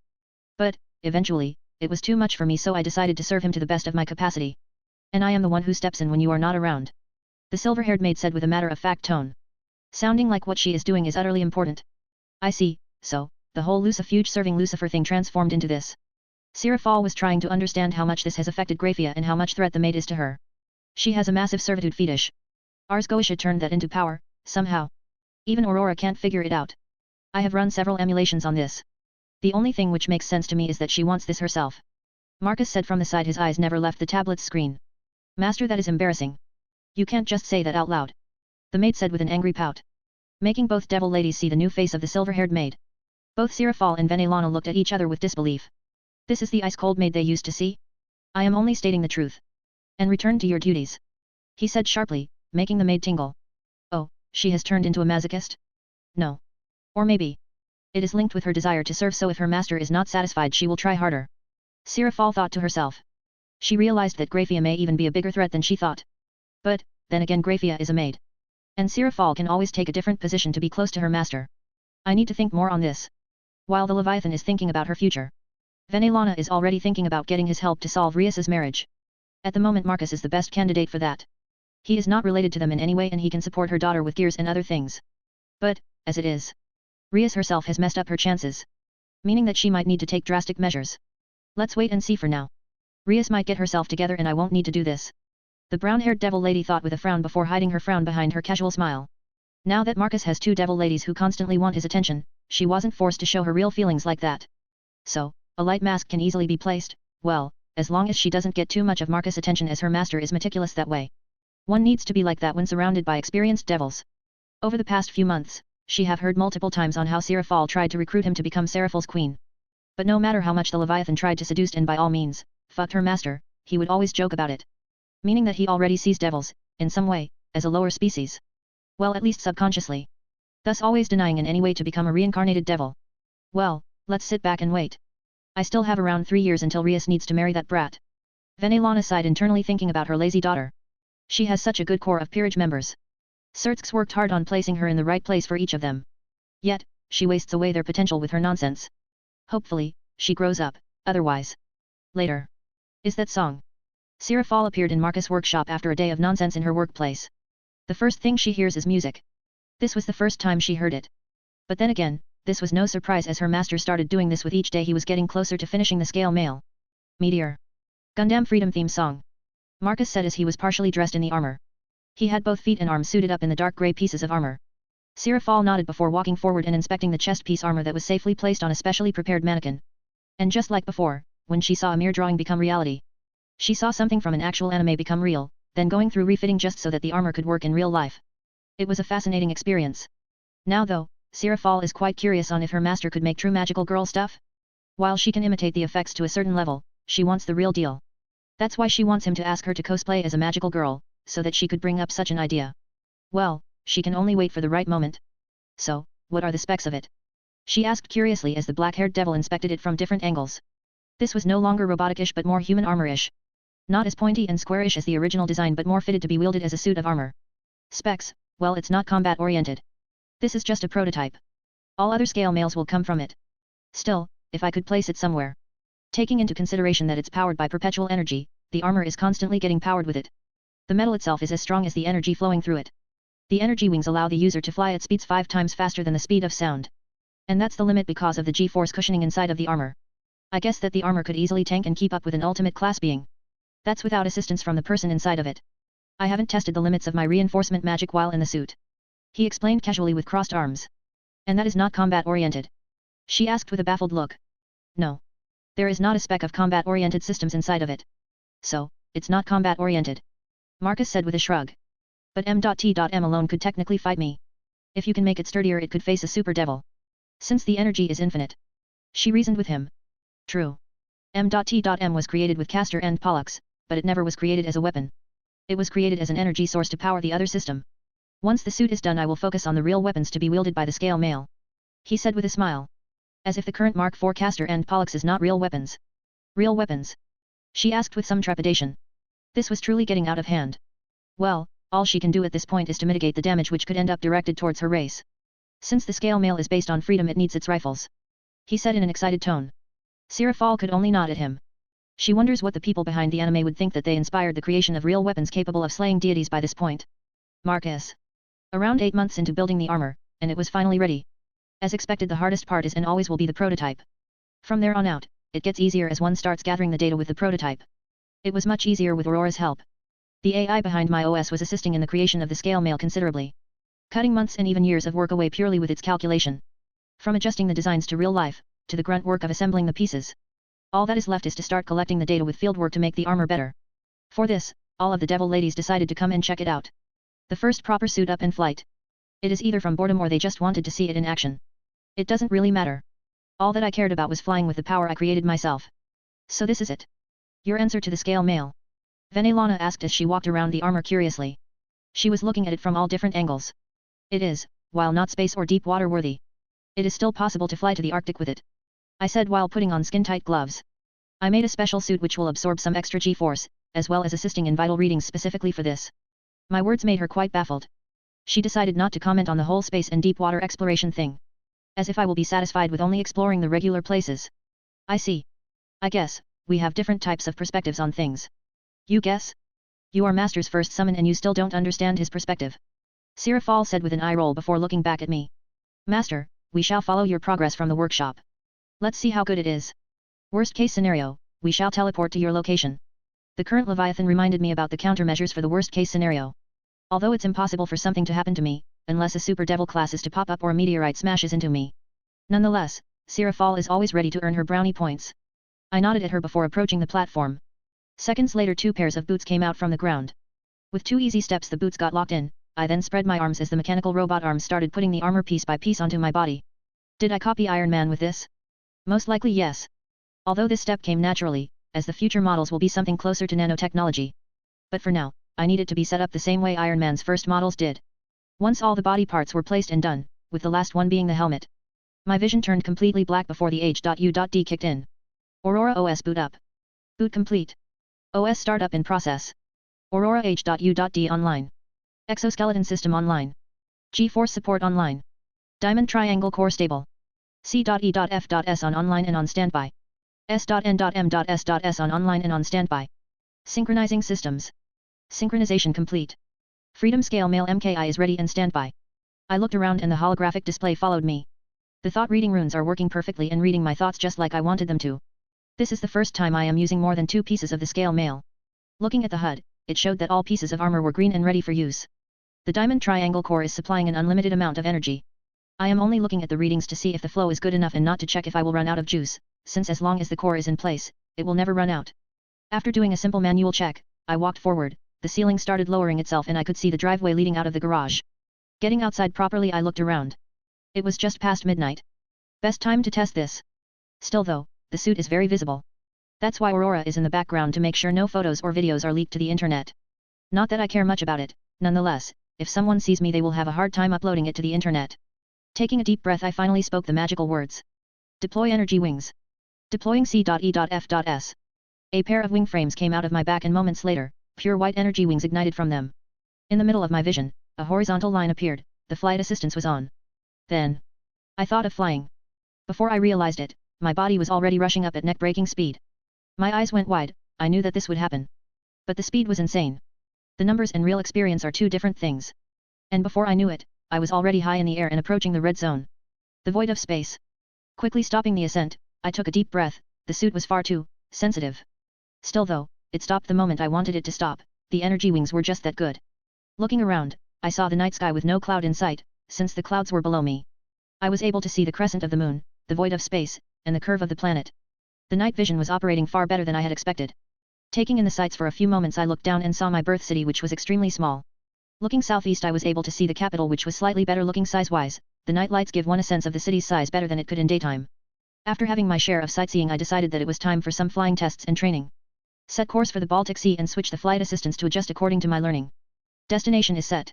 Adjusting the flight support system. The holographic display highlighted where to fly. Without wasting any more time, I leaned forward and started to fly in that direction. This time I was the one flying and not the autopilot. Though the difference is quite small. It only assists when I start messing up. Nonetheless, it was only needed for a short amount of time, as I was starting to get the hang of this type of flying, and before long, my speed accelerated. Since there are no obstructions in the sight, I was able to break the sound barrier and stop holding back. Weirdly enough, the flight was quite short. The distance of over 250 kilometers was crossed in an extremely short span. As someone who is quite used to driving a car instead of flying, I remembered quite well that I used to spend the majority of the day traveling from my home to the seaside, and now I crossed that whole distance in record time, less than 20 minutes. By the time I had get a hang of flying, I had already crossed the majority of my birth country. You have arrived at the Baltic Sea coast. Looking down, I saw the sea. My HUD scanned for any ships in the area. Try to find out if there are any ships in the area. If there are any, build up a route, all the way to Denmark. The amount of distance should be enough to test out the flight system. Understood. Accessing the GPS satellites in the area. Building navigation route. A portion of my vision transformed into the map of the Baltic Sea. All the ships in the area have been marked and the route around them has been established. The route has been created. There is a total of 947 kilometers of sea to cross until Denmark's national waters are reached. I nodded internally. That sounds about right. Not wasting any more time, I rushed forward, this time not restraining myself at all and easily reaching the speed of Mach 2. Then climbing into Mach 3. This was where I started to feel the maneuverability drastically dropping, and even the slightest amount of movement can affect my speed. It would seem that the energy wings can't just magically overcome the basics of the world's physics. This means only one thing, finding a magical way to fix this issue. Perhaps gravity manipulation. A bubble of negated gravity? Let's type this down. I mentally opened the notes window and noted it down before continuing with the flying. Testing out the maximum allowed speed before the G-force started affecting me. Magic channeling did not help much here. It would seem that I either need to have more magic in general or my body needs an upgrade. Noting that down once again, I continued to test the scale mail capacity, as well as the versatility of the energy wings. To say that they are amazing was an understatement. The amount of physics breaking they can do is simply astounding. It's like they were gliding, cutting through the air. Doing some impossible V-turns was not impossible.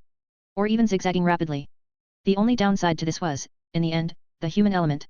Even the reinforcement didn't help me here, with the processing of the rapid changing directions. This means I need some type of mind magic.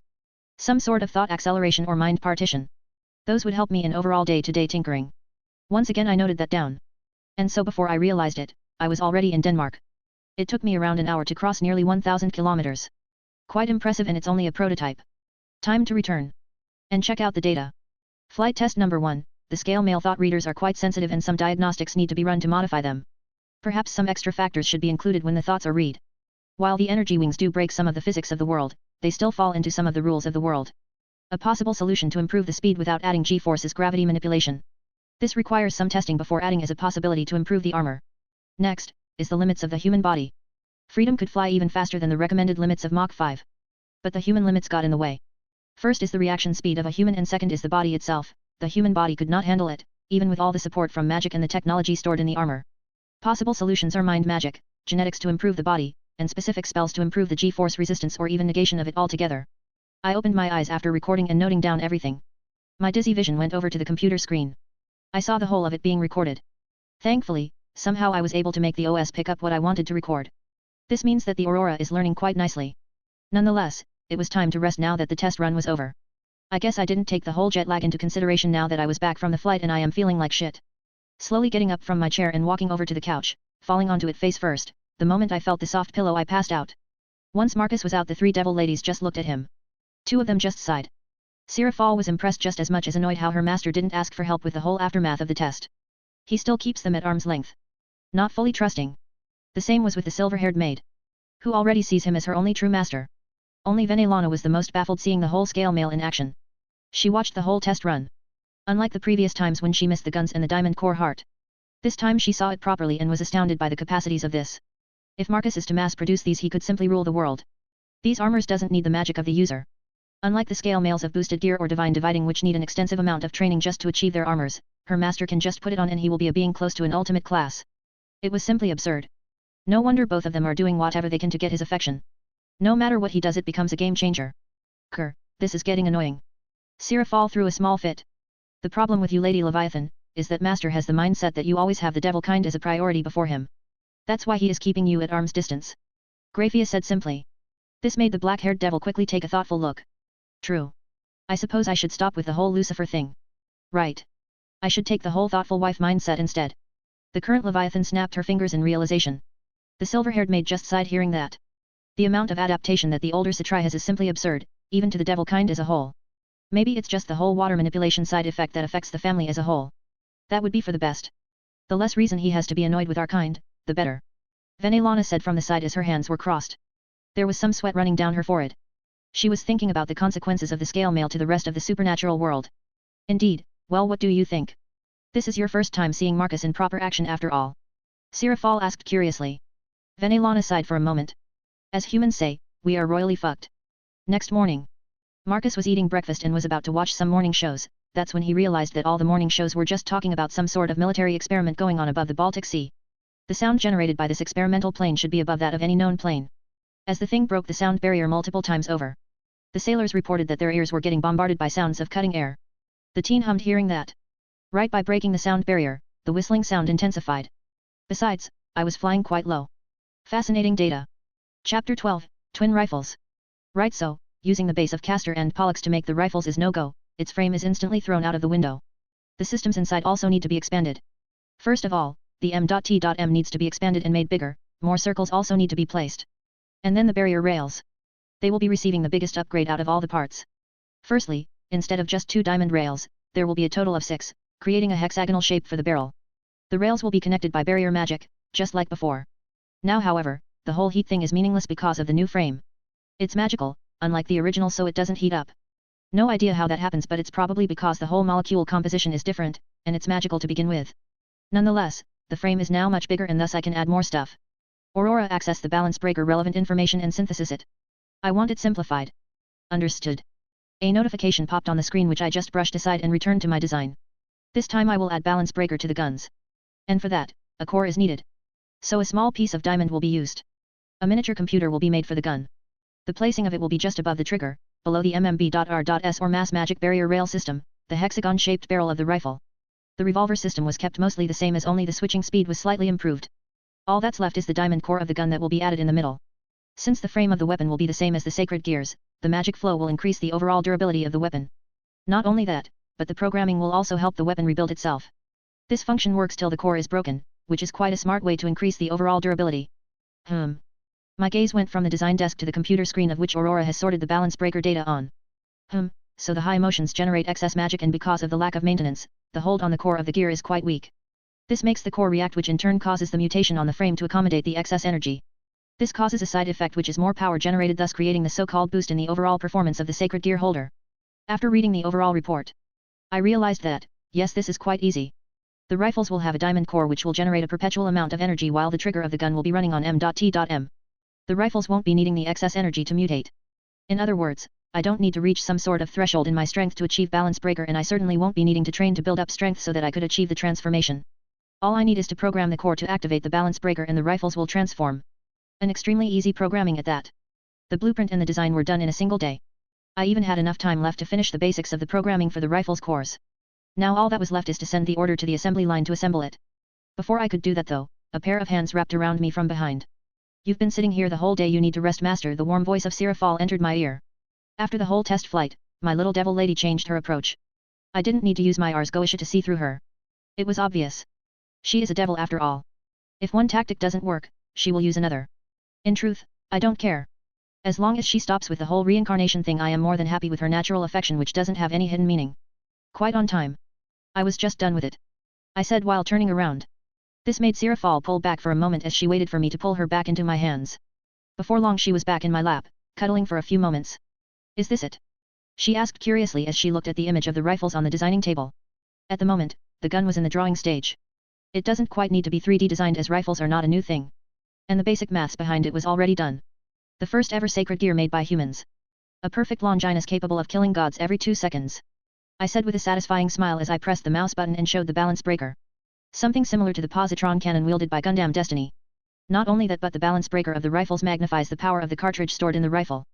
And I also made the rifle capable of being loaded with 3 different cartridges. So, you did it. The first ever sacred gear built since the biblical god.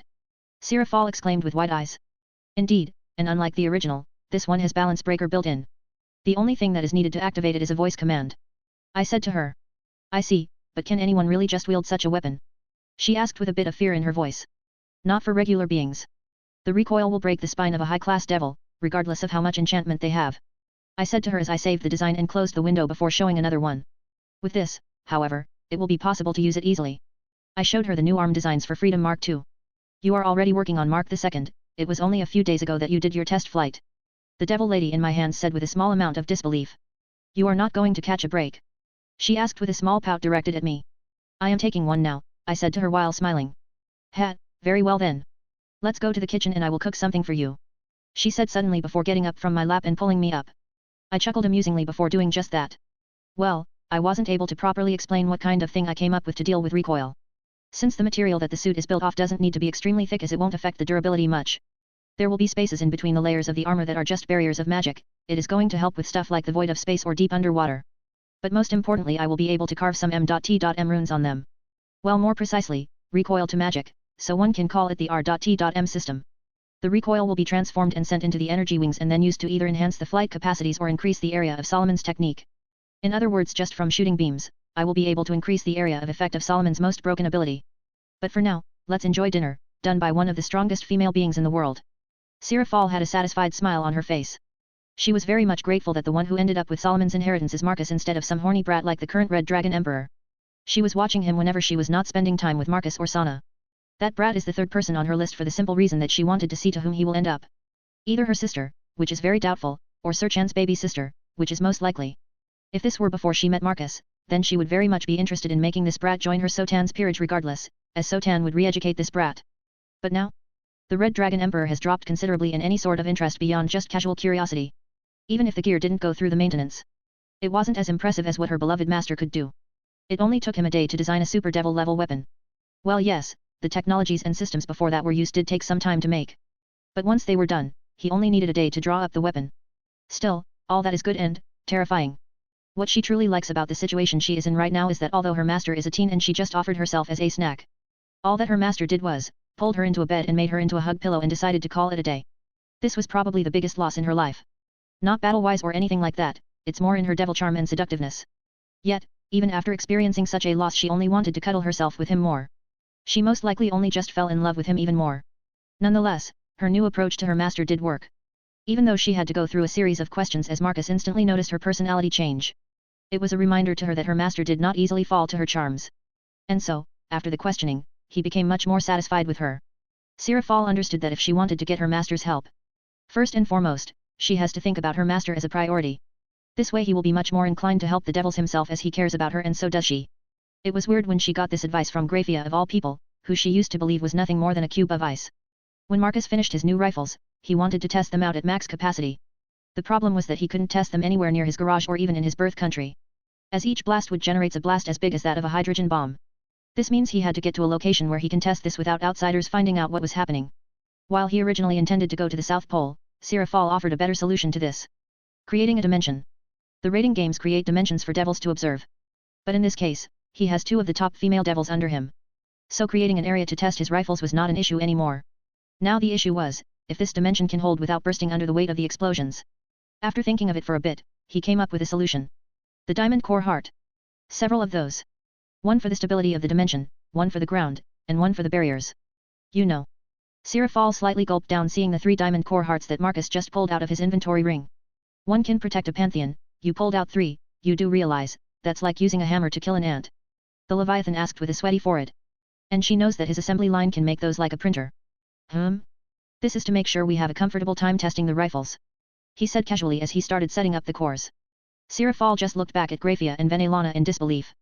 Her understanding of reality was getting more and more wrapped with each new project her master created. And this situation just highlights it. Just one core was enough to hold back an army of powerful beings. With 2 he could easily make a fortress worthy even of the greatest pantheons. And with 3? Well, she can't even fathom.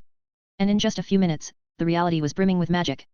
Magic flowing in the ground, through the very fabric of this dimension. If this was a cultivation reality, then this place would be the apex place for cultivation. But instead, it will be a shooting range for Marcus rifles. Laying down the barrier in a specific way so that they would hold the explosion in a controlled manner. The teen inventor was ready to go. He was dressed in Mark I with upgraded hand armors and the energy wings for the test. Marcus lifted his right hand as he examined his rifle. It was a silver rifle with a hexagon-shaped barrel. If one could look inside the barrel, they could see a magic circle slowly spinning inside of it. And it will be spinning for a very very long time.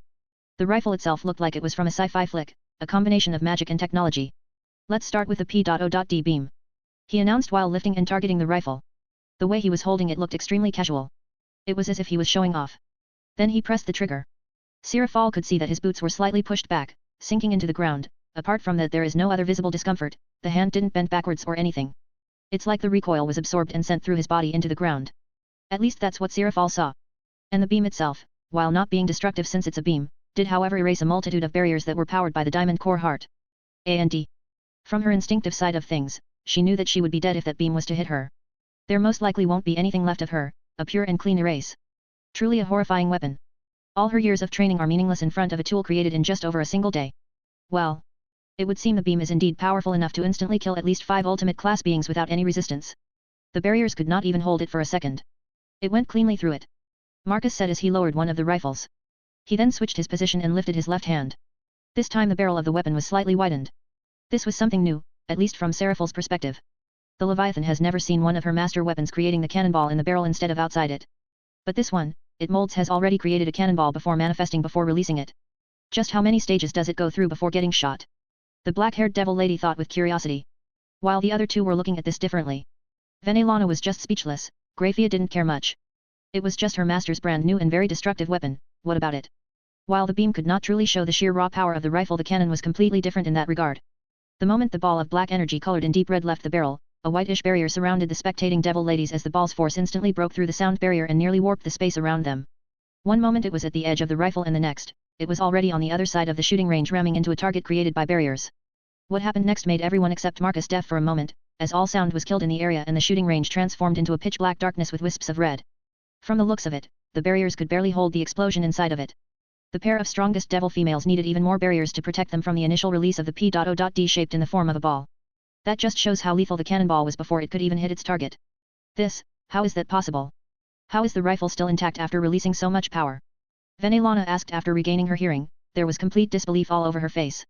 She had just witnessed something that would be able to kill her son. Maybe not in one blast but the next one for sure. Simply because of how rapidly it could shoot again. There is no reload. There is no time lag. Nothing. This was simply absurd. The rifle has 2 completely separate magic energy ecosystems inside of it. The M.T.M is still there. While the weapon frame itself is powered by a separate perpetual energy system. This makes my sacred gear powerful and even eternal time-wise. Marcus explained to her as lowered his left rifle and once again switched to the right one. This time he released a casual bolt of energy. Or so it should have been, but the explosion once again darkened the shooting range. Thankfully their ears have been spared from another moment of deafness. How is that even possible? The energy needed for that.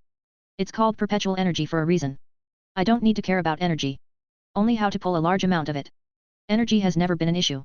Marcus casually explained to her as he started testing the scattered shoot. And once again it should have been casual, but these golf-size balls of P.O.D are able to easily erase something on the scale of New York into rubble. This is bullshit. Venelana could not control herself anymore and swore under her breath. Both Sirafal and Grafia looked at the brown-haired woman in shock. She probably never swore in her life. In public, that is. My son spent decades training his power to reach this level. He is the strongest devil living at the moment and he can only demonstrate this kind of power by transforming. But all you need to do is press a trigger. The devil lady said with a bit of annoyance. Impressive, Marcus replied simply, as if they were discussing the weather forecast. Impressive that someone can achieve that through training. I guess I need to try harder if there are beings like that. Venelana opened her mouth from shock hearing that. She realized that she might have just made her master try harder to make even crazier stuff. No. She quickly shook her head and hands in front of her. She looked like a panicked teenage girl for a second. I mean, what you achieved in such a short time is simply astounding. That's what I am saying. My son spends an incredible amount of time training and you did all that in such a short time. There is no comparison. By this point, Lady Gremory was trying to butter up and flatter her master as much as possible. Like hell she wants him to create something which could crack the planet by accident or something like that. Obviously. Your son trained his magic to achieve that level. But, where he builds a castle from things he finds. I brought materials to build mine. Where he built it by hand. I built it with instruments I created myself. I did what humans do best. I simply found a way to build it faster, easier, more efficiently. While his hard work is impressive, he spends a lot of time doing it. That's all there is. Venelana. He is a fighter and I am an inventor and engineer. I invent while he fights. Comparing us is pointless. You should compare engineer to engineer, fighter to fighter. I am never going to fight with some warrior's honor. That is for warriors to do. More specifically, I am not even going to fight. I will simply disable the enemy and take him to the lab to research, that is if they have something to research in the first place. If it's a boring enemy I will simply. Marcus lifted his rifle and shot a bolt of energy at the target. Once again the shooting range turned pitch dark. Venelana got the message loud and clear. Borderline getting deaf again. Sira, does the supernatural world have something akin to bounty hunting? I asked the beauty next to me as we watched Mark II getting assembled. The robotics hands were swiftly working on transmutation, creating the metal while other sets of robotics hands were drawing runes and magic circles at rapid speeds and insane precision. The black-haired girl next to me wanted to see the magic behind the hood.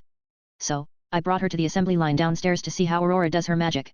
Nothing of that sort exists, but, we do have a list of people which the other pantheons don't like and want to make them disappear. As you can imagine, no god will lower themselves to go on a manhunt just because some human crossed one of them. No, they either smite one before he leaves the pantheon-controlled territory or simply notify the other pantheon about this specific person. As you can imagine, that kind of people becomes something similar to the terrorists in the mundane world. Meaning that they won't be missed. Sirafal instantly understood what I meant. You wish to hunt them? I see, you want interesting people. I assume you don't mind doing this for Devil's First Right. Snort. I only care that I am getting something, Sirafal. If the person has an interesting gear I will deal with it and I will keep the gear to myself. If this benefits the devil kind then so be it. After all, one man's trash is another one's treasure, who knows, maybe that person will help everyone by dying and giving me his gear, leading to some nice invention. I said with a shrug as I watched the helmet taking shape. Freedom always looks amazing, especially when it is real and functioning. I see, so, you don't mind getting used. Your way of thinking is wrong. I am not getting used. I am quite frankly stealing what was your race's beforehand. It's something along the lines of acquiring an item that belonged to you, but I am keeping it to myself in the end. And the best part in all of this is that I will be getting my precious battle data. The way I mocked the word battle was not missed by Sirafal. In the end, there is no such thing as a battle to me. According to my calculations, only a God King level being could do something to me for the first 3 minutes before I fully erase him. That is if my predicted curve of strength is what Sirafal is telling me. And of course, God Kings don't just walk around randomly. I see, the way you put it makes us look bad for losing our assets. She sighed in a resigned tone. Very well. I will compile a list of wanted and interesting people. She said with a nod, before continuing to watch the assembly now with a thoughtful look. While Sirafal was doing her thing, my scale mail was ready and so were the weapons. Although the test flight was not needed. I did it anyway, nonetheless the new layer design allowed me to reach speeds beyond Mach 5 and the jet lag was cut by more than half. While this was great and all, I can only do it in a straight line, otherwise it will rattle me quite a bit. This pushed me to delve into something new, genetics. With the help of Graphia and Venenala, I quickly got a mountain of books on that subject. The moment I saw them, I realized that it's a lot. Genetics is a very big branch of biology. Although I had already known that, seeing and knowing are two different things. And so, I quickly started reading through it. This was actually my first time studying after my reincarnation. Before this, I had only revised some things, like robotics, although Freedom was a scale male and not really a robot. I still went through the servo motors and joints functioning. To increase the punching, lifting, and running force plus with the help of magic, the force behind those becomes much bigger. Nonetheless, it was nothing more than a light read compared to this. Before I could properly get into it though, I received the hit book from Sirafal. First I checked to see if I knew anyone from the books or the show. I do remember there was a Cows Brigade or something. A cheap name rip-off from Mortal Kombat, but they were proper terrorists with a lot of interesting people. Originally, supposedly led by the Infinity Dragon. A dragon god which likes to look like a small girl, well, until she halved, Infinity having. I have no idea how that is possible. For a moment I thought about this nonsense about having a being of concept. The only thing I could think of was that she lost some power over Infinity. Meaning that the curse made her lose some control over specific power. If this was true then I could do that to a bunch of annoying beings and make them lose power over their concepts. Well, I can check this later, for now, some manhunt. My eyes landed on the first pictures of the possible targets. Well, Sirafal is not holding back on her requests, the first peoples are the old Satan faction. Their powers and abilities are not that interesting and they have no sacred gears obviously. After checking those I went over to the next page. Checking the targets and moving on. Eventually arriving on something fascinating. And what do we have here? CAO, the descendant of the original CAO. The one who has the true Longinus. Hat, wanted by the church and, by extent, heaven for the spear. Isn't it kind of amusing how heaven remains pure while the church does all the dirty deeds of heaven? This way if they get caught red-handed they can always blame the church for acting out of the line. So, sneaky and so outdated, or is it just me? Anyways, we can leave CAO for later, knowing him, he will just do what his ancestors did. Collecting talent, or in this case, humans with sacred gears. For now I will need more info on him. When he has that hero band of his then I will swoop in, until then I shall collect the stranglers. My gaze ended up on a stray devil lurking in Siberia. He has the interesting and quite common gear with the name of Sword Birth. The creation of demonic swords. Not going to lie, this was nothing more than a confirmation. I already have several theories on how these incredible swords were made. So, this hunt for the stray is nothing more than to find the truth. I will make Sira find a little more on CAO. Siberia. Shit. Who the fuck is that guy? A man who looked to be in his 20s was running through the thick snowy forest. His speed can be considered supernatural as he would leave something akin to a sonic boom each time he accelerated. Showing that he could break the sound barrier with nothing but his natural speed alone. Not that it mattered in this situation as he would occasionally turn around and look at the sky to see that there was something similar to a white star following him. What's with that freaky armor? I can't feel shit from him. Are you ready to tell me how you fought back the mutation of your evil piece? A voice asked him from out of nowhere. Fuck off. Once again he started sprinting away. Crass, very well then, there are other ways to figure that out. The guy felt a chill running down his back as he heard multiple claps of thunder followed by multiple balls of electricity raining down from heaven. Ha ha ha. Your aim is he wasn't able to finish the sentence as a ball of electricity slammed into him with a force powerful enough to send him flying. Breaking several trees in the process, the reincarnated devil ended up laying on his back.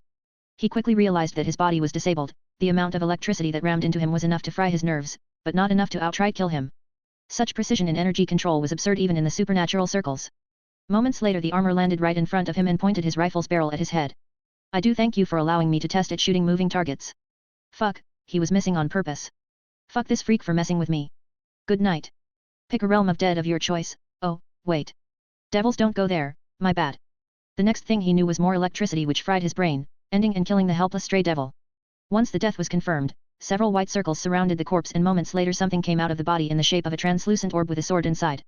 This was the sacred gear demonic sword creation also known as sword birth to the rest of the world. Quite a common gear. And very common around the devil circles. A few moments later the orb was collected and the dead body was erased in a single blast of the rifle. The energy wings glowed and the armor started floating again. Company? An interesting method of hiding magic. It's not bad.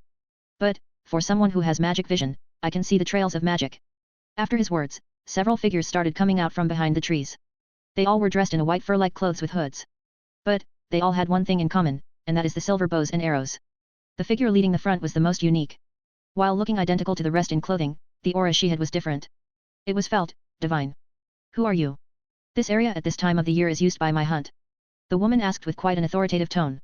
The only reason she didn't open fire at the person in the armor was because she couldn't tell who or what it was. This was the first time in her very long life that she has met someone she can't discern at all. It's like all her divine power just bounces off the armor. She can't even tell if it's a male or female. Chapter 13, The Hunt. This is the hunt. Strange, don't remember one being in DXD. I thought it was more of a Percy Jackson thing, I think. Nonetheless. Energy reading scan complete. S.N.M.S.S ready and on standby. So, this is divine energy. Quite the fascinating type of energy. I looked at the reading. Divine energy is in a somewhat higher tier than regular magic, it is also connected to certain aspects depending on the different concepts the god has. Her power was flowing through these girls. Not only that but she was getting more power in return. Something akin to a network. She was feeding from their beliefs whilst at the same time her power was flowing through them. Quite the fascinating piece of specimen you are, Artemis. Sadly I don't have any facilities built for someone like you. And my binding magic is not set up for someone like a Greek god. I guess I will have to leave you like this, pity. My gaze turned and looked at the hooded person from a higher point of view. Who are you? This area is under the Greek pantheon's jurisdiction for 2 months. No other supernatural being should be here without direct permission from me or Zeus. The female, whom I believe to be Artemis, stated to me. She was quite arrogant. Oh? I didn't know that. I thought Siberia didn't belong to any supernatural pantheon. I said to her, my voice was mechanically synthesized so she can't tell my gender. Plus with the multiple layers of barriers around me, she can't feel anything from me. Her divine energy just can't touch me. So, you are new then? Very well, for a newcomer, it is forgiven. Still though, you trespassed and caused damage to the surrounding areas, at least reveal to me who you are. Not bad for a man-hater, she knows some politics even for someone who spends the majority of her time in the wild. I suppose the Greek pantheon went up slightly in my liking bar. Sadly, I can't do that. My identity is confidential until the right time comes. The moment I said that, all the hunters of hers raised their bows at me. That's foolish of you. You are surrounded and trespassing. In all sense, I should simply kill you. she said, and with a flash, her bow appeared in her hand. Oh? For a mere godling, you are quite confident. S.N.M.S. deployed. Freedom's wings glowed and a burst of energy was emitted. And in the next moment, the bows held by the huntresses lost their glow. Especially the one wielded by their leader, whom I assume to be Artemis. She still hasn't introduced herself yet though. What is this? Why can't I use my powers? What did you do? Before she could say anything more, I was already in front of her, and Phobos, the right-handed rifle, was already pointing at her face. It's called science. Both regular and magical. I have already figured out how your divine energy works. Even though I warned her, she lunged forward anyway. My eyes widened in bemused surprise as she moved forward and tried to brush Phobos away. My suit reacted on its own, and with the help of magical energy, I dodged. I raised my right leg and kicked her away, sending her flying. The hit was quite powerful as she passed through several sets of trees. Lady Artemis. The huntresses quickly moved in, switching from their bows into dual knives. This is just ridiculous. Steel knives? What are you going to do with those? Cut me. I asked with disbelief as Aurora had already finished scanning the composition of the metal. Metals are something I have been tinkering with for decades now. I can spot steel, miles away. The girls ignored me, as they quickly rushed forward anyway. That's it, no more taking this easy. The revolver spun inside the rifles. Selecting scattershot. I pointed Deimos and Phobos at the incoming huntresses from all directions. Time to show these people why Wing Gundam was very dangerous in its time. Although I was aiming for the Freedom Gundam style where one machine can take on whole armies, the Wing Gundam dual rifle style was quite similar. Pressing the triggers, white magic circles appeared at the barrel's ends as volleys of electrical balls of energy started rushing at the females.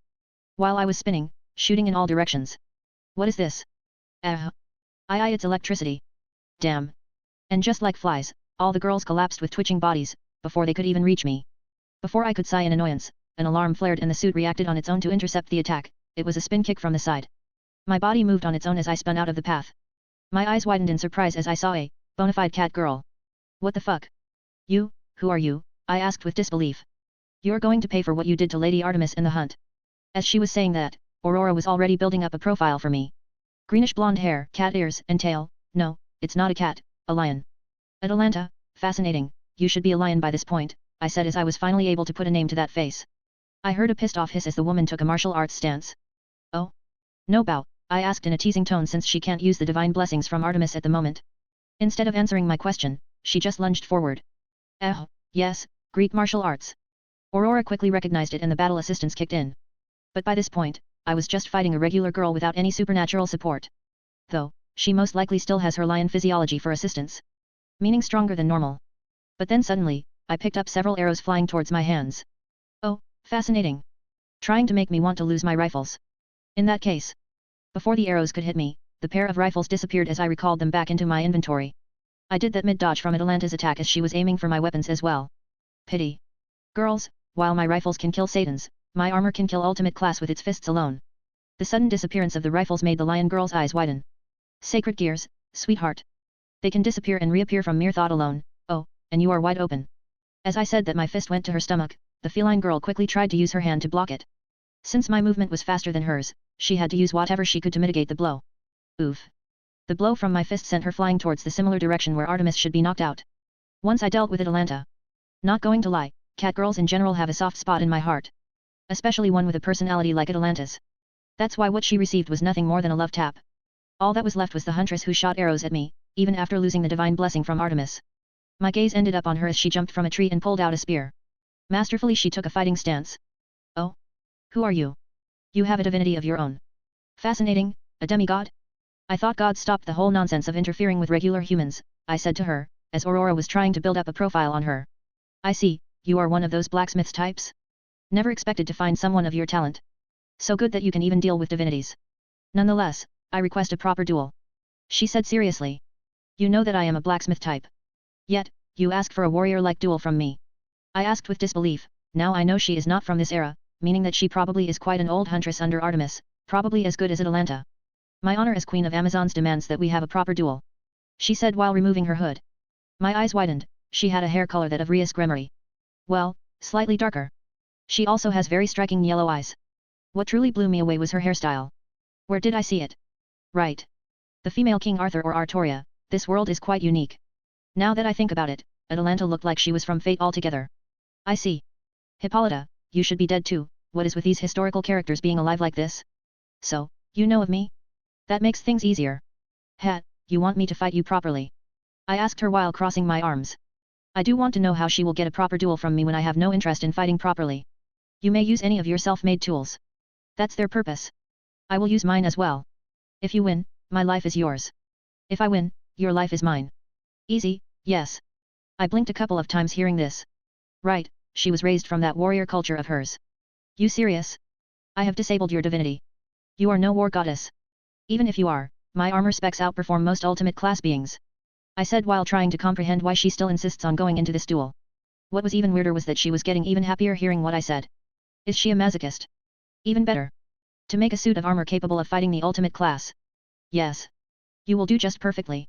I have been waiting thousands of years for someone of your capacity. What is she talking about? My brain tried to comprehend her thought process. Let me get this straight. When you meant your life will be mine if I win, and mine will be yours if you win. You mean the marriage way or the killing way? I asked her as I remembered the whole strength makes right thing. For a second she was confused before giggling. Of course marriage.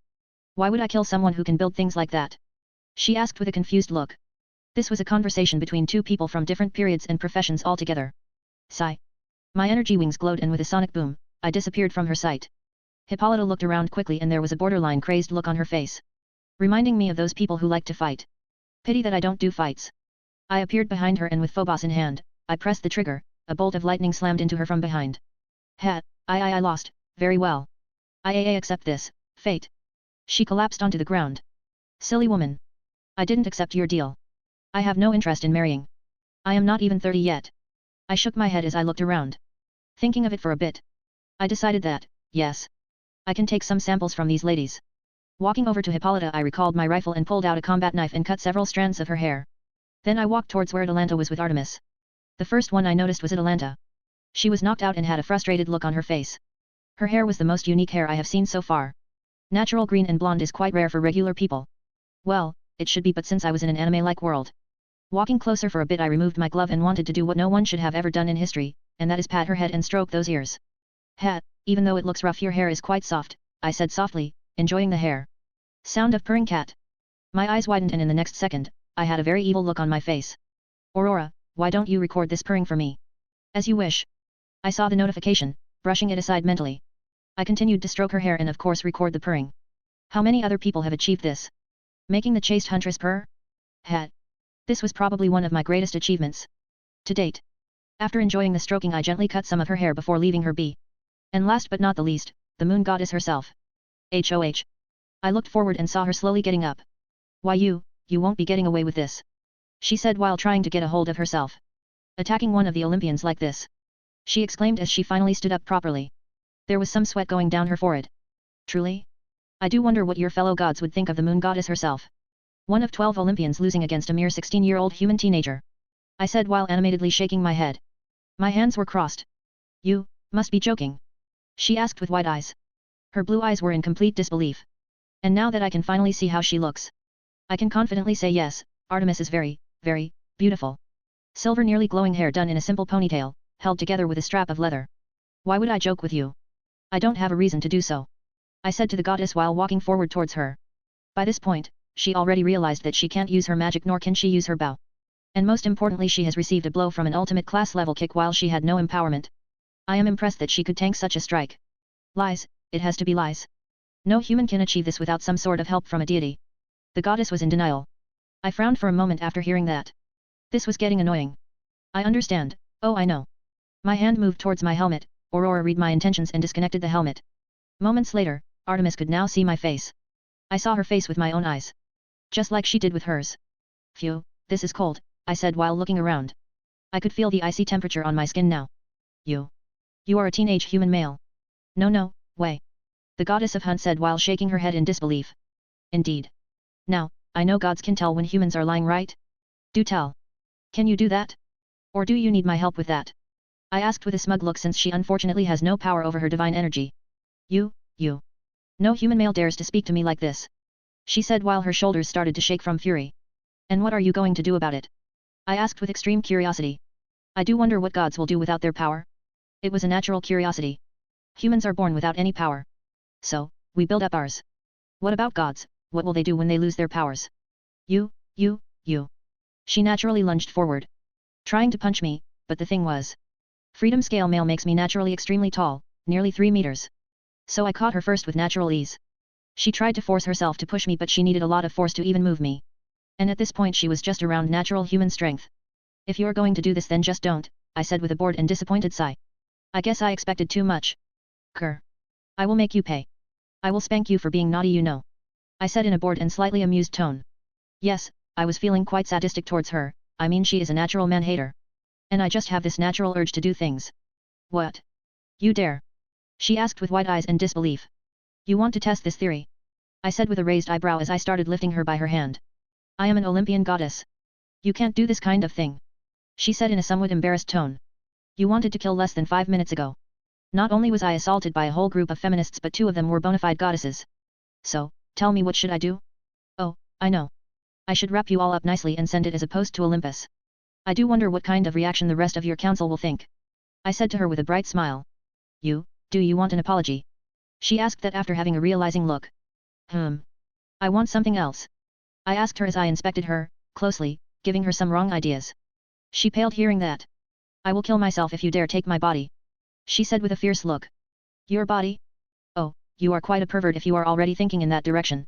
But, no. While you are beautiful, I have no interest in you. I said while shaking my head. I already have Seraphal and Graphia. While adding another silver hair would be interesting. Especially in a maid uniform. Artemis started blushing from embarrassment as she didn't know where to look. I can assume normally she would have either killed the one responsible or turned them into an animal. Then what do you want? She asked after some uncomfortable silence. Especially since she is hanging in the air.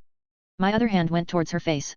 Her eyes widened and she was still confused, but eventually, she realized what I just did.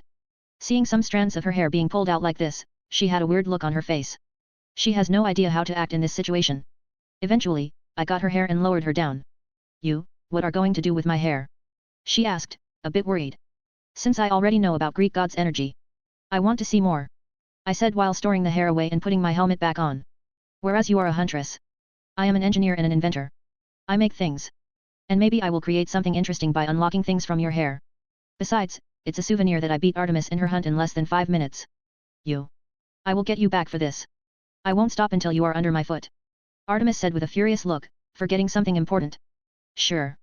My hand went onto her nose and squeezed it. Next time maybe you should bring your whole pantheon with you. I mean, that way I will at least have more loot to collect. She tried to push my hand away with everything she got, but it was no use. Until I moved my hand myself. This. You will get me back for it. I get it. Maybe I should just seal your power permanently and keep you as a maid. I asked curiously. She didn't say anything anymore. Only looking furiously at me, while stroking her cute nose. Anyways.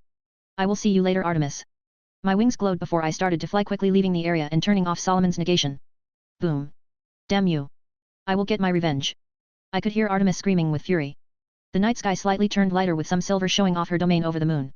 Well, she is pissed. It was very hard for me to resist and not just start messing with her. I could have gotten some more liberties with her, but then again there will be second and third time. Knowing her, she isn't going to stop just because her power is sealed. I could only sigh. Oh well, I wonder what Sera's reaction to this will be. Artemis. That brat. That human brat. I will kill him. I will turn him into a rodent and squeeze the very life out of him. The moon goddess looked at the sky with a borderline insane look. Never in her whole life has someone toyed with her like this. After blowing up several trees with her raw divine power, she calmed down for a bit. She realized that the human brat knows how to seal her power. That's why he was not even afraid if she was to bring her whole pantheon with her. While this is very much disturbing, she won't be doing that. No way in her life will she tell anyone that she was turned into a human's toy like this. No, she needs a different way. Assuming his armor is what allows him to seal her power. That means that she just needs to find him outside of it. Yes. I need to find where he lives. Hunt him down. Then humiliate that brat the same way he did to me. Thinking more on it for a bit. She realized that this brat is quite similar to that devil freak who invented the evil pieces. If that's the case, then the brat most likely can do more. If this is the case, then I will draw him out into a duel. Offer something he could not resist. Of course, making sure it's a duel of pure skill, no toys are allowed. The silver-haired goddess was thinking of how to get revenge, not even making sure if she was on the right track or not.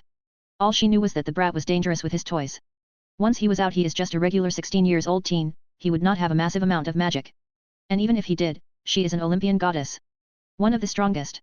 Yes. This will do it. Now I only need to find where you live. After making up her mind, Artemis had a self-fulfilling mission to do. When was the last time she wanted to track a human down? Whistle. Moments later, howls of wolves spread throughout the whole forest as above-average-sized wolves started to gather around her location. Find him for me. No matter what. I want to know where he lives. The goddess of hunt ordered with a cold voice. The wolves nodded as they started to smell the air around. They were looking around, trying to find any remains of the human smell. The problem was, there was nothing to pick. After a few moments, the wolves shook their head. Grr, that brat. One way or another I will find you. Artemis stomped her foot before sending her wolves away and started walking towards where her hunt was. Just passing through several downed trees she found the downed Atalanta. The goddess quickly rushed towards her, shaking her gently for a bit. Oh? Lady Artemis? Where am I? The huntress asked with a confused look. You have been knocked out by that brat. The moon goddess said as she mentioned him in a very furious tone. Brat. Atalanta instantly recalled what happened, she got dead serious. What happened? Artemis sighed. Should she tell her? Well, the goddess can tell some things, just not the embarrassing parts though. For example, the threats of spanking and being turned into a maid should not be said, as Atalanta might just do something reckless and will be turned into a toy like Artemis was. The wielder of that armor is a teenage human boy. He is at least as intelligent as that Beelzebub freak. He developed some sort of magic similar to that of the Solomon brat. And he defeated all of us and collected our hair as a trophy. Atalanta's eyes widened for a second before getting furious. She touched her hair for a bit trying to find anything missing. Thankfully she didn't find anything out of place. Nonetheless, for some reason, she felt violated. The huntress doesn't know why but she simply had this feeling that something embarrassing was done to her. What are your orders, my lady? Should we hunt him down? The huntress said in a very icy tone. We can't, he can fly and the wolves are useless, it's not recommended to face him when he is inside his armor. That magic of his turns us into a powerless state.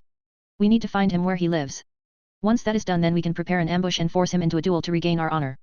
Why not just kill him? Atalanta asked her goddess. This is not the Artemis she knows of. But then the huntress saw the look she had. She wants vengeance, something has happened to Lady Artemis. Most likely when that brat took her hair. No. Killing him is not good enough, he will suffer for all of the humiliation I had to go through. There is no killing. Not until I have my way with him. I understand. We will help you in any way we can, Lady Artemis. Atalanta said with a nod as she was starting to get up onto her feet. Cleaning herself for a bit. Good, now let's return to the hunt and think of the ways we can get information on him, Artemis said with a nod as they started walking towards the rest of the hunt. Where is he? Where is my husband? The red-haired Amazon queen was looking around with a heated look. Hippolyta, what nonsense are you talking about? Atalanta asked with a baffled look. He has beaten me in the proper duel I asked of him. I have acknowledged the fact that he has beaten me fair and square. My life is his now. The red-haired warrior woman said with a serious look. The rest of the huntresses and even Artemis looked at her strangely for a bit. You have sworn a huntress oath of chastity after Lord Hades brought you back to the world of living by my request, I might add. If I recall correctly, my lady, I accepted the offer of a huntress as long as it doesn't clash with my honor as an Amazon warrior and queen. The silver-haired goddess groaned for a second remembering that. Yes, all those years back, she was desperate to get her hunt back together and she needed experienced women who had experience in fighting and had some hate towards men. Hippolyta was the best choice since her experience with Heracles and has natural affinity towards fighting and hunting, so she fits the bill. Now it has come back to bite her in the back because this woman is simply far too proud and is a queen of warrior women's. Sad to say, but he has left and we have no idea how to search for him. So, he has beaten the whole hunt and just left. Hippolyta said with disbelief. Yes. A 16-year-old human boy has beaten us. I think it's time to get back at him. Artemis said with an extremely pissed off look. But her words had different effects on the Amazon queen. The redhead's eyes, for a second, had hearts in them. He is that good? He crafted tools like that when he was only 16? I can already imagine what he can do when he is 20. Or 30. He. The redhead huntress said with a flushed look, her breathing got slightly haggard. By this point, she was already head over heels for Marcus who had beaten her that bad. Hippolyta, are you okay? You look like you are sick. I am fine, we should start looking for him. Lady Artemis, did you see his face, is he good looking? The Amazon queen asked, her last few words earned some confused looks from the huntresses. He is, Eastern European, from the looks of it. We should start scouting Eastern Europe then. The way the world is right now, my lady. Eastern European could live all over the world, Atalanta said to the goddess of the hunt. He has the accent of someone who is from Eastern Europe. The huntress nodded hearing that and the rest just listened into their conversation. Even the Amazonian queen was thinking hard for some clues, though for different reasons. My lady, since he is an incredibly talented crafter, we could use that to track him down. If he can build things like that armor, which I assume is a sacred gear, then he should be quite a high-profile person. It shouldn't be too hard to find some clues. Hippolyta said with a serious look. The redhead Amazon was thinking very hard, after all it's her future husband they were tracking down. And like hell, she will let this chance slide. True, if this is true, if he can truly craft sacred gears then this is big. No matter which pantheon he ends up with. Atalanta said with wide eyes as she remembered him mentioning that those rifles are sacred gears and she doesn't remember any gear shaped like guns before. Indeed, we can talk about this when he is under my foot. Until then we going to track him down. Artemis said with a furious look. And Hippolyta only smiled seeing the frustrated look on the moon goddess' face. How many humans can make this proud goddess behave like that? This only proves to her that her future husband is incredible. Marcus. I looked down and saw my garage. Being back home feels refreshing. Spending a whole night in Siberia was something else. This was one of those moments when you just sit back and think back on what you just did. I did just that, and it's getting more common now. I just spent the whole night thousands of kilometers away from home and then returned in less than a few hours. As I was descending, a portion of the driveway started to lower down and I could see my workshop there. Once inside, I walked to the platform and robotic hands came out from the ground and started to take off the Freedom Mark II. How is it? Sirafal with Graphia walked over to me. Interesting to say the least. I pulled out the sword birth core and showed it to them. I got the gear. A&D. Encountered the hunt. What? What hunt you talking about? Sirafal quickly asked me. The one which has a pair of goddesses from the Greek pantheon. Hippolyta even wanted to duel me. Why you? What kind of luck is this? What happened next? Assuming nothing, since you are here right now. I beat them all up in less than 5 minutes, even got some souvenirs. I pulled out some strands of hair from my inventory before showing it to Sirafal and Graphia. This is Atalanta's hair, this one is Hippolyta's and for the last, this is Artemis' hair, quite beautiful. It still nearly glows even after being taken some time ago from the source. I said with fascinated tone. Sirafal facepalmed hearing that. While Graphia kept a poker face like usual while she was thinking about something. Chapter 14, Beginning of Expansions in Collecting Gears. Sigh. Just like I thought, this is basic. I sighed out loud as I looked at the screen. The skin for the sword birth was done. Whereas boosted gear was like a primitive computer, the sword birth is like a TV remote. Some very basic functions and that's about it. No wonder it's such a common gear. I could make better energy type gears, for example, a dragon energy type sword birth, or even a Greek divine energy type sword birth. It's so simple. I wonder why Big G never did it. Well, it doesn't matter. Now that I have this scanned and the information is stored, I no longer need this. Looking around for a moment, I left the sacred gear orb on the table and picked up a book on genetics. It's time to continue reading on genetics. What I found is quite fascinating. Genes are like closed systems.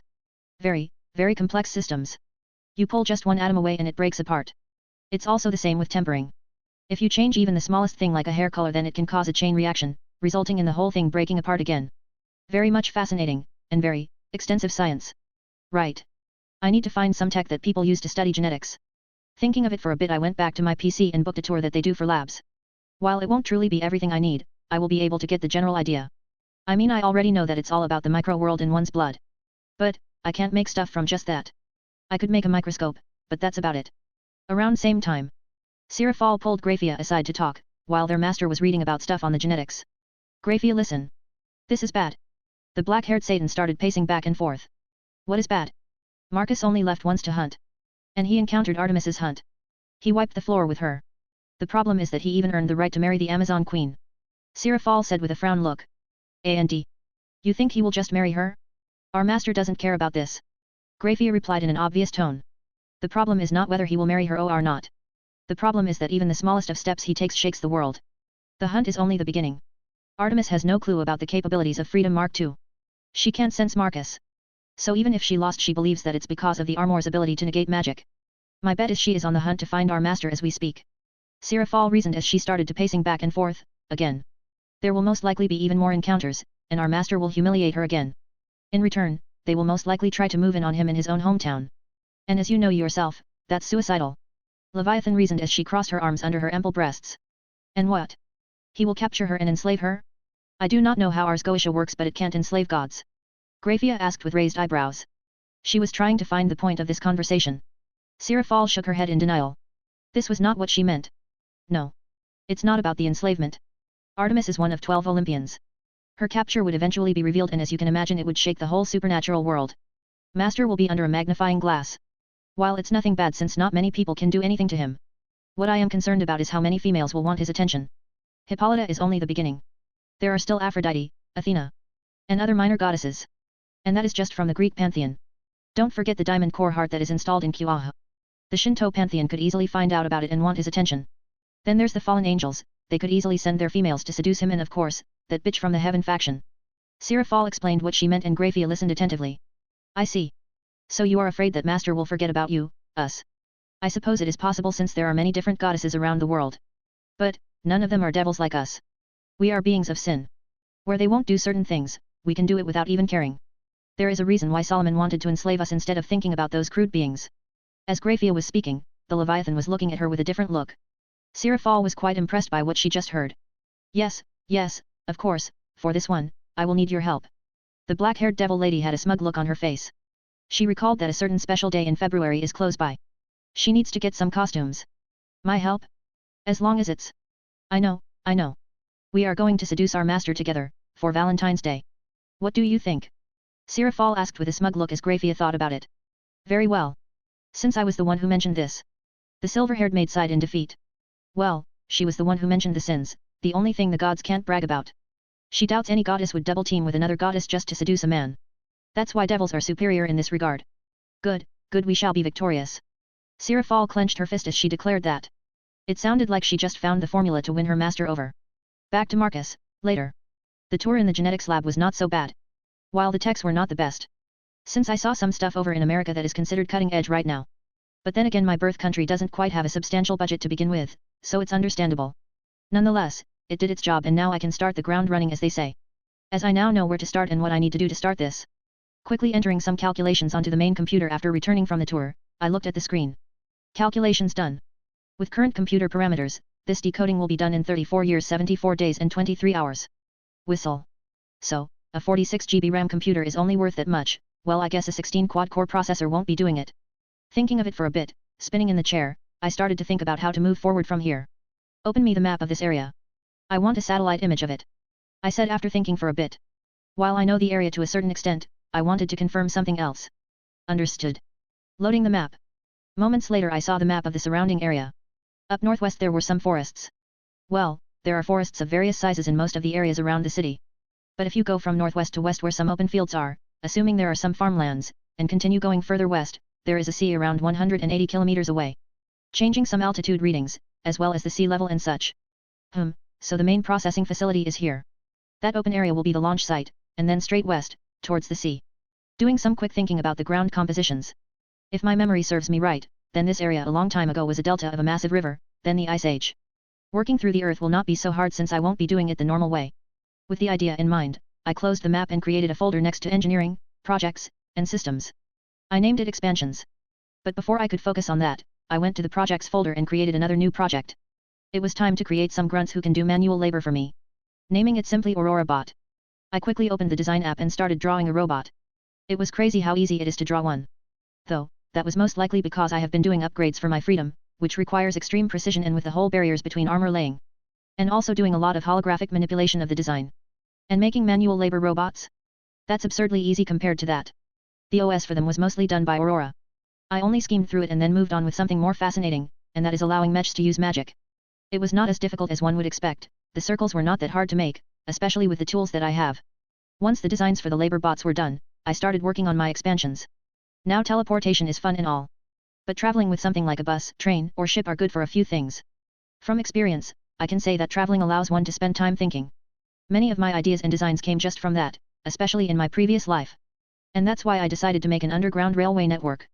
With perpetual energy and unlimited resources that comes with alchemy and a tireless labor force, I can easily create whole networks throughout the whole nation.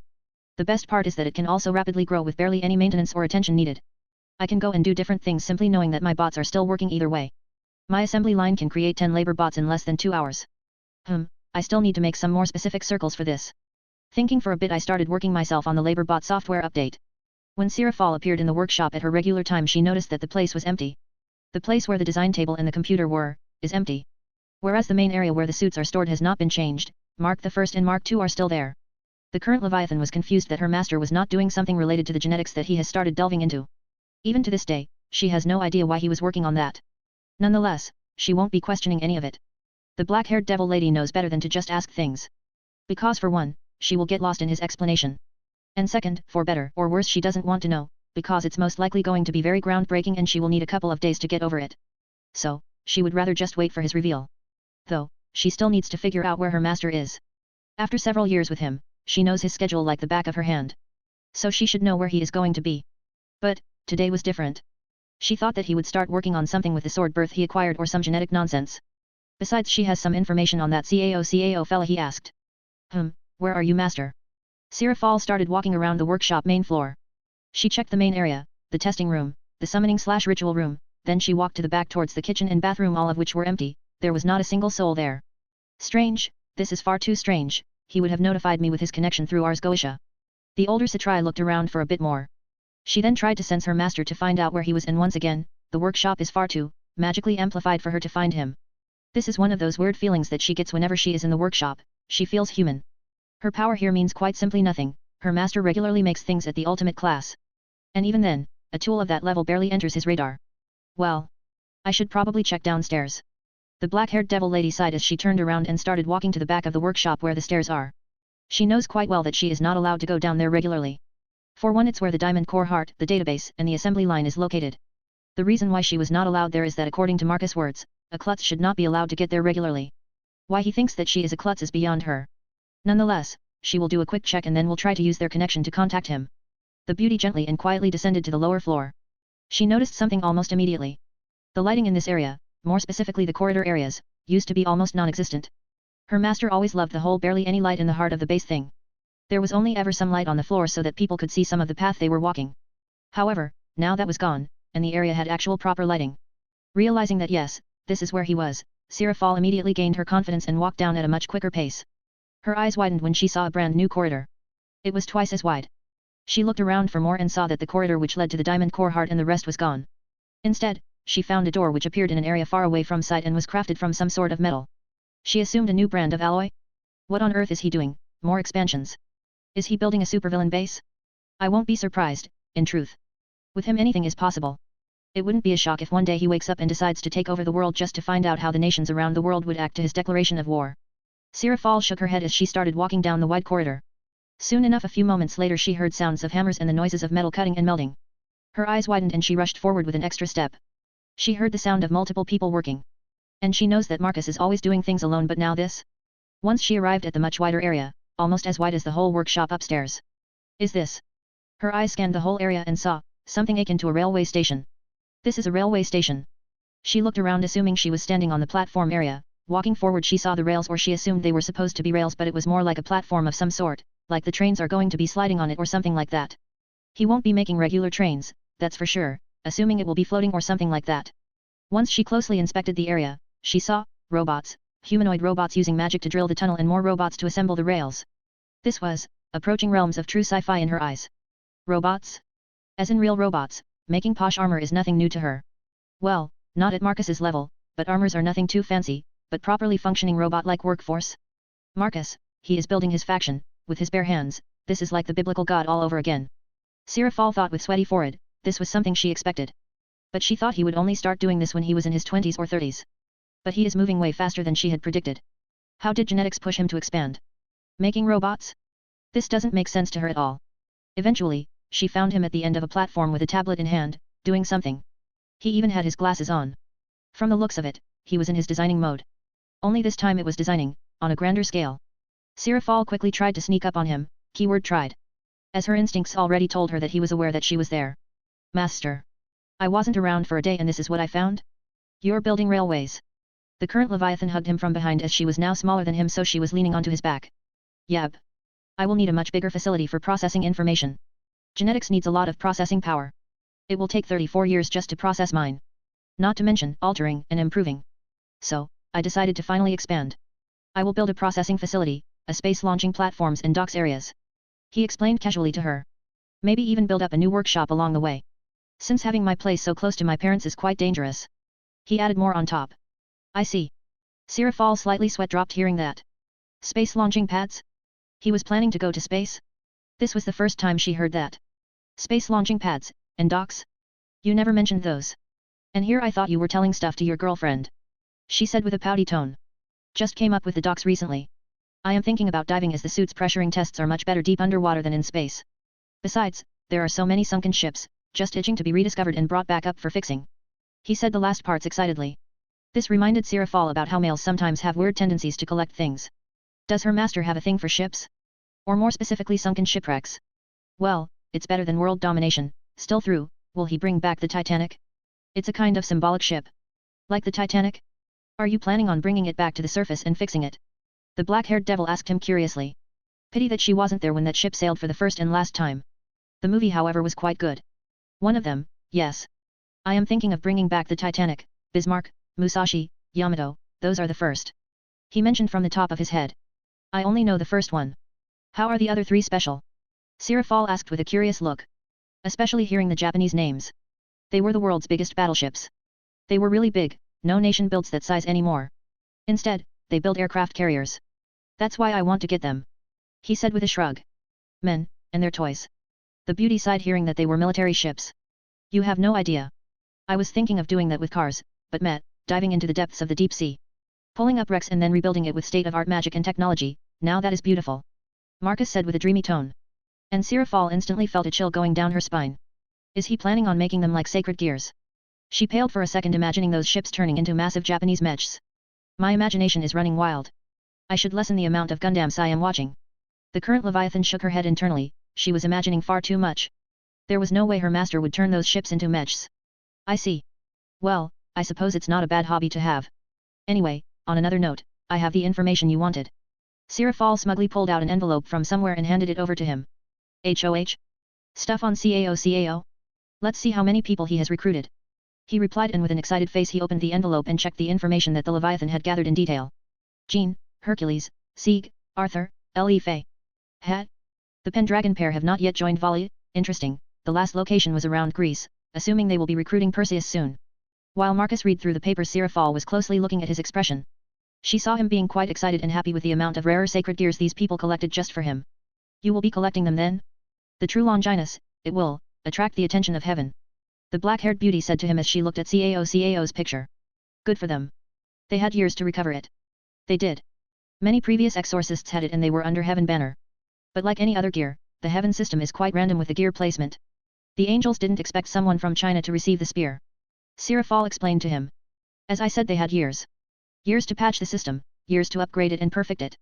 At this point, I see nothing more than the fact that they don't care who has the true Longinus. It's not my problem that they are incompetent in fixing and running the system. The current Leviathan could hear her master's distaste towards Heaven's faction. Assuming he doesn't like them because of how they can't run Heaven's system. This is too early for me to decide if he is going to have a cold relationship with them or not. There is still a chance of that bitch pulling something out of her large tits. The black-haired beauty furrowed her eyebrows for a moment, thinking about that woman who wears a mask more than she ever does. Not everyone is at your level, master. If my guess is right, then that blonde has tried many times to fix the system. But unfortunately for him, he wasn't created to run it. She used the moment to jab some at the current leader of heaven. I suppose so. Nonetheless, I will be leaving for Greece. I will be back shortly. He said after giving another glance at the envelope. Be careful. It's the home of the Greek pantheon. There is a chance you will encounter another one of their deities. Sirafal said with a little bit of concern. Not for his safety or anything like that. Well, she was a little bit concerned about it. But she was more concerned about what kind of things he could pull. She doesn't want the most eccentric pantheon to start having weird ideas about her master. Irrelevant. I don't care about them. I have no interest in them at this moment. I will leave them alive. He said casually as he started walking back to the main floor. Sirafal grimaced hearing that. He is treating them as something as if they were a nuisance. Like they are no threat and he is the one deciding their fate. Then again, if she had such a gear like he does, she wouldn't be afraid of anything. I see, while I don't care or anything. That's a big lie, and he saw through it as he looked back at her with a raised eyebrow. You shouldn't just provoke them, their egos are fragile. As I said, it's irrelevant. For one, I know their power and their scaling. I already scanned their divine energy. And I even have their DNA. My magic negation system is attuned to their energy as much as I have towards regular humans, dragons, devils, and now Greek gods. He explained casually while shrugging his shoulders. If you say so. I don't want you to cause any incident which will cause them to move. Move? Move where? Even if they discover my home location by some miracle, there will only be less pantheon in the world by the end of it. I am not going to take their mountain or anything like that, I am only going to collect and purge wanted criminals. He simply told her what would happen to the Greek gods if they were to get any funny ideas of trying to find him. Sirafal could only gulp down nervously. She doesn't want to know what the Devil Council will do once they find out that their P.O.D has been recreated by a human. She can already imagine egos flying high and Marcus not caring about it all. Which could easily lead to devil extinction. Evening. Aurora OS boot up. Boot complete. OS startup in process. Aurora Battle Support online. Aurora H.U.D online. Exoskeleton System online. GeForce Max Support online. Diamond Triangle Core stable. C.E.F.S on online and on standby. S.N.M.S on online and on standby. Synchronizing systems. Synchronization complete. Freedom Scale Male Mk2 is ready and standby.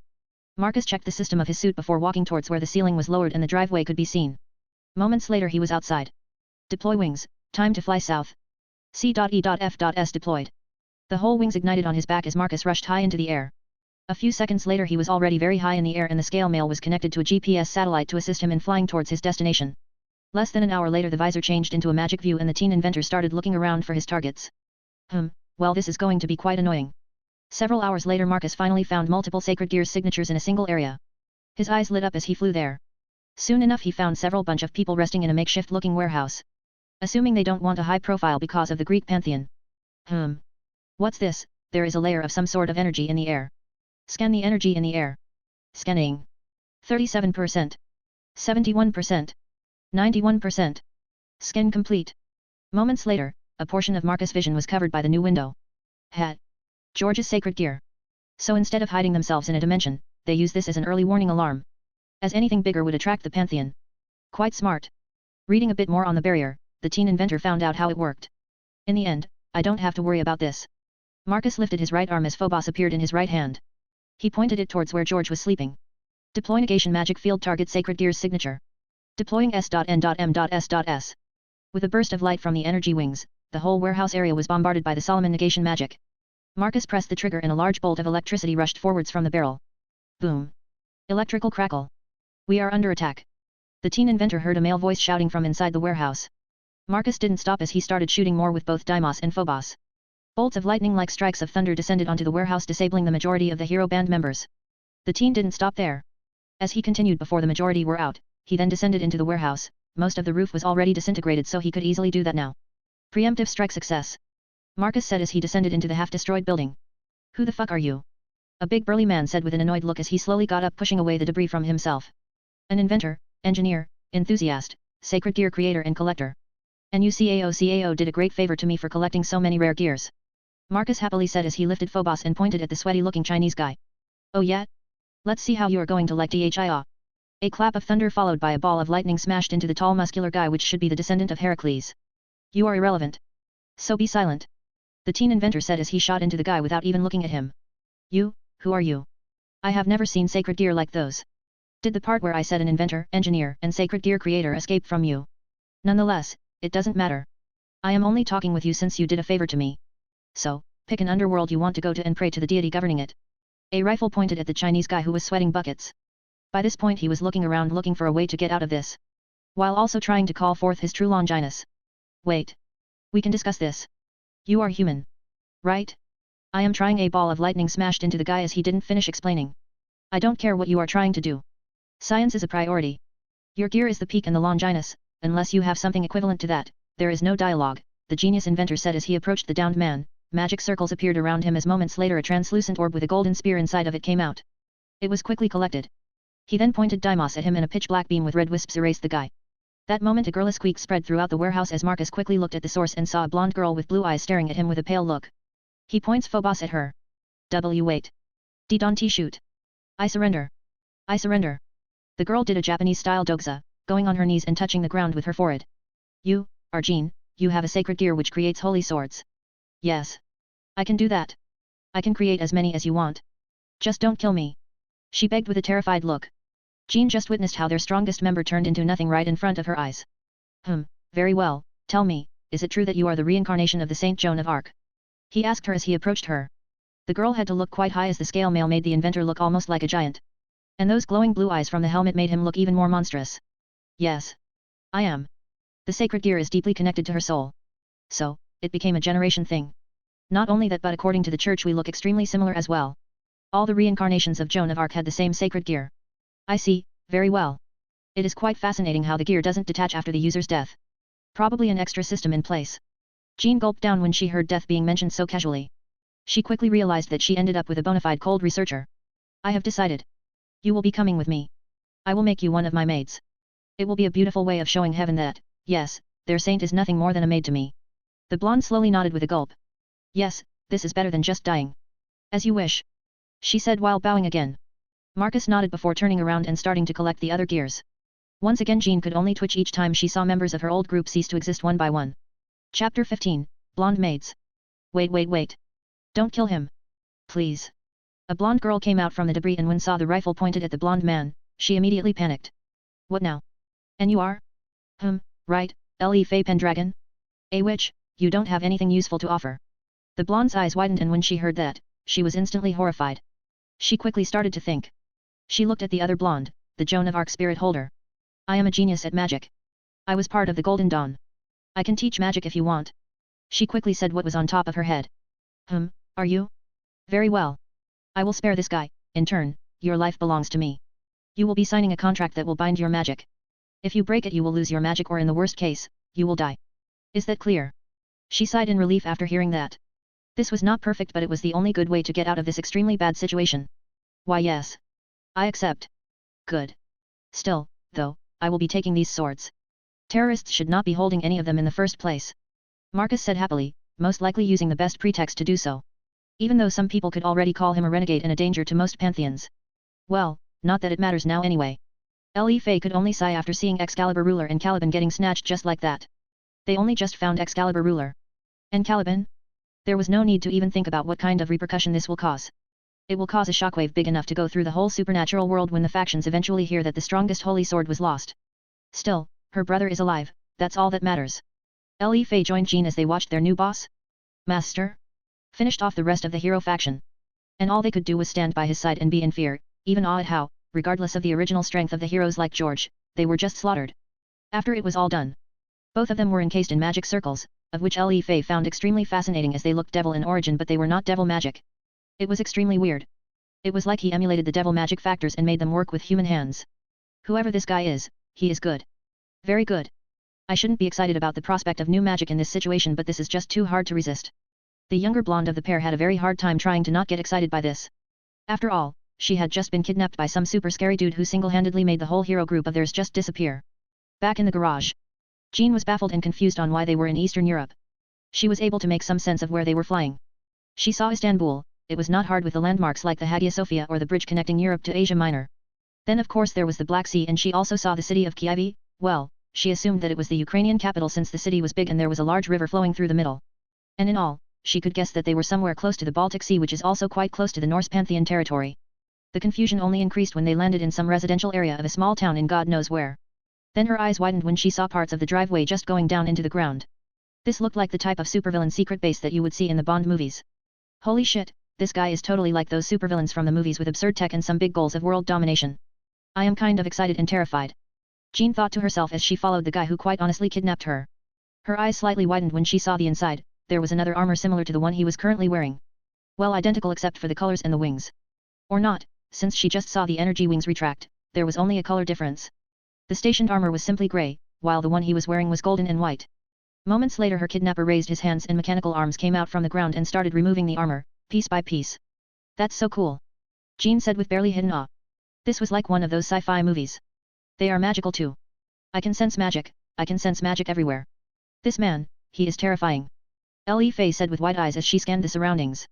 Yet? I guess he truly is a TV supervillain type. Jean replied after hearing what Le Fay just said. Most likely, we still need to know what he does and what his goals are. The younger blonde said with a nod. She kind of, sort of, can see what Jean means. Once the armor was taken off they could finally see who it was. No way. You are like, totally my age. Jean said with disbelief. Indeed. Which means you have wasted your whole life. He said with a shrug. This was quite a jab to her as she quickly realized soon enough, that, yet, she should not be acting like they are friends with someone who was about to kill her and take her sacred gear. I suppose, I deserve that one. My apologies. The older blonde from the pair apologized with a quick bow. So, you can learn etiquette after all. Not bad. Still you will be having a teacher soon enough to teach you all that you need to become a proper maid. He said in quite a smug tone, which quickly made the reincarnation of Joan of Arc feel cold shivers going down her spine. Who will be teaching her? Soon enough the pair of blondes saw two women approaching. One of them was dressed in a maid outfit. No way, those are Seraphal Leviathan and Graphia Lucifuge. Le Fay exclaimed in disbelief, and Jean quickly joined her when she heard those names. What are the pair of extremely powerful devils doing here? Indeed they are my pillars. I suppose I should introduce myself since the two of you don't even know my name. Le Fay had a shocking feeling in her gut when she heard him call these devils his pillars. She only ever knew one human who called the devils his pillars. My name is Marcus Goldman and I am what these devil ladies call the second coming of Solomon. The king of magic. Well, more like the king of inventions and engineering, but whatever, I can stick with magic. He said the last part with a shrug. But, how? He died ages ago. And no remnants of his were left. I have been reading up on him for years. His work, his magic, all known human cabals and organizations wanted to replicate it. Le Fei said with disbelief and awe, and many other emotions that were rolling out from her. Here she was, talking to someone who has all of Solomon's magic and legacy. Who was he? Jean asked with a look that said that she had no clue who they were talking about. Solomon was the only guy in history to enslave the 72 Devil's Pillars from right under the original Lucifer's nose. He walked to the underworld and left with 72 devils who listened to him till his death. Marcus explained as simply as possible to Jean. What our Lord just said is an extremely abridged version. But, yes, what he just said is the truth. Le Fei added her own 2 bits. Marcus slightly raised his eyebrow hearing how Le Fei was already addressing him as Lord. I guess the old man has such an influence on human mages. Wait, seriously? Someone did that? Jean questioned with a shock and baffled look. Indeed. Someone did that about 3,000 years ago. The only black-haired devil lady in the room answered as she stepped forward. Master, you didn't say you will be bringing any living souvenirs. Both Le Fei and Jean gulped down instinctively. How can someone be this cute and terrifying at the same time? So, this is Satan Leviathan. I guess the rumors don't do much unless you see her yourself. Jean thought to herself as she remembered rumors about Seraphal Leviathan cosplaying as a magic girl and acting all cute. Jean over there holds the soul of the Saint Joan of Arc. She will be going directly under you, Graphia. You will teach her how to be a maid. If it's not to my satisfaction I can always remove the gear and dispose of her. Jean turned pale white after hearing how casually he had just mentioned that. I won't disappoint. Should I call you Master or Lord? The older-looking blonde quickly remembered how Le Fei called the guy who is the same age as her but had already slaughtered the whole of the hero band. Once again she quickly shook her head, not wanting to think about how someone who is the same age as her can accomplish that. Both, doesn't matter which one. Anyways, this witch-looking girl is Le Fei Pendragon. Assuming she inherited the magical side of the Arthurian legends. Marcus pointed at the girl, who quickly and respectfully bowed towards the 2 devil powerhouses. She will be a maid, and will also be assisting me with human-related magic. Le Fei once again nodded. She was nearly on cloud 9 when she heard that she will be helping the second coming of Solomon. The original king of magic was like God to the magical cabals and certain associations. And now she will be serving under his successor. I understand. I won't disappoint you. Graphia looked at the pair, her red eyes practically digging into them. Trying to dig up anything she dislikes, her gaze quickly made the both of them uncomfortable. This was the strongest queen. How are they going to serve under her? If this woman's gaze could kill, they would be dead by now. Good. Now come in, I am going to prepare the contracts for you two. Marcus motioned for them to follow him. This place truly looks like a supervillain base. Well, more like the garage of one. My new boss truly likes his tetchy stuff. The older blonde thought to herself as she was looking around at everything. She saw something akin to a holographic display, a futuristic-looking computer, a table with robotic hands which looks like the futuristic version of a grinding stone. I suppose I should tell you some things before Master comes back. Seraphal started talking as she is the most diplomatic one of them all. Like what? I suppose I should know his schedule and such, yes. The older blonde asked with an uncertain look. While she was never a maid, she saw some in action. That is, well, our master is very pragmatic I suppose. Seraphal said with uncertainty, she was trying to find an appropriate word. We experienced it, he dealt with our group in less than 5 minutes, the only survivor is my brother, since I offered myself for his life. Arthur Pendragon. Seraphal asked with a raised eyebrow, she remembered something about the ancient British family. Yes. I left a note which is basically a short summary of what happened before I was taken away. Le Fei said while fiddling with her robes. She was feeling very uncomfortable when the pair of the most powerful devil females were staring at her like that. Did you tell Master that you left a note? Graphia asked her with a piercing gaze. This woman, she is extreme. How can a lucifuge serve a human to such an extreme? Jean thought to herself. She never expected to see a devil serve a human with such heat. Yes, I told him, and he even watched when I left the note, he approved of it. Le Fei quickly clarified under such an extreme gaze. Good. Our master was with Seraphal for over 4 years now.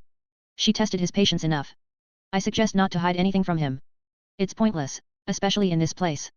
We are in the heart of his control here. This workshop holds a pantheon level of security. You can't escape this house or even this nation without him knowing. He will find you. It will either be me or Seraphal who will be hunting you two down. And believe me, we can't say no to him. Even if we want to. Graphia simply explained to the pair of blondes who could only gulp down hearing that. In the end, they realized that they were in a nationwide prison.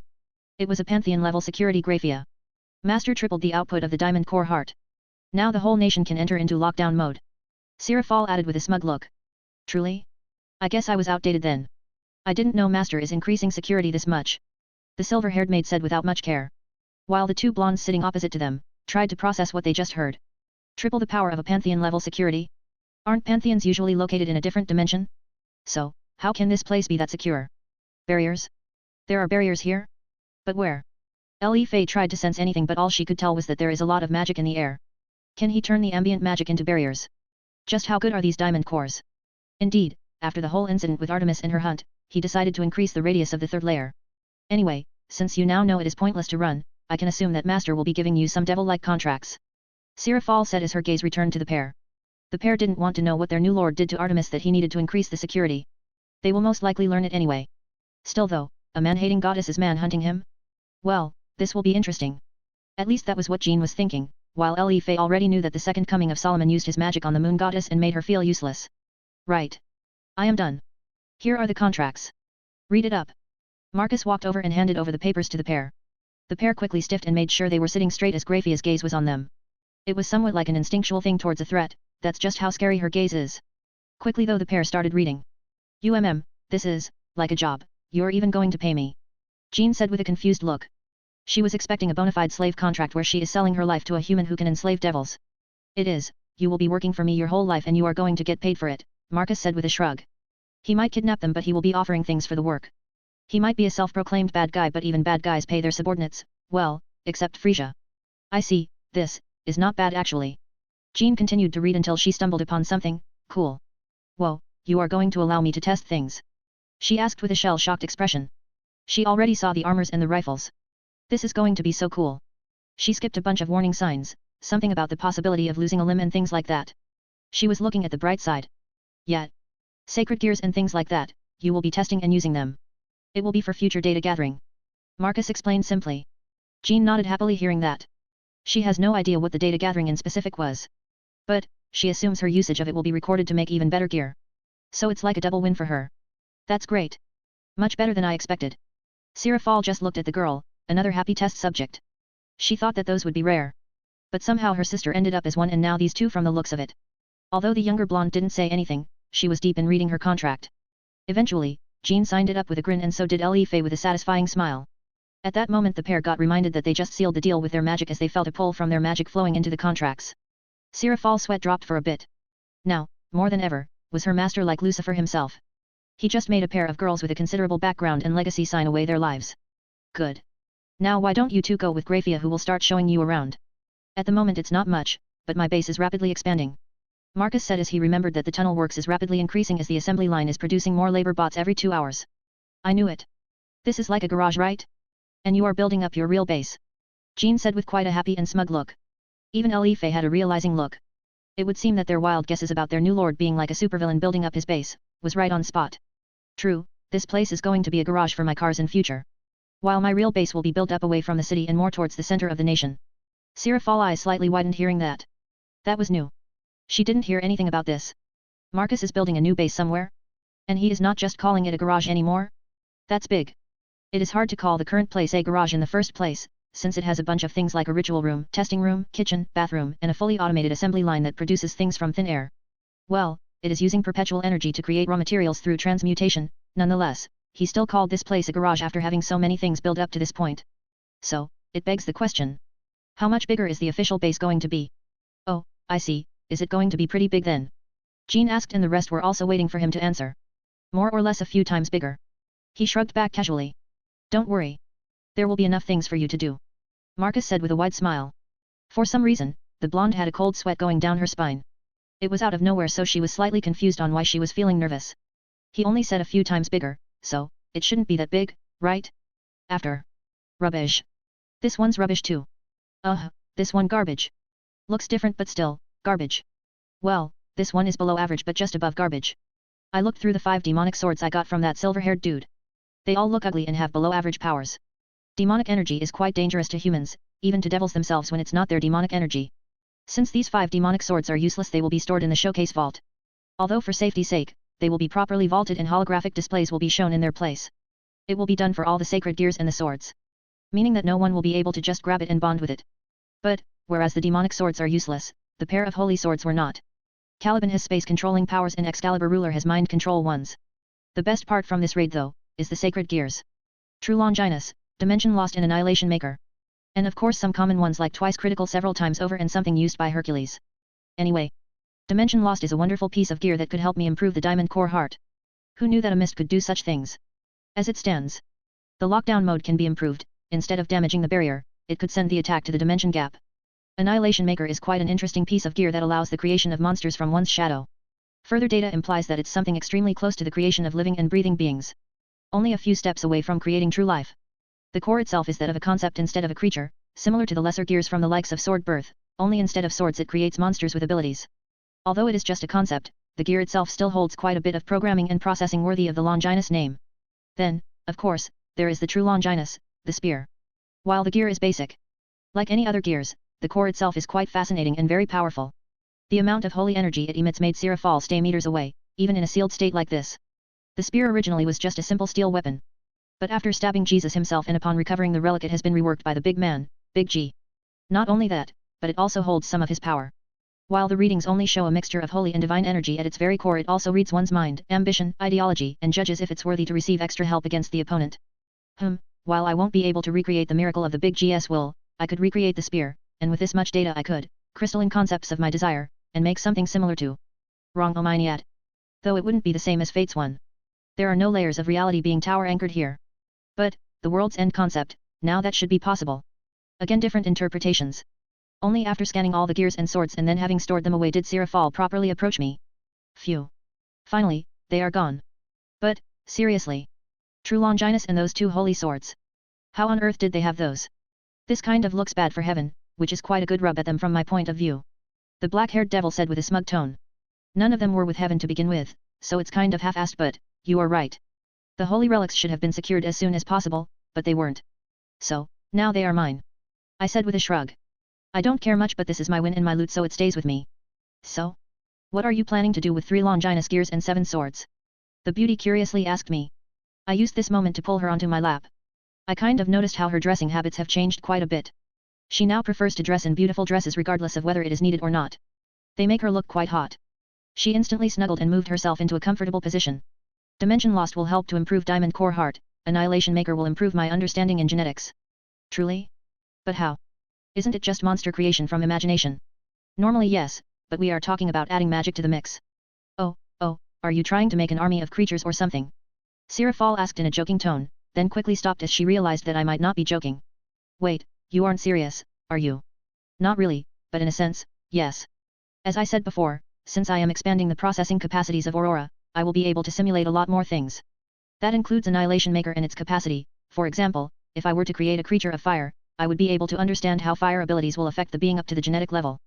If this works, I can alter any being to any abilities and standards. Her eyes bulged out, taking a few minutes to grasp what I just said. If this is true, what you just said, then you can basically make any being of any power, the level of true gods like Great Red or Off Eyes. Sira Fall said with wide eyes. It's not as easy as it sounds though. For example, the human genetic code is, let's say, a 7-story building. We can work with what the 7th-floor building has. But, if we were to remove, for example, the 3rd floor, then the whole building would collapse. So when we are genetically altering something we have to stick with what we have. If we add the 8th floor, which is too big, then it can collapse again. I explained to her as simply as I could. That's why genetically altering someone is an extremely difficult and long process. The process which with new expansion I will be able to cut down by many years. So, what can you do once you finish it? You will add some abilities to yourself. She asked curious, as this was a new plateau for her. Since I could technically have any ability. Eternal life, eternal youth, superhuman regeneration, better magic control, at least ultimate class level strength at base, haven't checked everything yet. So, these are just the basics among basics. I said from the top of my head. I haven't checked everything, but this was surface information, almost like a recon over genetics. Her eyes widened to a comical level as I said all that. But isn't this like building extra floors and all that? Isn't it dangerous? She asked with a squeaky tone. Not at all. This is working with the pieces already there. Humans have regeneration. The power of it is set in our DNA. All I am going to do is alter that. But, it's not as easy as just changing a number in an options menu. As the moment you alter it, you send a chain reaction to the rest of the floors. Thus the need of processing power for Aurora. I see, to figure out where the reaction is happening. She said while nodding. From the looks of it, Sira Fall understood. This means that if you want something like complete fire manipulation, then you need to build an extra floor, as you had just said. Sort of. Since fire is already there, to a certain extent. The human body is warm. So in a sense, you already have some fire there.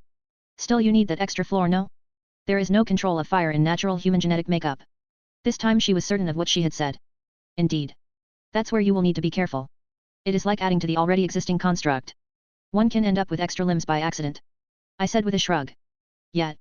I can see this being a long-term thing, or should be. I nodded at her. Internally I was somewhat skeptical about this myself.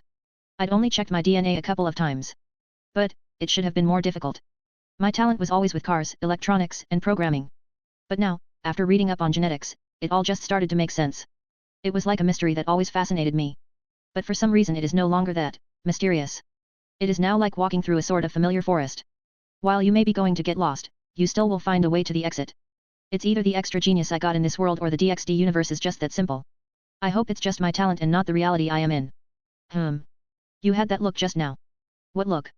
I asked with raised eyebrows, glazing into her blue eyes. That you had just figured something out, it usually leads to some crazy stuff. Last time you had that look you ended up making those rifles. I snorted after hearing that. This woman is reading far too much into my facial expression. Maybe, who knows? I said that with a smirk. Grease. It was like a white star had descended into the building, it released lightning bolts and destroyed the whole building. It was like God himself descended. A farmer explained with glassy eyes. Sleep. The farmer nodded and collapsed onto the ground. A silver-haired woman put her hand on the farmer's head as a silver glow surrounded the downed man's body. It's the same, they all saw the same thing. Yes. He was here. From the looks of it, he attacked something. If my guess is right then he attacked someone who had sacred gear or gears. Lady Artemis, for him to raid something in the heart of Greece. The lion girl said with some disbelief in her tone.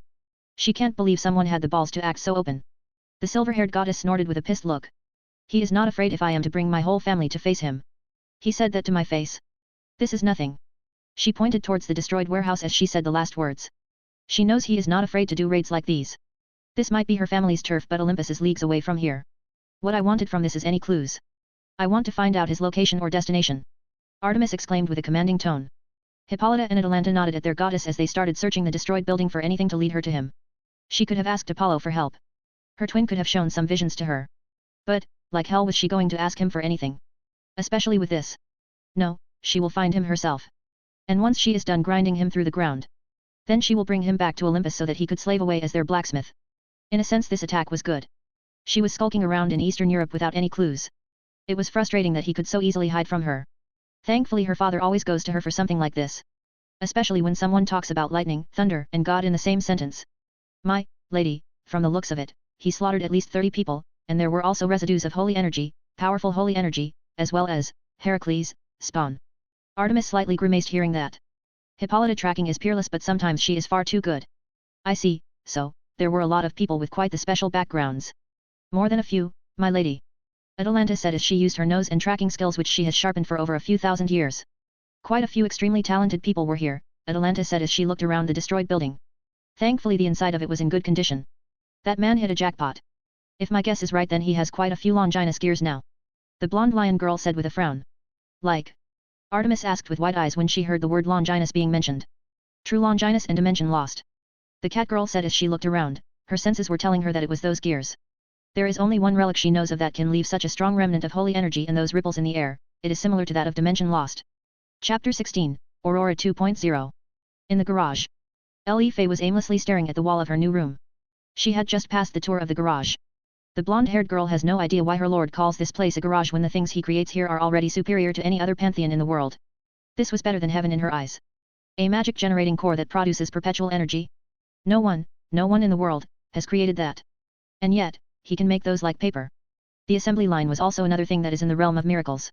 If Marcus could, he can easily take over the world with that assembly line alone. It could produce anything as long as the design is sent to the main computer. Although, some settings need to be adjusted accordingly to what it's producing. Nonetheless, even a 4-year-old could create a bomb with this. It only needs a few presses of a button. That's why she was just aimlessly staring at the wall. Her mind was still trying to process all of this. Perpetual energy is just a myth. It was before. It's even more mythological than anything the supernatural myth has produced. Infinite energy is in truth, truly infinite. By her belief only Ophi's, the Ouroboros dragon god has achieved such a thing. But, this was not all. According to Graphia Lucifuge, everything here runs on it or is based on it. So that means, the suit she saw, could technically exist until the planet is not around. His rifles are the same. The garage she is in right now will be around long after her death. It's utterly insane now that she was able to think. She thought her lord was amazing because he could use Solomon's magic but all that he achieved in 4 years? Is utterly insane. He took Solomon's magic and used it in such a way that it surpassed anything else found on this world. Even Jean, who is mostly clueless about the true scale of things, was awed by the diamond core hearts. Yes, hearts, several of those are in use and it is simply overkill. But, still. This is bad for my brother. No matter what he does, he will lose, one can't win against someone like Lord Marcus. Solomon's magic alone made the whole devilkind drop onto their knees. And my new lord used that magic to create a completely new plateau of power. I need to find a way to tell him not to look for me. Otherwise, he will truly die against Lord Marcus. Li Fei thought to herself with a sign before looking around. Her new room is, quite literally, just built. From the furniture, like the bed or the wardrobe, to the maid dresses hanging in said wardrobe. They are all brand new, just created from the very same perpetual energy. It's absurd even by mage's standards. Her master could solve the majority of the people's crises. From shortage of food to energy issues, which still plague humanity as it is. Well, for now I need to observe him and see who he truly is. Around 2 weeks later, after Valentine's Day, the information processing/storing facility was ready to begin the installation of the computer equipment. It was built 20 kilometers northwest to my birth town. In quite a large forest, deep underground. There are 7 floors in total, a total of 4 diamond core hearts will be powering the whole thing. Along with the assembly line and the robot maintenance facilities. All in all, it is a fully self-sufficient complex that won't be needing any of my help. Though, I still go check things in person. It is quite satisfying. The best part of this is the labor bots running it. I now have another assembly line producing more labor robots to work on the railway. I could have a much bigger assembly line complex, but those are going to be in the launching pad site and the docks. As it is, the current speed of progress is more than enough. Now, I have started designing how the interior is going to be, how the processors are going to be spread out and such. The best part of all this is that I can expand this further if I need to. Quite a few kilometers in all directions. Nothing too difficult as I had something similar in my past life, so it only took me a day to design the whole thing and the robots were finished with it in less than a week. While the robots were working, I was also improving my workshop. The computer was gone, all that was left was my bent computer screen. The holographic table was removed altogether and was replaced by holographic projectors from the walls, ceiling, and ground. Nextly, I redesigned my main table for more comfort and efficiency since the computer itself was no longer needed. I now, most likely, have the biggest computer in the world, 20 kilometers away. That's why when I noticed that quite a bit of hardware was online I started working on something quite important. The next version of Aurora. My main OS has more than enough untouched raw processing power to tap into. And done. With the last press of a button, the whole facility went dark. All the lights were turned off. And slowly, one by one, everything started to restart. Is this supposed to happen? Jean asked me as she was, quite honestly, freaked out. After all the lights just suddenly went out. Li Fei next to her nodded as she looked around wearily. It should have happened as I just applied the update for the main operating system, I explained while looking at the screen, seeing all the systems rapidly restarting. The speed was awe-inspiring. After all was said and done, all the files, folders, and windows opened, closed by themselves, leaving only the background image of Freedom Mark I facing Freedom Mark II. Aurora, are you there? I asked with a curious tone. This was the moment of truth. Yes, sir. Ready and waiting. A smile crept on my face when I heard the voice of a female responding. Good. How are you functioning? I asked with further interest. This was the first time I am making a semi-magical AI after all. All of the systems are ready and on standby. My programming has been done perfectly. I nodded hearing that. I was expecting such an answer. I wouldn't just let Aurora restart without going through a bunch of checks up.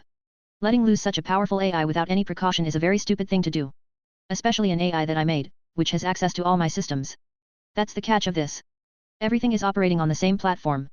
For simplicity's sake as well as an operational one. Good, how is the genetic scanning coming along? I asked while leaning back. Aurora quickly made a window appear on the screen, showing the percentage. 9.46%. 9.47%. Sir, your gene decoding is progressing at a considerable rate, the speed is increasing with each new section coming online in the processing facility as we speak. If the decoding progresses at the same speed as it is, it should be done by the end of today. My AI answered with a certain and confident tone. I slowly nodded to myself. So, 36 years of work will be done in less than 7 hours? Well, that is quite something else. And this was only with half the floors online. The new processors that I came up with are quite good. And I still have some more ideas to improve on them. With magic's help, some extreme chips can be created without any worry of them overheating. While Marcus was thinking about his new AI, the pair of maids who were in the workshop looked baffled after hearing a female voice coming out of the walls. This is an AI. Lord Jean nearly slipped there. If Graphia was here, she would have tried to find a way to dispose of the blonde for the disrespect. Has created an artificial intelligence. Do you know how cool that is? Sorry, but I am more of a witch than a technology type of girl. Li Fei replied with a nervous smile. She doesn't like being out of the loop like this. Well, simply put, his technology is so advanced that a computer is now like a person. Indeed. I am created with the sole purpose of serving my creator and in extension to assist with information for those who serve under my creator. Which means the both of you, and his pillars who, at the moment, are out of reach. Jean was with wide eyes when she heard the voice coming out of the wall and talking with her like this. It was so sci-fi that she had a hard time processing what was happening. That's so cool. What else can you do? That's a difficult question to answer. Your question should be more specific. For example, could I create a new branch of magic? The answer is, yes. Could I predict the future? The answer once again is yes. With my processing capacity, I could answer most of the questions regardless. The only difference is how fast I can answer said questions. The more the AI talked, the more the pair were impressed with how human-like she sounded. Nonetheless, the pair could sense some arrogance in her tone. Still, it was understandable, especially when the artificial intelligence has this many capacities. How much can we ask you? Since you said that you can provide us with information. Li Fei asked with a thoughtful look. She was wondering if she could ask the AI to send a message to her brother. I have several inbuilt monitoring systems which monitor the pair of you. This allows me to decide if what you are asking is something I should assist on or not. I do believe humans call it loyalty cards in those supermarkets. You earn these points through your work and deduct them when you ask certain questions above your pay grade. I see, so, it's not that easy then. How should we know if what we ask is above our pay grade or not? Li Fei asked curiously. She wonders if Aurora can help her with her magic studies. I can't assist you in your magic studies if that is what you are wondering. But anyways, for your question, I can easily help with any internet searches for information, or I can access my master database and show the things that you have clearance on. Can we see our points in a window screen format? Jean asked after hearing about the points system. One moment. Creating. Done. Jean slightly raised her eyebrow, but before she could even say what she had in mind, a holographic window appeared in front of her. Name, Jean. Occupation, maid. Loyalty points, 100. I am getting video games vibes from this. Nonetheless, this is so awesome. The blonde excitedly checked the window. She slowly tried to press on the window, and to her small surprise the window was solid. Seeing that it was solid, she was able to gain more confidence in pressing on it. The first thing she did was to check the exchange list. Whoa, I can get my own scale mail. She thought excitedly. Then she saw the price. 1,500 points. And the Mark II is 3,000? How much do I earn per day? How much do I earn per day? Depends on how productive you are in a single day. Jean slowly nodded before continuing looking through the list once more. The rifles are in. The blonde girl started counting the zeros in the window screen. She turned somewhat pale and excited seeing the description. Pale that the weapon which was nearly used on her was classified as anti-god level, capable of killing a god every 2 seconds or so. And excited because she could earn it. But pale once again because she doubts that she can even earn that much in her lifetime. The amount of zeros there are, is easily over 6. Nonetheless, she saw that she can also use the assembly line. She can use it now if she wants. The problem is though, she needs a design. The assembly line usage costs only 10 points. But she needs a design to get anything from it. Once again she went through the lists and she found that she can exchange her points for the designs, and once again they were expensive. The rifle's design cost as much as the rifle, while the suit design however is cheaper. By a few hundred points. This is going to take a while. She thought with a sigh. But she was now much more excited about the prospect of working. While, at the same time, Li Fei was going through the magic-related stuff. She was more or less confused by what she saw. Nothing here made sense to her. All she saw were systems. She knows what the M.T.M system is. And it is extremely expensive. She doubts she will be able to buy it at any time soon. But she wanted some sort of magical knowledge. And all she got were circles. And to her knowledge, to use a circle you have to use mathematical formulas. There were no formulas here. Only circles. It's like the mathematical calculation was already done. But, this means she won't be able to just add them to her arsenal however she likes. It was like an already prepared food that only needs to be heated up before eating. Which is something she doesn't like. What she wanted was the raw ingredients and the recipe. I could buy one and try to decipher it. She looked through the list once more and at the very end it was Solomon's negation magic which had a lot of zeros. It was very enticing. Something she would want to get, very much. In a way, it would be like a dream of a lifetime being fulfilled. Nonetheless, she went up to the very top of the list and saw the overlapping circle. A circle that allows any other circles to overlap with each other. It only costs 50 points. Half of what she got. But the next circle was the acceleration circle and it cost 250 points. And the moment Li Fei pressed buy, a white tattoo appeared on her hand. Oh? You already used your points. Jean saw the flash of light from her side as she looked at the girl next to her. It would seem that the younger blonde already used her points for something. Yes. I want to study this magic. The younger blonde answered as she inspected the tattoo. She checked her holographic window to see if she could make more circles appear, since having just one on her hand was too little and she could lose it. Thankfully, after buying it she can make more appear. Meaning, she can place as many as she wants. Allowing her to study this properly. Marcus. When evening came, I was able to see a full decoding of my DNA. It was something else. I mean I can see my DNA just like this, and if I press on any of the pieces, Aurora would tell me what it is responsible for. Firstly, I need to fix some of the issues. For example, by the time I was 30 in my last life I was bald, had some issues with my knees, and had problems with eyesight. The last one is for obvious reasons of spending too much time staring at a computer screen. And to do that I would need to either experiment with my DNA or get more data. The first thing that came to mind though, was the 3 pairs of hair I got from the huntresses. So, without wasting much time, I pulled out the specially prepared containers which hold the 3 containers for said 3 hairs. My curiosity was at the absolute max to find out the differences between a Greek god and a human.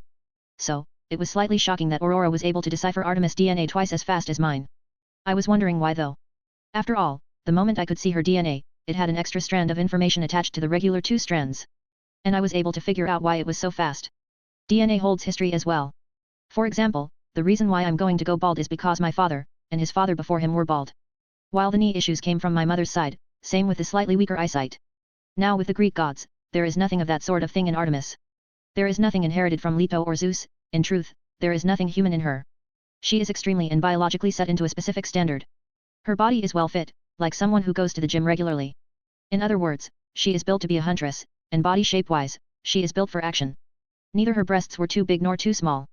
This most likely comes from the fact that she is a moon goddess and needs to be beautiful. Meaning, being beautiful was as important as having a body ready for action. Making her a woman who is very beautiful but still very much fit. And yes, she is incredibly beautiful. I rebuilt her looks in my 3D display and safe to say, it was a mistake not to just take her home, tie her up, and leave her in my bed for daily play. From the readings, I could understand that she is simply a dense amount of energy that took shape according to said divine energy, a divine energy that came from human beliefs. While I could use Artemis' extreme biological setting, she can't get sick, doesn't age, and possesses quite the powerful regeneration. But because she is an extreme, I can't copy this. Simply put, I will need a middleman to approach that extreme. And for that, Hippolyta's DNA came into play. As a demigod turned minor goddess, the Amazon Queen was a treasure trove for me. She is a blend of human and divine. Funny how the reading showed that she only had a single parent. As there is nothing of her father. Only some forceful configuration on her looks. Which probably comes from Aries. This shows that energies like the divine have some inference to genetics but can't be properly recorded since it's not natural to begin with. Nonetheless, this was what I needed to get started on my upgrades. Receiving peak healthy condition, and no genetically bad traits, is a good start. While I could theoretically go through the huge upgrade from the very beginning, it would most likely kill me, as my body would go through a massive shock. Aurora built me up a schedule for the upgrades and fixes. Of course, one moment. Moments later I could see a calendar pop up and the dates getting highlighted. I got a certain vibes from this. It was like one of those are the days I am going to visit the doctor. I do recommend specially prepared facilities for this, sir. You need to rest after each session for several days. I recommend doing this in the summer when there is no school. I could improve this further if more data is gathered. I nodded while listening to her. This does sound like it is going to hurt either way. And being too hasty is not something I want to repeat. Very well. I am going to gather more samples for reference. I said while pulling out Atalanta's hair. While you will continue to work on finding ways to apply the modifications as seamlessly as possible. Obviously, I was created for this. There is no need for any reminders of such, sir. I exist to serve you. That will forever be my purpose. I chuckled hearing that. She truly does take my designed personality well. Now I just need to think of an avatar for you. Atalanta's DNA is something else. She was turned into a lion before being accepted by a furious Artemis for getting married. Once she died as a lion, she was turned back into a human. But, in the end, she still kept some of the characteristics of a lion. Her senses are better in general, her DNA proves that. Her hearing, smell, eyesight, and muscle density are better than regular humans. And this means that I could take some of these improvements myself without getting the characteristics of the animal. Now with 4 DNA stored I can cross-reference some things. Magic in general. Practicing magic already alters your DNA to some extent. As my 2 strands have already started developing a third one. It could also be connected to how Artemis has a third one as dense as the other 2, while Hippolyta, less so. And Atalanta only has some of it, assuming the characteristics of lion made some alterations. The stronger the being is, the more developed the third strand is. Well, that's what I got from all 4 DNA of 4 different beings altogether. A Greek god, a demigod, a demi-human, and a human. But, this is something I don't want to leave like this. So, I collected more samples over the next few days. My parents, and some random kids from school. With more regular human samples I was able to confirm what I had theorized. Genes and LE phase DNA only ironed it out, those girls' DNA are quite strange in the first place. Both of them had what looked like a genetic alterations of some sort. I guess it's related to their backgrounds. Jean holds the spirit of the Saint Joan of Arc which, according to the girl, the holder always looks similar to the original saint. It most likely alters the DNA to make up the changes in appearance. While Le Fay most likely got hers from studying Morgana's stuff. While these girls had some development in their third DNA strand, the same could not be said about regular people. Neither my parents nor my schoolmates have even started developing the third strand. There are, however, signs of possible development. This led me to discover which parts of the DNA are responsible for magic development. Aurora was not even needed for this. With this discovery alone, I could now rip magic off from people if I want to. Targeting someone's specific magic DNA sequences could cripple them forever. At worst, this could also affect someone else's future bloodline permanently as well. Meaning if I were to strip one's magic off them, I could also strip their future generations, forever. Quite a horrifying thought. But a very much possible way to punish someone. While sticking to genetics is fun and all, it's more or less Aurora's thing as she was doing most of the maths. So, I decided to check on QAH. It has been over a year after all. Sana Citrai improved 47%. Rias Gremory improved 26%. Well, this is a surprise. Rias developed that much even before the events of canon? Not bad. Seeing as how Rias is training, well, training is a strong word. She is just doing regular exercises. And yoga, which is not bad. But, for her it is not that needed. What she really needs is some magic training. As she is a purely ranged fighter. While she is not lazy anymore, this kind of training is not going to secure victory against Riser. Next, is Sana. Sira's sister is much better than the redhead. Her demonic power increased quite a bit. She has now recruited the majority of her old peerage from the novels and anime and is already regularly going through the data for a bit. I realized that the younger Citrai will be a good choice for more data. Not only that, but, she has the biggest selection of regular humans reincarnated as devils. Their DNA is something that I would want to get my hands on. And that's not all. The majority of them don't have sacred gears either. This means I could get double the amount of data just from her peerage. Plus, Sira needs some rewards for her hard work. Thinking for a bit, I decided that this might be killing 3 birds with 1 stone. Data, rewarding Sira and also affecting Rias Gremory more, giving her an incentive to work harder. Chapter 17, Sacred Gears and Field Agents. Sana nervously looked at the mirror. This was it. Her hard work finally paid off. She knew better than anyone that she was being observed by Marcus for the past year and so. The diamond core heart is simply far too great of an item to be left behind without any precaution. And over time she has tried to study it, from a distance of course, but she has found, almost nothing. The thing was so complex that it barely made any sense to her. One thing she learned though, is that her magic control has fairly increased since trying to study the runes on the diamond. It was quite astounding that her magic control could improve like that, just by studying an item. She can only imagine how good Marcus' magic control is, if he spends days in and days out around such items. Nonetheless, this was not about the diamond core heart but her sister calling her all of sudden. With an extremely happy voice. She has already forgotten the feeling of such a thing, her older sister being this happy. Not to mention Seraphal's random call stopped a long time ago. Apparently, Marcus wants to meet her and her whole peerage. And from the excited tone of her sister, it's big, very big for Sana and her peerage. Big, because they will all be receiving sacred gears. The very same sacred gears that were created by Marcus himself. Not the pseudo-gears her sister used to talk about, but proper gears. This means that the man can finally create true sacred gears. Which is absurd no matter how you try and look at it. Right. Let's do this. Sana pumped herself up in front of the mirror before walking out of her bedroom and towards the main living room, where her peerage should be gathering at the moment. Sana's whole peerage was looking at the approaching Citrai heiress. The black-haired devil is visibly nervous and her peerage is quite clueless about what was going on. They were called out of nowhere in the middle of the night to gather at her estate. Is everything all right? What happened? Sana's queen asked with a concerned look. It's good news, very good news, our hard work has paid off. Sana answered in a nervous yet happy tone. Earning herself several strange looks. What are you talking about? Citrai-san. The newest addition to the peerage, Gens Hirosaji, asked confused. You are new so you don't know, but more than a year ago my sister was able to get a contract for me and Rias with this century's greatest inventor. By this point, most of the peerage's members had a realizing look. They instantly got nervous and also somewhat excited. They have all heard the rumors and saw the diamond core heart, several times. So, they know it's big, especially if it's, in some way, related to one of the Satans. Marcus Goldman was and is always monitoring us through the barrier system he has established in QAH, Sana said very seriously but also looking extremely happy at the same time. Now, after more than a year, he notified my sister and said that we have improved by more than 40% since the installation of the diamond core heart. Most of the peerage members smiled hearing that. It's always nice knowing they improved, especially when they got a proper percentage number like this. And for this, he has decided to give us all, sacred gears.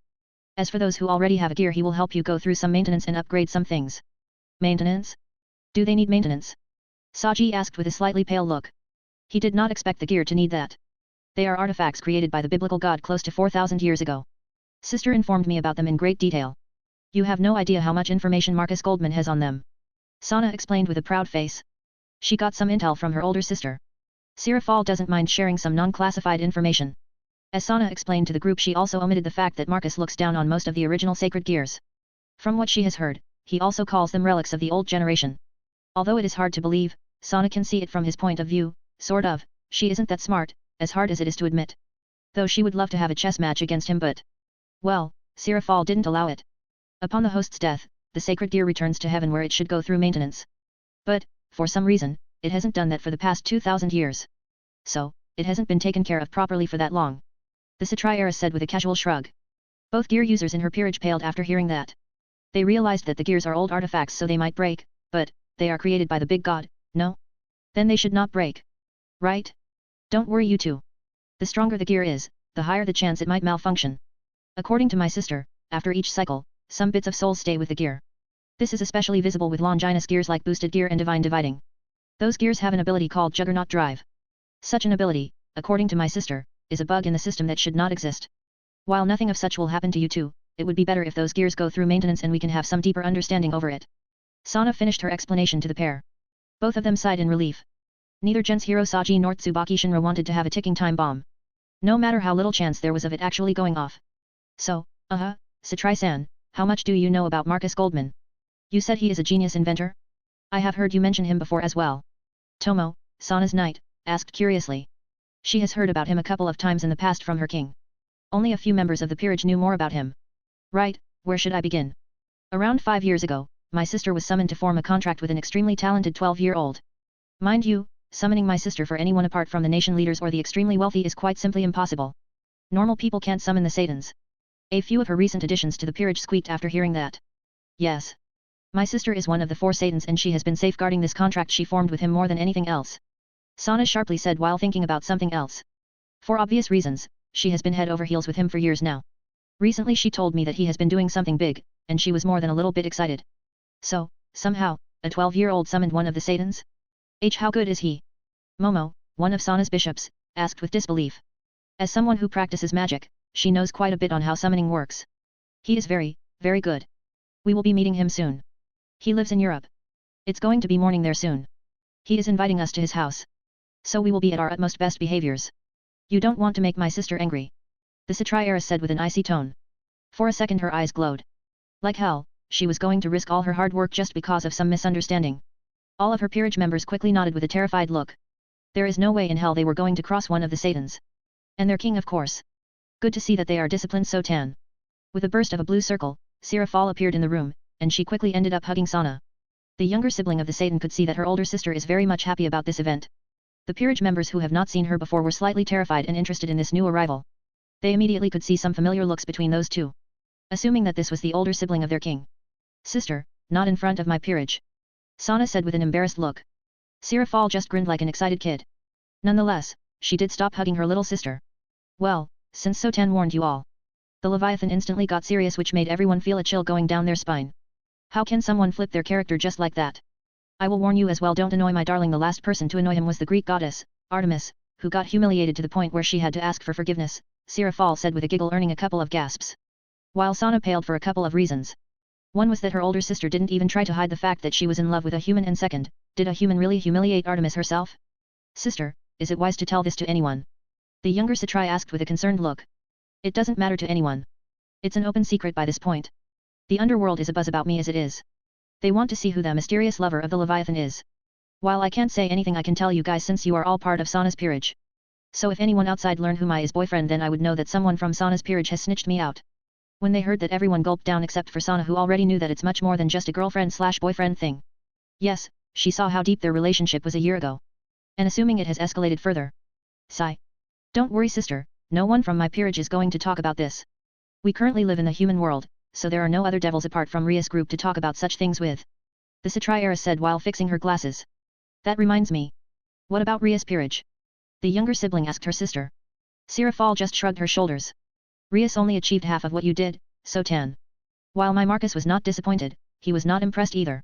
So, at this moment only your peerage, including you, are getting sacred gears handcrafted by him. Sana's eyes widened for a second before having a thoughtful look. She could see how this was going.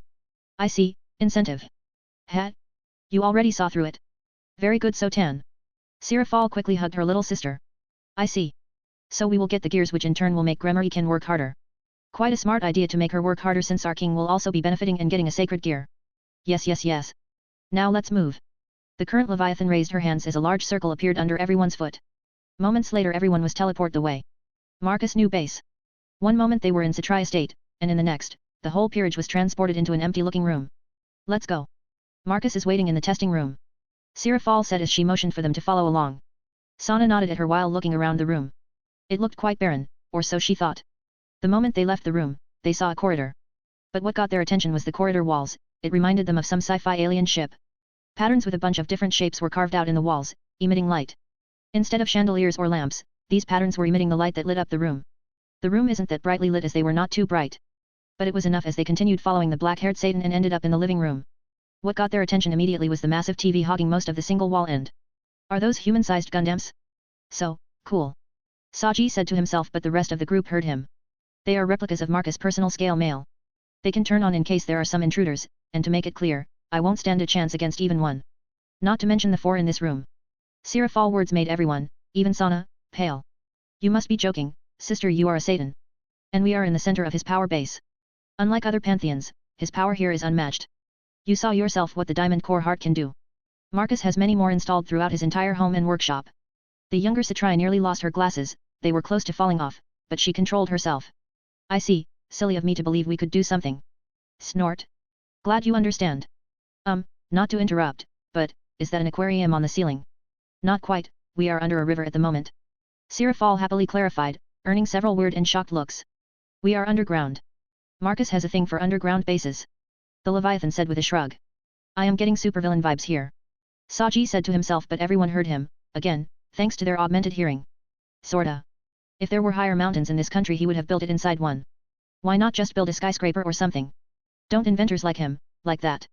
Momo asked the Satan as she remembered the Fantastic Four and Tony Stark both having skyscrapers. He could. But then again, you will have limited ground to expand. But with going underground, he doesn't need to worry about land and owning the land on the surface. Sirafal explained what Marcus had told her. Sister, are you telling me that this was built on someone else's land? Sana asked with a slightly raised voice. Her older sister simply rolled her eyes and put her finger on her younger sibling's lips. Don't be so dramatic, the ownership exchange is a work in progress. The older devil said with not quite an assured tone. And to be perfectly honest, she has no idea if the legal side of things is all right. Most likely not. Marcus doesn't really care what the government thinks in the first place. Right. Sana sighed, before removing Seraphal's finger on her lips. The group continued walking after checking out the living room. They reached another corridor which had a lift installed in it. The doors automatically opened. And once they were inside, they realized that the lift had no buttons. Aurora takes us to the workshop floor. One moment. Whoa. Who said that? Saji nearly jumped out of his shoes hearing a feminine voice coming out of the walls. An assistant AI built by Marcus. It runs everything. Sirafal said with a slightly bitter tone. Bitter? Because she has this feeling that this AI is going to be annoying. She can't put her finger on it. But her instincts are telling her that the artificial female is going to be a problem. Sana of course saw her sister's displeased look. She can tell there is a tale in this, but she was not going to pry. While the rest of her peerage was simply awed by the fact that there is a proper AI like from those sci-fi movies. And it was similar to how Tony Stark has his Jarvis in the recent Marvel movie they watched a few weeks ago. The lift took a few moments to arrive. It was only going down, so the rest of the group figured they were going quite deep. Workshop floor. As soon as the female voice announced, the doors opened and they saw a room. It just looked like another living room but more sparse than the one upstairs. It barely had anything, only a few sofas and a large TV. This is the resting room, follow me. Sirafal clarified as she led them through one of the 2 doors. Whoa. Damn. Wow. They entered a room the size of a football pitch. Painted in soft blue and white colors. The floor was made from some very solid tiles, which they had no idea what it was. Most importantly, they saw a massive hologram of Earth spinning in the middle of the room, floating in the air. That's Aurora on standby, it emulates planets as background images. As Sirafal said that, the image of Earth switched to Mars. That's so cool. Whereas normal people have pictures as the background, this dude has a freaking holographic display of planets. Saji said with a twitchy eyebrow. In a room the size of a stadium. I know, right? But the point of the size is that he has recently started designing things at a bigger scale. He is now working on some satellites and stuff. Sirafal said with a shrug. It was quite a quick switch, you know? One day he just said that his new place was done and then, bam, he started working here. The older Satrai said while making hand gestures all over the place. I see, this is quite a big place. The holograms are also solid so he can stand on them, this way he can design houses, cities, and massive robots, you name it. Wait, does that mean he can truly build Gundams? Sana asked her older sibling. Why of course. Marcus already has a smaller, autonomous version that he just finished recently. Sirafal pointed at the right wall, there are glass panels built into the wall. The peerage quickly walked over and saw Gundams behind the glass. They were around 3 meters tall, nowhere near the original size which was around 40 to 50 meters. Nonetheless, this size allowed them to check it out in detail. Those look like freedom. Saji said with an odd look. But then one of the girls elbowed him and made him look at the golden plate attached to the wall above the glass panel. It had the model name carved out which says, Freedom MKI. Damn, he started from Freedom. Passing strike altogether. I thought strike came from a different line altogether. One of the girls who watched the shows said with a confused look. Details. It was both piloted by the main character. Saji said while waving his hand casually. To him the main character's machines from one and the same line. While I don't mind listening to people talking about my creator's greatness. He is waiting for you in the testing room. Aurora's voice spread through the room, bringing everyone out of tourist mode. Right. We should not waste any more of Marcus' time. Sirafal snapped out of her trance. She, kind of, is in tourist mode herself. After all, this was only her third time here. Everyone nodded to her words and started following the excited Satan. But not before dropping one last glance at the third model, which is named Freedom A1. The machine looked like an exact replica of the real deal, from the colors to the form of the machine. It looked like it was not even meant to be used as a suit. Which is quite interesting. Since the whole thing is autonomous, meaning that it can fight on its own? You know. I think Seekvera would have a meltdown seeing all of those. Sana mentioned one of her childhood friends who is, quite frankly, obsessed with the whole Gundam franchise. Oh, the Agar's heiress? Interesting. I will mention to Marcus if he wants an assistant when he is building his scale mails. Not that he spends much time on them anyway. Not after he upgraded Aurora. Sirafal said with a shrug, she didn't mention more on the upgrade since she can't. The younger sister of hers nodded. Finding ways to keep him interested in the devils is always a good thing in the long run. After all, she is receiving the first batch of sacred gears before Rias, most likely because Sirafal mentioned her before Rias. The first thing the group noticed when they entered the testing room was that it was big, so big that they could not even see the end of it. Wah, how big is this? Momo asked with wide eyes. She wants to know what kind of magic did this. Not quite, it's an optical trick. Everything here is built from enchanted diamond bricks. Making it look like it expands forever, but I assure you, it does not. They heard a male voice as their eyes went to the side. They saw a young adult with black hair, leaning against a white wall. His arms were crossed as he was waiting for them. Sirafal quickly rushed forward and clapped her hands in a praying manner. She quickly started saying her apology. Sorry for the wait. I was still getting used to the new place. It's fine. I had some time to test those. Marcus pointed at the front. Everyone's gaze quickly followed where he pointed. Are those, the portals from that portal game? Saji asked in disbelief as he saw blue and red portals. There was a loop and a ball of electricity constantly flying from one portal to another. There were also several other portals with projectiles flying out, towards other portals. Sana's gaze snapped at her pawn, she looked utterly pissed. But thankfully, Marcus didn't care. In truth, he was quite excited that this dumb-looking blonde knew what it was. Cool, right? I saw the teaser and the trailer for the game. So I was like, why not make one myself? The majority of the tech was already done. All I needed was some space magic. He pulled out a gun from the holster on his thighs and shot a wall, creating a blue portal, then pulling out another gun, he shot into the same wall, right next to the blue portal. Only this time it was a red portal. The coloring still needs some work as it is supposed to be orange. But Marcus replaced one of the gun's cartridges and shot a bolt of electricity into the blue portal, resulting in the bolt coming out the red one. It works properly. Marcus lowered the gun after the demonstration. He was quite satisfied with his work. It was not properly done yet. But the portal works, so it's fine. That's kinda cool, the blonde teen said, the only thing he could in this situation. You don't say. One of the Sana's peerage girls said with a deadpan at the only male of the group.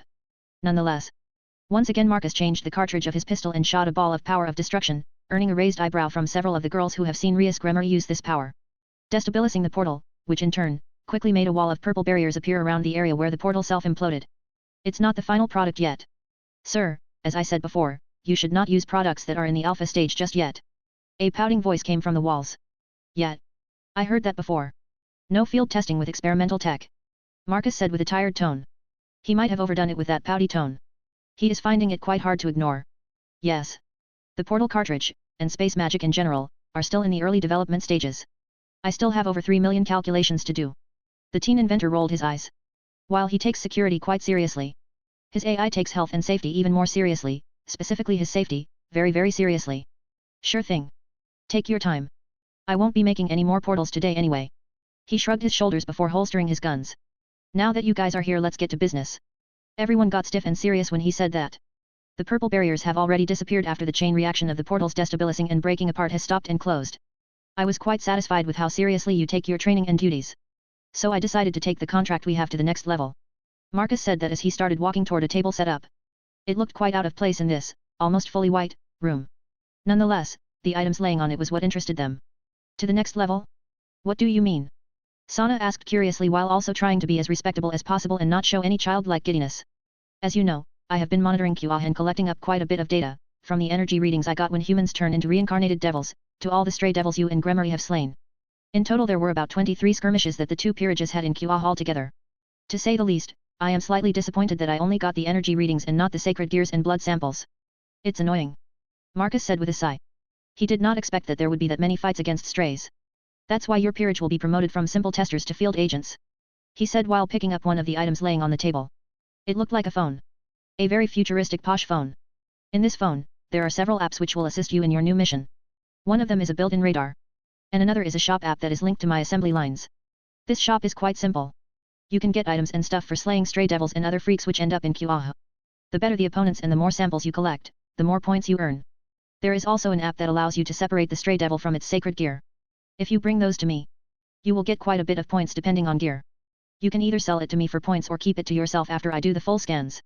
Marcus explained while showing several apps on the phone. Whoa, are you making our life similar to that of a video game? The blonde teen asked as he realized what this meant. Most likely. My tech has reached the point where I can easily do that. With the rewards and all. Here, check them out. Marcus handed over the phone to Sana's peerage as they started inspecting it.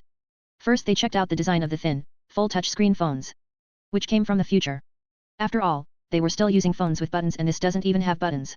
It's a fully operating phone, you can call, message, and surf the internet regardless of the signal in QA. You can even access the GPS satellites to get a live stream from space. Of course, the holographic display is there too. The best part is that it's fully green energy. You don't need to charge it, ever. After getting over the shock from hearing all that, they were more than ready to check the app inside. Whoa, damn cars, phones, TV sets, consoles, PCs, clothes, jewelry, and they only cost some of these points. Saji, you need to beat strays and get their samples first, Sana said with a sigh before looking back at Marcus. This is a very good way to keep my peerage motivated. Many thanks for this. Sana respectfully nodded. She can see this as a very good way to motivate them. The best thing about this was that they could keep the gears they collected. Marcus only wants the reading and full scans and they can sell it for points too. Now then, moving on to the reason why I want you here. These. The teen inventor announced as he showed the stuff on the table, getting everyone's attention once more. These are the gears which you will be using. They are the common ones, I will be selling them to factions in the future. The group saw several orbs laying on the table, they then quickly turned to him with a shell-shocked look at what he just said. You will be selling sacred gears? Are you sure it is wise? Sana asked him and the rest nodded at her words. Don't get me wrong. I wouldn't be selling them if I knew that there is a chance it could backfire on me. Unlike big G gears, these cannot be used against me in any sort of way. Marcus clarified that as he saw the concern on everyone's face when he mentioned selling the gears. Though, don't tell anyone. It will be amusing to watch when other factions get quite a bit of them and then try to use it on me. The teen said with an amused chuckle. Sana and her peerage slightly gulped down nervously. They don't want to know what he planned for this kind of event. I will keep that in mind. So, what kind of gears are they? The younger Satrai decided to change the subject. She doesn't need to know how those people are going to get destroyed. Sirafal is thankful that her sister is smart this way. She doesn't go where she should not. And partially the Leviathan is interested in how stupid the angels would look when they decided to get their hands on Marcus' stuff. It will be beautiful to watch when they either become fallen, most of them will likely become fallen while the rest will get chained up and made to do some pointless work. Right, so let's start with you first. He picked up an orb and gave it to Sana. This one is specifically built with the Satrai water manipulation in mind. Your sister helped with the creation of this. It cuts the amount of magic you need to create water by gathering moisture in the air. The manipulation part is improved considerably. You could even incorporate some hand-to-hand combat in this. If you watched Avatar The Last Airbender you would know what I mean. Apart from that, it helps your magic training as well. Sana nodded multiple times hearing that. This was good. Very good for her. A gear specifically crafted for her family magic. How many devils could brag about that? Well, none. I am the first pure blood to have a sacred gear. The black-haired Satrai heiress thought internally with a smug smile. Oh, she is so going to flaunt the gear in Ria's face, at the appropriate time of course. She doesn't want to be treated like a child after all. Next is for your knights, it's a Reimagent sword birth. The imagination part has been completely reworked. The better one's understanding of the sword you wish to make, the better and easier its creation is going to be. From knowing the metal to the abilities. The better you know those, the better the weapon. If you properly trained with this, you could even achieve ultimate class, in several decades. Marcus handed over the orb to the knight of the Sana's peerage. Next is the bishop's. Once again. It's quite similar to Sana's, only that it is designed with a neutral type of magic energy in mind. You can use less of your magic with this, through motions. It helps with training magic as well. Marcus handed over the two orbs to the white-haired and brown-haired girls from Sana's peerage. And lastly for the rook. Fighting gloves, frankly indestructible, it can absorb magic attacks and send them back. Though you need to use your own magic for that. The teen inventor handed over the other orb to the blue-haired rook of Sana's peerage. The group were quite awed by their new gears. But internally Marcus only sighed. They were so easy to make that it's even sad for him to see them being so impressed. To him, it was as easy as making tea. Chapter 18, Testing and Sailor Moon Uniform. Let's be honest, this place doesn't need cleaning at all, Jean said with a sigh. The showroom vault is new, it's been what? Only a week since it was finished. The older blonde continued to complain. Just say what you want to say. Li Fei said with a tired sigh. For a moment Jean looked at the spinning holographic image of True Longinus, looking at it for a bit. She then turned her gaze towards the one next to it. It was a holographic image of a purple mist turning into a cube made from purple barriers, switching into different shapes and sizes every few seconds or so. Eventually, her gaze landed on a red dragon-themed armor. It was a complete and perfect replica of the Red Dragon Emperor's scale mail. Something no one will ever see again, for a very very long time. What I am saying is that, our lord is making us clean this place even though it's not needed. Jean said with a cute huff. She doesn't mind cleaning at all. The problem is, there was no dust in this place, at all. They are underground. The air is magically created and ventilated through an internal system. There is no connection to the outside world above. No dust to blow in the dirt. Which means there was no need for an excessive amount of cleaning. Not only that, but the only way to reach the new house is either through the railways or teleporting directly into the teleportation room. And because of this, they don't even have a hard time cleaning to begin with. But... I see, so you don't want those guns you've been staring at, or a custom model scale mail, or the new fancy car you have been looking at as well. Li Fei said as she continued counting the things Jean wants on her fingers. Okay. I get it. I am just saying that we should clean the stuff that is actually dirty, and not the goddamn showcase vault which just teases us with god-slaying power. Jean pointed at the Longinus gears that were locked down, underneath them. It was your idea to come here in the first place, you said you wanted to see what our lord has stashed away in here. Li Fei said with an annoyed look. Humph. Jean was about to say something when suddenly, they noticed the empty spot right next to the Red Heavenly Emperor scale mail was starting to get filled up. A new trophy? Jean questioned with an odd look. But from where? How? They know their lord was playing host to the devils, and Jean wanted to get away from them. So, instead, they decided to earn some points. Moments later a black draconic armor with purple-like gems appeared next to the Welsh dragon scale mail. It looked quite similar to the red scale mail. The difference was that it doesn't have wings that the red one has, and it looked less bulky with 3 eyes instead of 2. This is the Prison Dragon, Vritra, scale mail. Completion rating at 25%, 1 of 4 sacred gears acquired. Li Fei read aloud the explanation written on the pedestal plate. One of the Dragon Kings, holy, our lord got this. Jean said with disbelief. Who else on earth has 2 of the big shot dragons recorded like this? I think one of the Satri peerage members has one of the Vritra gears. And it just got scanned. With a hand on her chin, Li Fei explained what she thinks has just happened. Yeah, Vritra, isn't it also an evil dragon as well? As far as I know it fought against Indra a long time ago. Got slain, chopped to bits and then sealed away into 4 different gears. Li Fei gave an abridged version of what happened, knowing quite well not to drag it out as Jean would get bored halfway throughout the whole story. Cool. So now we have 1 out of all 4. Nice. Jean pulled out her phone and went to the points exchange shop. Hehe. It's there. We can get a replica of the absorption line. The blonde exclaimed happily. Li Fei just sighed. Knowing full well that Jean doesn't need the gear or anything like that. She only wants the gear to be added to the hold and that there is a chance of getting it if she wants, by. The longer she thought about it the more she understood her lord. The man quite simply made Jean addicted to material items. Even though she is complaining a lot about doing useless work, she still does it either way just to get the points. If I didn't know any better I would say that Marcus Goldman is the reincarnation of the original Lucifer and not Solomon. Li Fei thought to herself as she pulled out her phone to check the amount of points she had. Name, Li Fei Pendragon. Occupation, Magic Consultant/Maid. Loyalty points, 47. Sigh. Why am I even pretending? I am just as much addicted to this as Jean. The girl sighed before returning to pointless work. Fei-chan, say. What if we ask our hot lord to get some sort of company running? And we could work there? I mean I could be a waitress or something. Jean asked the fellow blonde after some time had passed. You're seriously clueless, aren't you? Li Fei once again sighed. Look how we are dressed. The skirts are short. The stockings, you sure you don't know why we are dressed like that? The younger blonde pointed at her attire. To look sexy for our lord. The older blonde said with raised eyebrows. This one was obvious. And she doesn't mind dressing like that. It would be even better if she gets more of his attention. Exactly, and our head maid dresses in a much more seductive attire, if you have not noticed. Even Satan Leviathan dresses in those revealing ball dresses. And it is obvious why. To seduce our lord, isn't it? I don't see the point of this conversation. Those are obvious. Jean asked with a sigh. The point is that we get more points being here than being tied up in some corporation or restaurant. Li Fei clarified to her. Oh. I see, in other words we are eye candy. And trophies too. The younger blonde pointed that one out. It makes sense, you are descended from Arthurian legends and I am the reincarnation of Joan of Arc.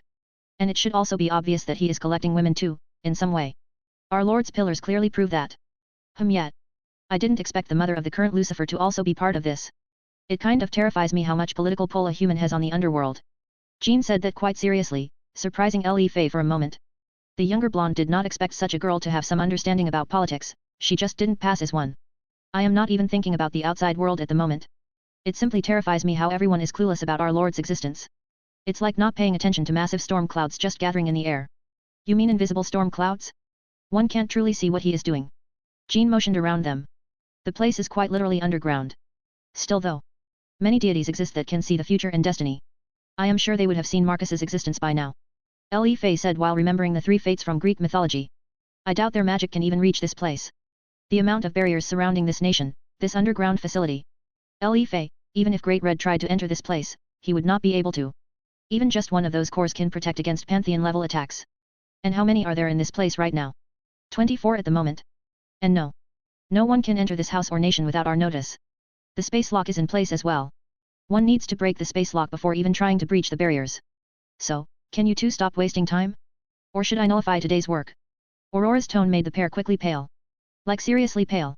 Why is this AI so sadistic? They even complained to their lord about the probability of the AI going rogue with such character. But, to their horror, his answer made them realize that he made her like this, on freaking purpose. At first, they thought that he was a masochist, but then, they observed his interaction with the AI. And they realized that she was like a different person altogether. While proud in her capacities, Aurora was not even a little bit bitchy with Marcus as she was with everyone else. Meaning that he is building her in this specific way. Does this mean he likes girls like that? Sorry, we're going back to work. Jean quickly said that as she returned to cleaning. Humph. Testing room. This was a bad idea. Saji said as he was running as quickly as he could through the jungles. He was trying very hard to move as fast as he could without tripping or getting trapped in the tree vines. You don't say. Why did you think it was a good idea to test the capacities of the holograms with a freaking predator? Couldn't you have picked a tamer creature? Tomo complained as she too was running away. It doesn't matter now. We need an open area to face this invisible foe. Sana quickly took command with a sweaty forehead. She was having an extremely hard time believing they were still inside the testing room. The sun, the humid atmosphere, the trees, the smell, they were in a very realistic imitation of the Amazonian forest. Sana looked behind while rushing away from the predator, the alien creature from the movie with the same name. The younger Satrai didn't want to brag, but, when Saji suggested facing the predator, she sort of agreed. She remembered some scenes from the movies. And didn't think much about it. But, the moment they were transported into the simulation, they were picked up one by one. First was her queen, then her rook, followed by her bishops, one by one. Leaving only Saji, her, and Tomo. First of all, they couldn't even sense it. The optical illusion was not magical, it was technological. Not only that but the sounds the creature makes are quite scare-inducing. Predator clicking sound. Shit. It's somewhere close. Saji asked with a horrified look as he looked around.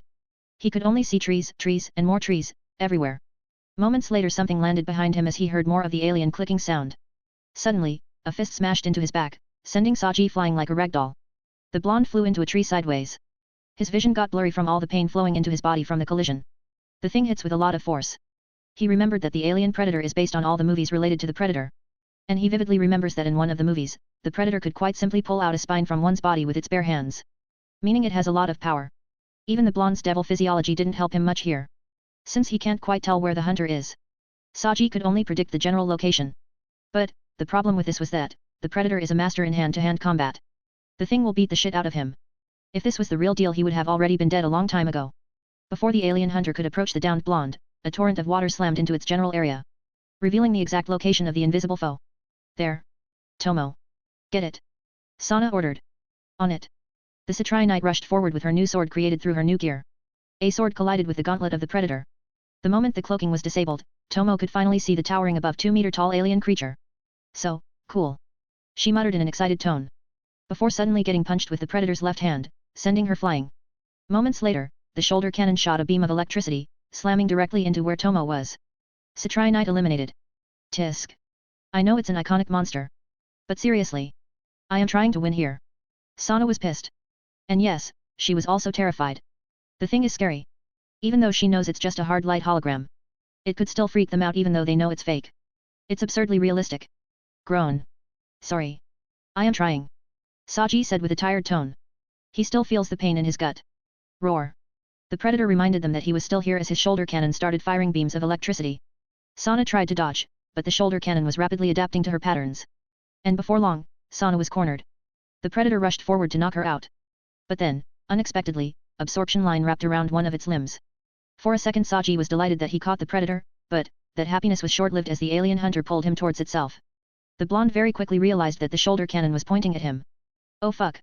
In the very next moment, the shoulder cannon released a bolt of lightning and the blonde was out. Satripon eliminated. The predator turned around and faced Sana, who gulped down seeing the thing facing her. It was a towering monster from space. I surrender. Satri King surrendered. The predator wins.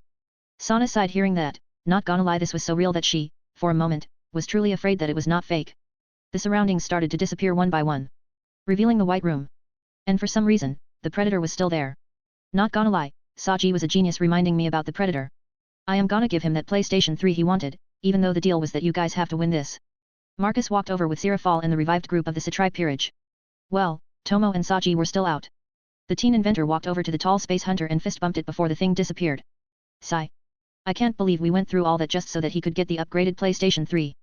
Momo said while messaging her temples. Don't worry, it will be in my living room for the foreseeable future, Sana said with a no-nonsense tone. Her peerage snorted in amusement. They can't wait to see Saji's face when he hears about this. Sotan, that was so cool, you just faced the big bad predator. Sirafal hugged her baby sister when she least expected it. Please sister, it's embarrassing. Sana said with an embarrassed look. Besides, I messed up badly. I didn't expect him to be this strong. The younger Satri said with a disappointed tone, her gaze was soft. She had underestimated the hunter very badly. Don't beat yourself up that much. I have another opponent which you could face if you want. Another shot? What do you say? Marcus asked with a thoughtful look, he has something in mind for Sira's sister. I hope it's not Darth Vader. Momo said to herself. She then looked around realizing that everyone was looking at her. Not gonna lie. That's an awesome idea. But, no. It's not a fictional character. The teen said with a smirk. The younger Satri gulped down when she saw the smirk. Who is it? The Red Dragon Emperor. The group's eyes widened to max. You have the boosted gear. Sana asked with disbelief. She was in disbelief because she could not even find the host of the Heavenly Dragon for the past year. Nope. But I have had the gear scanned for over a year. And Marcus pointed next to him, where polygons were gathering into a female-looking physique encased in the iconic red scale mail. Beat Aurora. And you will get 1,000 points each. For real? Saji asked as he groggily walked over. He got resurrected when he heard the amount of points they were getting for this. With that amount, I could buy a supercar. You don't even have a license. Momo said while shaking her head. She can't believe how easily this blonde got sucked into the whole items getting concept. Easily solvable. I only need to wait for over 2 years and I can get it. The point is that the car doesn't need any maintenance. No fuel consumption, no breakdowns. It's simply godly. Saji grimaced slightly when he mentioned godly. He needs to stop thinking and meaning what those words meant. The rest of the peerage also grimaced hearing what he just said. You right on that, Marcus smirked with satisfaction. Sana's peerage internally groaned again. The inventor was inflating the blonde's desires. The teen inventor truly is more of a devil than a human. See. Even our employer agrees with me. Saji proudly said that. Then you can fight the Red Dragon Emperor if you want, Sana said while fixing her glasses. I thought this was a peerage fight? I mean, we are all getting points this time, right? The Satripon exclaimed with a panicked look. Like hell was he going to face a Longinus user alone? I suppose you are right. Sana relented with a sigh. I think we should rest first? No? I mean, this is fighting against someone who could potentially kill a god. Tomo questioned with a worried look. She was just electrocuted. The younger Satri nodded obviously. Not that she intended to fight from the get-go. Saji was just far too taken by the whole situation. This was his first time interacting with other supernatural entities. And Marcus is not a good first impression because nothing else will be as flashy as the inventor's creations. Can we rest first? Sana asked with a respectful bow. Sure. Aurora. Please, I want the Bahamas for this. Marcus asked the armored Aurora. Gladly. Moments later the surroundings turned into a beautiful beach with water and a bunch of beach chairs. So, cool. Wow. Can I get one for my home? Momo asked with wide eyes. You wouldn't be able to pay electrical bills for this. The Red Dragon Emperor scale male said with crossed arms. It was a female voice, assuming it was Aurora having a physical body made from holograms. Just for 1 minute, this room consumes enough electricity to power a skyscraper for a year. The white-haired bishop from Satri peerage paled after hearing that. That's a lot of electricity. It is. But, since we don't have power issues, my creator doesn't need to hold back when he is making his creations. The scale male said with a proud tone, making the girl realize that the AI was showing off. Blonde won first. Boost boost boost. Red aura exploded around the Welsh dragon scale male as the armor rushed forward with an incredible amount of speed. Saji's eyes widened. he did not expect the armor to be this fast. He didn't even have much time to react as the fist was already on his face. Explosion.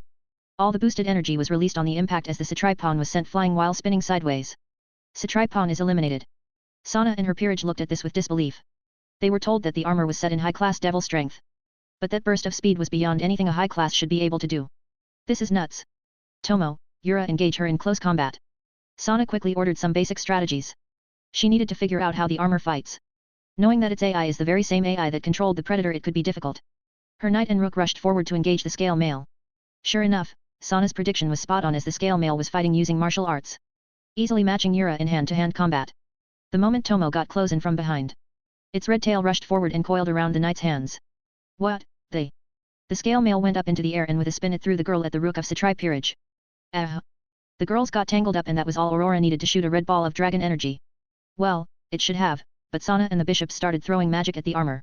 Aurora quickly started to dodge with her flying ability and started boosting herself up. This is bad. Her power is going up. And before long, the red armor started shooting balls made from dragon energy at Sana's peerage, who quickly started dodging the incoming blasts. Using this moment, the red dragon emperor replica descended back and took out the pair of girls who were just back on their feet.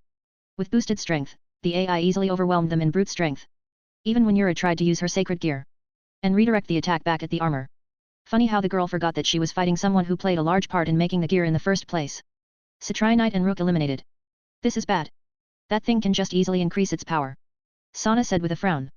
Seeing that her frontliners were gone, the queen pulled out her naginata. This is a good time to test out the upgraded version of Mirror Alice. The Satri heiress said after seeing her queen pulling out her weapon. Not that they had time to test as the red scale male was already charging straight in. Marcus, next day. The store you prepared for Sotan's peerage is quite tame. Compared to the one your hired staff has. Sirafal said while getting comfortable on her master's lap. They don't work for me for life, Sira. I won't be giving them the same things as the one I am giving Jean and Elifei. Marcus said while hugging her back. Because of the contract they signed? While it's fault-proof, it can still be exploited. And you are offering quite powerful items and magic. The contract was only the beginning of the binding. By this point, their wet dreams are already about me. He said with an amused tone as he remembered hearing the recordings. You are serious? The black-haired devil beauty giggled hearing that. Very. While there are no cameras in their rooms, Aurora can pick up the voices as their rooms used to be not far from the kitchen. Elifei quite immediately became fascinated with me and Jean followed soon after. One thing for sure is that they are in my camp regardless. And their dedication is only growing as we speak. Marcus said with a shrug. Quite devious as always, Sirafal said with an amused tone. It's a natural reaction. I don't have to do anything. They grew fascinated in me, themselves. Marcus simply answered back. He barely needed to do anything to make them get interested and attached to him. And Aurora quickly picked up their behavior patterns while constantly observing them when they work. At first Elifei was quite reluctant and wanted to find a way to escape. That however, slowly diminished by the time his new base was done, she no longer wanted to run away. Either she knows it's pointless or she doesn't want to. It doesn't really matter anymore. Sirafal was a little bit baffled that Marcus doesn't even look remotely surprised that the pair of blondes have dreamed about him. He wasn't even excited or bothered or anything like that. This was quite something else. After all, he was currently at his peak teenage time, where teens would want to have their way with girls. Especially when the pair he has as mates dressed up sexy, and by his request no less. I see. I guess they need to try a bit harder to get your attention. She said while leaning into him, snuggling. That reminds me. I gave your sister something. But, I didn't give you anything. So here you go. The teen inventor pulled out something from his inventory and handed it to the curious girl. Is this what I think it is? Yep. I needed to read some wiki pages for the design but now it's all done. She slowly took the fancy-looking pen. It was blue with some gold and there was something akin to a crystal planet on the top. How does it work? Sirafal asked with shaking hands. She was getting goosebumps just by holding it. Some sweat started dripping from her forehead. It's a sacred gear, you fuse with it by channeling some of your magic. Sacred gear? Why you made the Sailor Moon uniform into a sacred gear? She asked with utter disbelief. Never in her 500 plus years of life did it cross her mind that Marcus could invent something so amazing, so good looking, so incredible. She didn't need to be told twice, quickly channeling her magic the pen disappeared but, with a simple thought, it was back in her hand. The best part of this is that you can still use it as a pen. He said with a smile. Sirafal could only giggle for a bit before losing control of herself and quickly tested it out. Jumping off his lap, she pulled out the pen, subconsciously knowing how to use it. And with a burst of light, she transformed. Starting from the hair, it changed into twin tails, with diamond-like clips holding it in place. And then the classic sailor uniform in white and blue with purple ribbon appeared. Her knee-long shoes are blue, same with the gloves. In other words, she would be closest in looks to Sailor Mercury. But that was on purpose since her uniform color should be the same as her eyes. At least that's what Marcus thought. Oh my gosh, the power!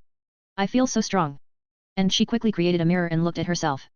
So amazing, wow, this is truly a sailor uniform with the power-ups. Sirafal did a spin. Her new shoes, which had high heels, clicked on the ground. She looked at herself a little bit more. While the teen inventor observed her from the side. Her miniskirt is special, the thing is, no matter which angle you look at it, you can't see her panties, it is part of the sacred gear. After all, only he should be able to get the panty shots. Once she was done observing herself, she looked at Marcus. Her master's reaction to her gaze was simply a slightly raised eyebrow, because Sirafal had hearts in her eyes. This is like the best thing you have ever created. That moment, in the background, the teen inventor could hear Aurora cough. She was not impressed being regarded as less than some average Longinus class gear. I see. Soon enough she was back on his lap. Now I need to reward you for all the hard work. We have not tested the bedroom of your new house yet, have we? Sirafal hotly said into his ear. She was radiating a lot of need. Chapter 19, Aurora's Avatar and the Next Pillar. It didn't take long for Rias to learn that Sana and her peerage received gifts from Marcus Goldman. The most obvious sign was that they now have extremely advanced phones. And as one could expect, her curiosity piqued, so she asked. The problem was, she almost immediately got washed over by jealousy.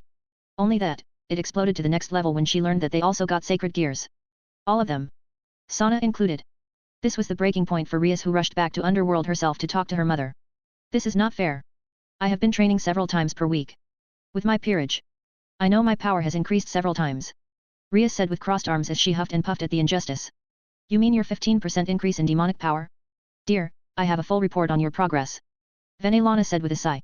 She was starting to feel just as jealous as her daughter. Sirafal got a Longinus class sacred gear in the form of a Sailor Moon uniform. If not for Ars Goetia holding the Satan together, Sirafal would already be flaunting it to the whole wide world and the underworld. The most amazing perk was that it's not just a cosplay. It's the real deal with power UPS. Marcus even showed them the resistance to holy energy, which immediately interested Grafia and Venelana. What about Sana? What did she do? Rias immediately realized that talking about her achievements is pointless since her mother most likely already knows. Her overall demonic energy increased by 40%, she reincarnated 4 people in that period. Giving more data to Marcus Goldman. He is more than pleased in learning how energy changes from human to devil kind. While your readings were neither bad nor too good. Simply okay enough for him to keep you in the project since it doesn't cost him. Venelana said to her daughter while sipping tea in between. The brown-haired devil lady realized that the contract did not really help. Her daughter wasn't actually trying hard to train. But maybe this will finally make her move her ass. I see, so Sana went whole military style on her peerage, Rias said with a realized look. No. She will now, however. As Marcus has decided to move Sana's peerage to a field agent position. He gave them the means to collect sacred gear from stray devils and keep them if they want. The red-haired devil girl's eyes widened. This is far too good. I see, this is, so those phones. Exactly. According to Satan Leviathan, who bragged to me. Those phones have a points exchange system. They can reclaim items retrofitted by Marcus himself, from gaming consoles to cars, and because it is Marcus, they are a cut above any regular things humans or devils could get. And all they have to do is beat some stray devils and collect samples from them. Rias's eyes widened again. Incredible futuristic consoles? She wants one too. You know, I learned something which would interest you. What? Sirafal herself got a Sailor Moon uniform as a sacred gear. It also works as a power-up, and if my guess is right, she got quite a big power-up. No way. Sailor Moon uniform? With the transformation and everything. Venelana nodded at her, before continuing to talk. Indeed, she got a boost to her family magic with that uniform, which also has a balance breaker. That's so cool, mother. Tell me, what should I do? Rias couldn't control herself and asked with a panicked look. This is so cool and otaku-ish sounding. She wants to be part of this. Sigh. Rias, you need to be a proper devil heiress with a goal in life. How hard is it for you to understand that? Sana has her dream and she is chasing it as hard as she could. Marcus Goldman being there only made her try to work harder. And she is getting rewarded for it. Venelana said with an eye roll. Rias bit her lower lip before getting up from her seat. You are right. I have to go. The redhead said in a serious tone before walking towards the doors. Good. I hope you start taking this seriously. You don't have much time left. The brown-haired woman said with a knowing look. For a moment Rias stopped walking. She didn't say anything before continuing to walk out of the living room. The moment her daughter was gone, Venelana started frowning. Not much time was left. In both senses of the word. For Rias's marriage and before the storm, which is her master, hits the 3 worlds. Neither heaven, earth, or underworld are going to be spared. Let's see how you do, Rias. It all depends on you. Even without talking or interacting with you, Marcus has made you work more seriously. Venelana thought with narrowed eyes. Kuaha. Sana sighed to herself. Checking her phone out for a moment. This thing is so amazing. Not only that, but it has Aurora built into it. The very same AI that beat her as the Predator and the Red Dragon Emperor. So she was quite bitter about using it. But, she won't be lying to herself. The AI is super smart and her assistance is already invaluable. Anyways, she got quite hooked into checking out the list of inventions she could buy from her points. Points. Name, Sana Satrai. Occupation, Field Agent. Loyalty points, 23. Her points were only a few bits though she could buy some clothes from these. Regular clothes, not enchanted ones. The enchanted ones are, in her eyes, quite powerful. Self-repairing, self-adjusting, damage mitigation, and resistance to specific elements like holy energy. Which is simply and utterly amazing to her. Not to mention the paperwork machine. The signer. It's simply a marvelous piece of work that she will be sure to use once she opens her school. Speaking of her dream to open the ranking games school, if only she could get Marcus help in designing it and pumping it with his inventions, it would be her wet dream coming to reality. So Tan, you are dreaming of something naughty. I could even sense it. Hearing her older sister's voice, she snapped out of her trance and saw Sirafal sitting on a couch not far from her. Nonsense. I don't do that. Sana with an embarrassed look snapped at her sister who was in a very good mood. He okay if you say so. The older Satrai just shook her head in an amused fashion. Is there a reason why you are here, sister? Sana asked, slightly curious and with a bit of anticipation. After all, the last time her sister was here in the Satrai estate, she took her and her peerage to Europe where she got her sacred gear. But, of course. Sirafal jumped out of her seat and pulled out a unique-looking pen. Without wasting any time she pressed on it and with a burst of light she transformed. Your big sis is Sailor Winter. A real magic girl. Sirafal did several poses from Sailor Moon and behind her back a pair of wings appeared from pure crystallized ice. Not only that but Sana could feel a limitless amount of magic rolling from Sirafal. She has sensed her sister's power before, and it had never been this high. What is this? Sana didn't know what to think. It should be an embarrassing cosplay as a magic girl, but. This was not a cosplay. This was the real deal. This is my sacred gear. I got it the next day after you left. Beautiful, isn't it? Sirafal said while spinning and taking some more of the stances from Sailor Moon. This is. I don't even know what to say. Sana was out of words, literally. This was no longer cosplaying. It's not even embarrassing because the uniform looks too good. The material even looks magical. When I am wearing this, I am semi-immune to holy energy. Only direct contact on my skin works. I can even say his name without getting hurt. Sirafal said amused as she was clearly enjoying the shocked look on Sana's face. I see, this is incredible, still, I am assuming that you didn't come here just to show me that. Sana said while fixing her glasses, she was trying to hide her jealous look. Yes, she is jealous. The uniform honestly looks amazing. And the power UPS, they make it even better. She can tell that the uniform does more than just protection because she can sense her sister's power going up significantly after the transformation. It seems she can't tell me everything about her over-the-top sacred gear. Yes. There is more. I came here to ask you something. Sirafal instantly got serious. She dissolved her Sailor Moon uniform and pulled out the pen which appeared in her hand. She started spinning it in between her fingers. And that is. You know that I want you to be successful. But, the problem with your dream is that it is going to be an uphill fight, a very hard one in fact. So, you will need a good support to start your school. Someone who could guarantee its success. Either technologically or magically. As Sirafal continued her speech, Sana instantly knew where it was going. You want it to be supported by your boyfriend? Honestly, I will take his help any time of the day. The problem is not me not wanting it, but him wanting to support me. The younger Satrai said while shrugging her shoulders. I doubt he will even listen to me in my dream. He doesn't look like someone who would want to listen to a girl's dreams. I could imagine him just saying something like, just go and build it yourself, it's not that hard. Sana said what she imagined him saying to her. You are right. He would say that. But, that's where my scheme comes to play. Sirafal said that with a smirk. A smirk which sends chills through Sana's spine. I am going to pull you into our bed activities. Devil Sisters play. How many humans could brag that they have fucked two Devil Sisters from the same pillars? Sana's mouth opened as wide as possible. This was the first time hearing her sister use that word like this. Sister. What are you thinking? Are you nuts? The younger Satrai said with a red face. This was embarrassing to a whole nother level. Snort. We are devils, Sana. How hard is it to accept that? While we are nowhere near as bad as we were before, there are still many devils who do questionable things. And what I am offering to you is one of the best solutions you could get. Marcus' inventions are revolutionary. And once he reveals himself to the world, there will be goddesses from all sort of pantheons lining up to get fucked by him. That is not a joke. When I said that he humiliated Artemis, I mean it in a literal sense. He was thinking of just bringing her home to keep as a pet. Thankfully he did not. Sirafal said all of that quite seriously, which made Sana speechless. This is a once-in-a-lifetime opportunity. I can persuade him about a sister's play and then maybe a magical girl's play. Which means you could dress up as someone like Sailor Summer or something, the older sibling said with a cute tone. I don't know, this is far too sudden. I never had a boyfriend before. And now you are asking me to join you in bed? Seriously. Sana said that while quickly shaking her head. This just makes too little sense to her.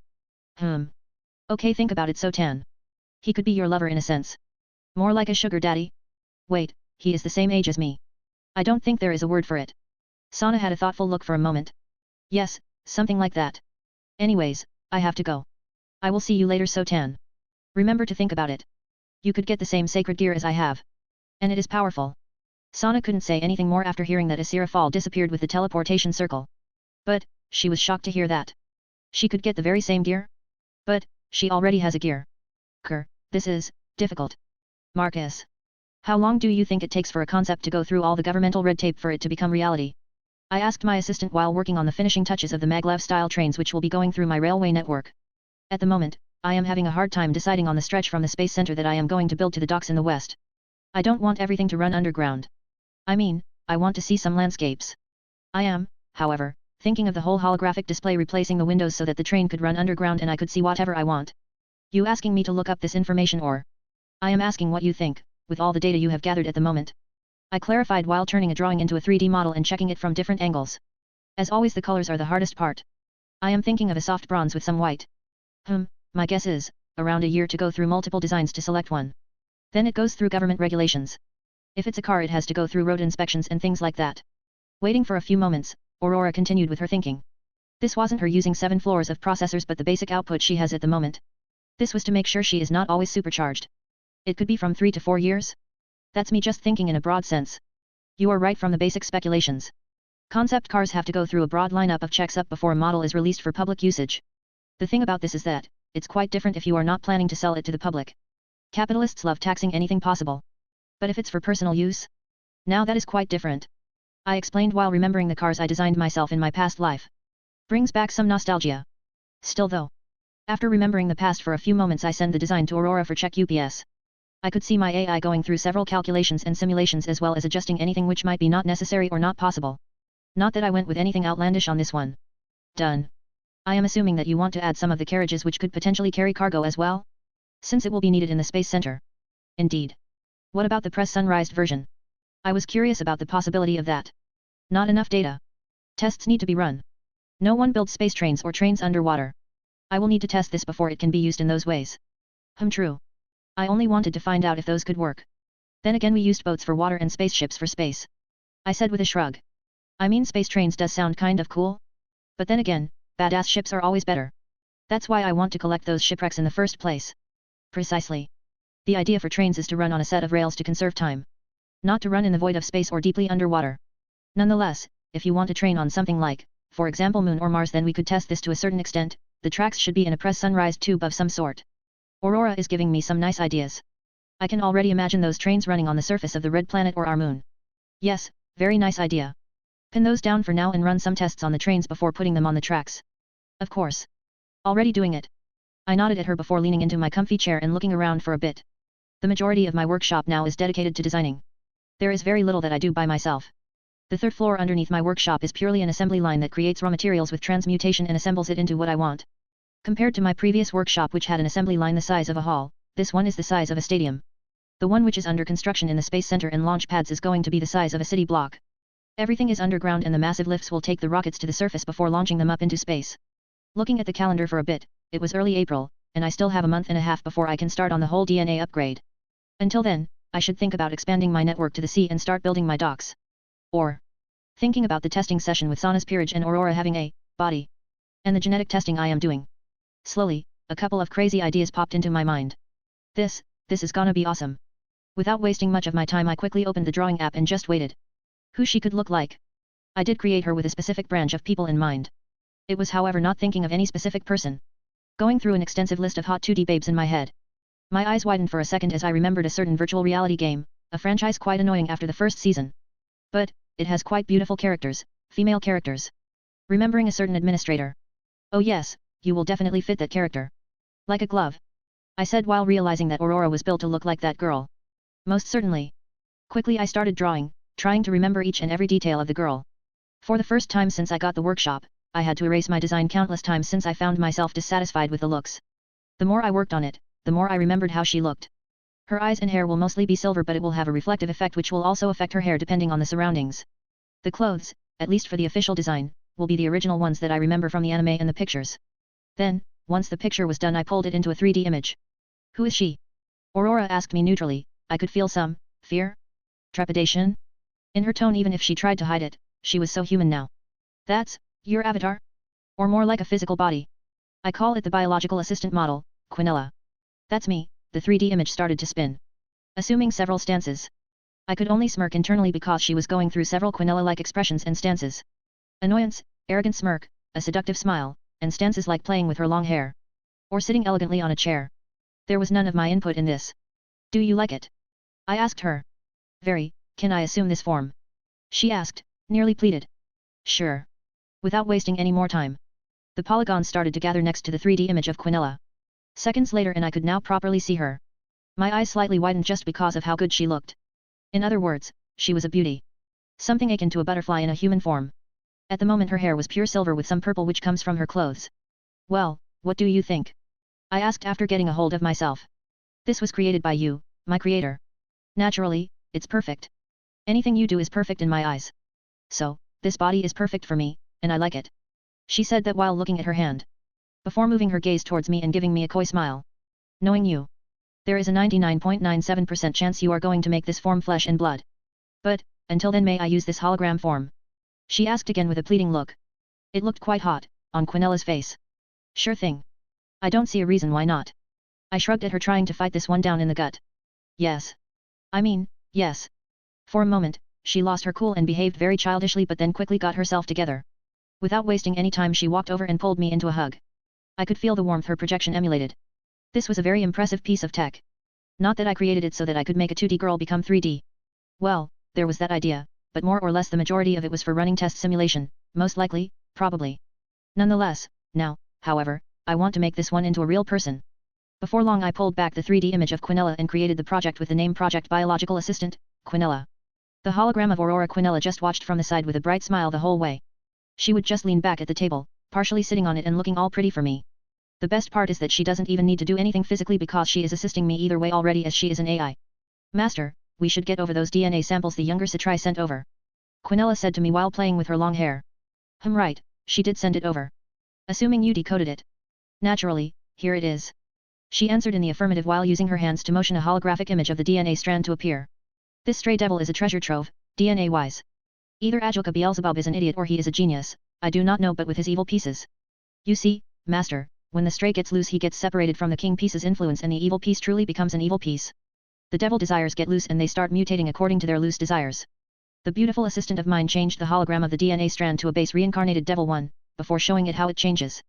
This unique sample showed me how reincarnated devil breaks its physical limits. Something we have not seen before. But this sample is key for us to break the boundaries of human limitations. Once again the DNA strand started to spin and with her finger she motions for it to stop and pointed at a specific middle piece. This here governs the limitations to the DNA's build-up. Previously, I thought it only holds everything together, which it does. But at the same time it also governs how it can break the limits and evolve with outside interference. What I learned from this sample is fascinating and it allowed me to discover much more than ever before. It was wise for you to hold back that alteration because it might have some unforeseen side effects because of a lack of data. She said while gently stroking my cheek with some affection. I see, although it's the same thing but from a different angle, it has a different reaction to the same DNA. I assume you started implementing this idea and redecoding everything.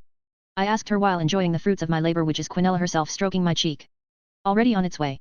You will have much more data soon enough. The beauty said with a smile. Good. I will eagerly await the results. I nodded to her as I returned to my reading on genetic data while Quinella returned to her standby which is to lean on the table and look pretty. Not gonna lie she is very much distracting. Which ended up with me pulling her into my lap. I don't remember programming you to tease me. Part of female protocol. Master, there is no need to lie to yourself. And when I fully become Quinella that protocol shall expand even further, she said that while getting comfortable in my lap. I could only roll my eyes, this woman, knowing full well that she doesn't feel anything being a hologram and all, still continues to play the part. Next day. Not gonna lie. When Quinella reminded me of Ajilka's genius I had the urge to summon him once again. And that's why I have drawn the circle of Astaroth and was ready to summon my third pillar. This is a good time to use my newly expanded ritual room. Next to me was my assistant. She had her arms crossed and looked at me working on the summoning circle. One thing for sure is that I will be doing the circle myself. There is that satisfaction of doing something supernatural like summoning a familiar by myself. Sigh. You could have at least allowed us to do the grunt work, Master. Quinella said with a sigh. Nope. It's fine. I was on my knees with a piece of white chalk. You created perpetual energy, reinvented and upgraded gears created by biblical God. Created me, and now you are doing this. The beauty next to me said with a sort of disbelief. Indeed. And I love those human protocols you have. I said while continuing with my drawing. Humph. I am only doing what you programmed me to do. She said with a huff while looking away. I know, that's why I am satisfied with your behavior. She huffed once more while crossing her arms, amplifying her breast size. While I should be paying more attention to the circle instead of the hot silver-haired sadistic girl. Shaking my head for a bit, I returned to my drawing. Some time later I was done with it. Taking a deep breath, I started the chant. By the covenant drawn between God and the human king. For punishment against humankind. 72 pillars of Lucifer shall be punished by the power of Ars Goetia. Come forth, pillar of Duke Astaroth. By the will of Ars Goetia, you shall be bound to a king of man. The circle glowed, consuming the whole room with a bright light. Several purple barriers appeared around us. It was Quinella's automatic defensive protocol in action. Master, last time I checked. Ajoka Beelzebub was a male. That would be my uncle, I am Lesha Astaroth. A melodious voice said from the circle. My eyes readjusted and I was able to see who I summoned. It was a drop-dead gorgeous blonde beauty with blue tips on her hair, it's unique to say the least. She had a borderline supernatural air around her. Showing that she was in truth a devil. May I know what is happening? Why was I summoned? More precisely kidnapped. She asked with some nervousness as she already noticed changes to herself. You have been summoned by what the devils are calling the second coming of Solomon. The very same person who is the mysterious lover of the current Leviathan. My master and creator, and a man who succeeded in creating sacred gears superior to the ones created by biblical God. His name is Marcus Goldman. I looked at Quinella with an amused look after hearing that speech. You practiced that in front of the mirror. I did. Wait. For real. I can't lie to you. Basic protocol, master. She said with an eye roll. Right, it was more like a reflective action since you are a person at the moment. I shook my head, forgetting for a moment that it is an A.I. Damn, guess my work is becoming this good. My gaze returned to the blonde bombshell standing there with white eyes. She was paler than paper. This has to be a dream. Solomon didn't have any successors. This is nonsense. She said that while shaking her head. Well then, why don't you come over? I asked with a smirk. The purple barriers disappeared, as I took a step forward. Her eyes grew big to astronomical levels as she started elegantly walking forward towards me. This the Ars Goetia? I can't resist it. It's like my body has a consciousness of its own. She exclaimed while walking forward, and a few steps later she was in front of me. The first thing I would want to do with such beauty is obviously to get to know her. On several different levels. Now that I think about it, she is quite a good choice even though I didn't get Ajoka. I got someone who could be my middleman to solve the issue with getting some land legitimately, and govern it too. But, before I can do that, I will have some fun. Walking behind her and wrapping my hands around her waist, I hugged her from behind. The beauty was quite honestly shaking in fear. And from the gaze Quinella was sending to the girl, one could see that she is enjoying the fear this girl was experiencing. Indeed. Do you still not believe that I am his successor? I asked her softly, and she was having goosebumps traveling through her whole body. It is quite something else when a human can terrify a devil this much. Let's start with something simple and a little bit personal, I said with a happy tone which only terrified her more. What is the naughtiest thing you've ever done? I asked curiously. After all, this was a real Ajisama we were talking about. I have a collection of literature with some questionable plot lines. She said with an extremely embarrassed tone. I could see her ears turning red. Oh, smut novels, very interesting. Well, do you need some more proof? I asked her, enjoying her warm devilish body and the slightly jealous looks from Quinella. No, I am fine. I believe you. I believed you the moment you told me to walk forward.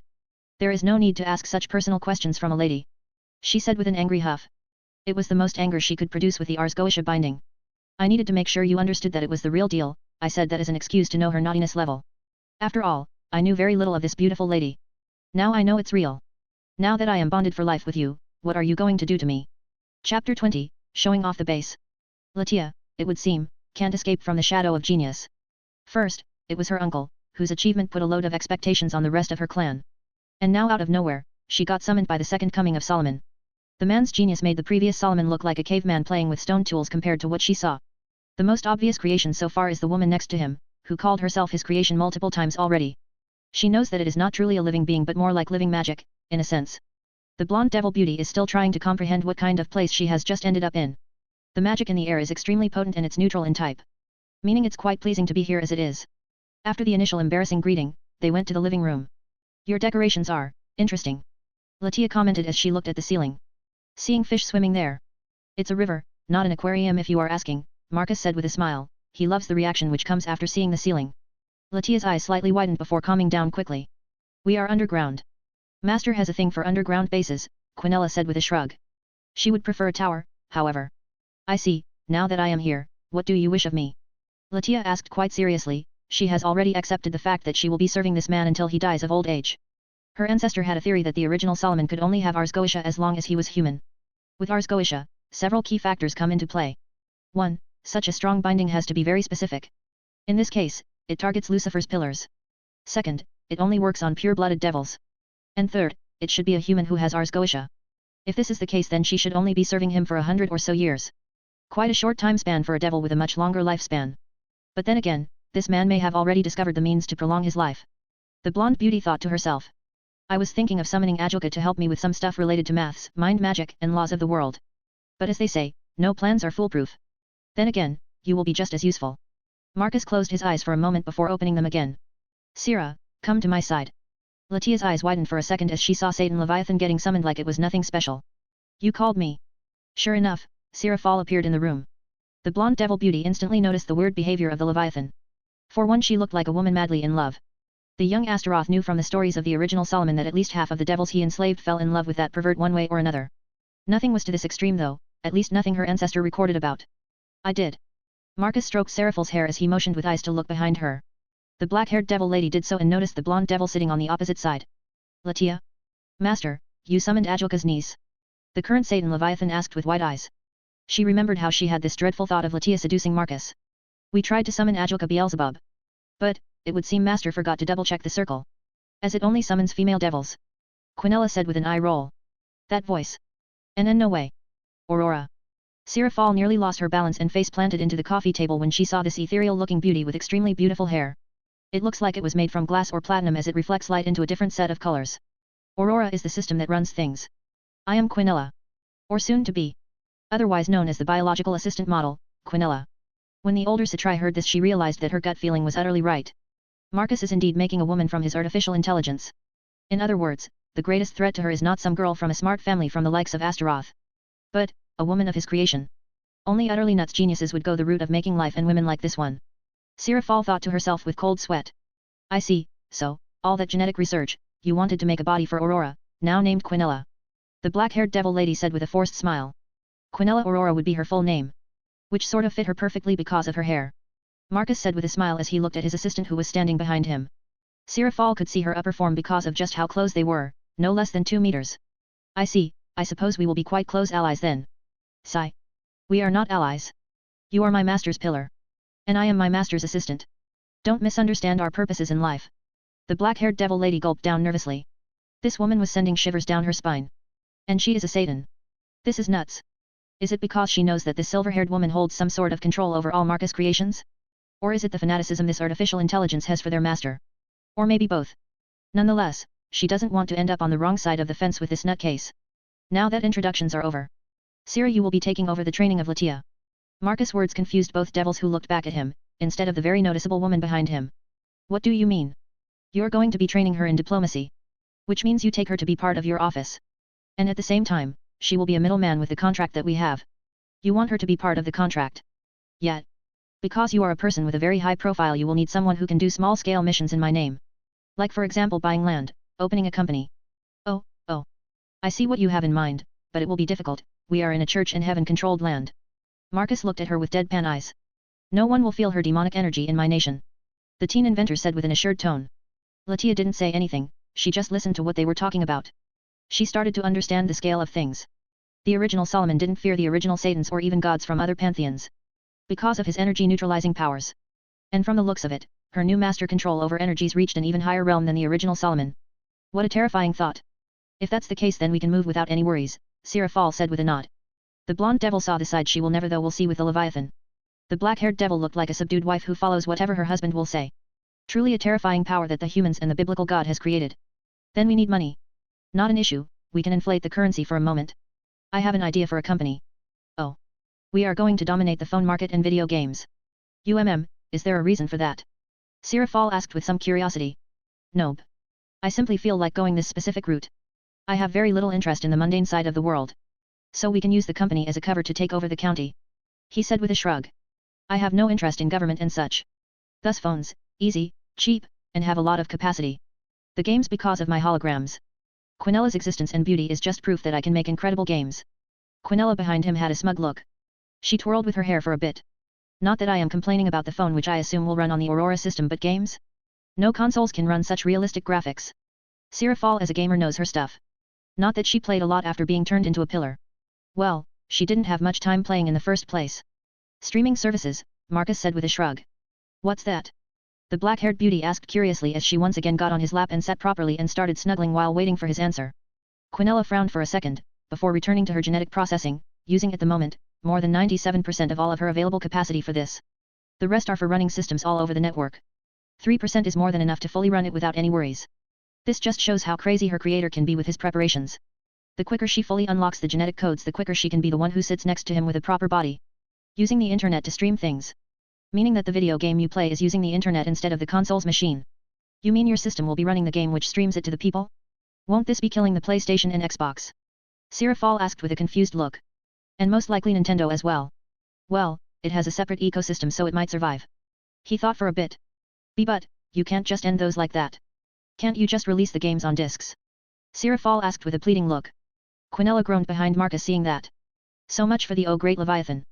In the end, she ended up at her creator's mercy. You know that just might be possible. Aurora could process the game to push the console to the peak. Making the game stand out from the rest of them. Marcus thought about it while stroking Seraphal's hair, who quickly nodded several times. She doesn't want PlayStation to die out. Anyway, Latia, how good are you with the whole management thing? The teen stopped thinking about games and looked at the blonde bombshell sitting opposite of him. Even though I am the heiress of the branch family of Astaroth, I am quite versed in management, administration, and running a household. Those things are expected from me. She explained simply. In other words, aristocrats. High-class lady. I suppose that's how modern humans could see me. I have heard nobility is a dead thing in the current human world. She said with a slightly raised eyebrow.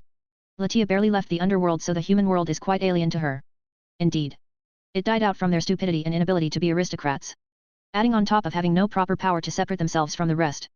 And you can already imagine the rest. They died out with World War I and II. Marcus gave her a very abridged version of it. Now then, I suppose it's time to show you around this place before you properly settle in. The teen inventor said as he motioned for Sirafal to move.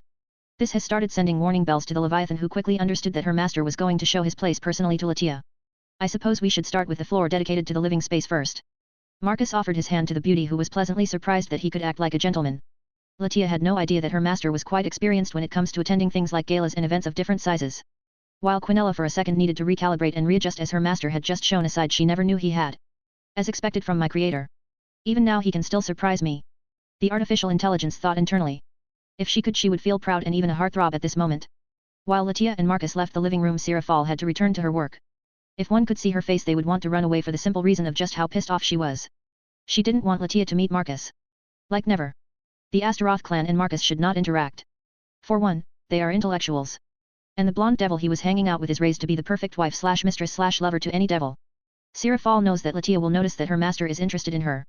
And once she sees that opening, the blonde will attack it with everything she has just to gain some control from the man who has enslaved her. After all, the girl is a pure-blood devil who was raised in devil society.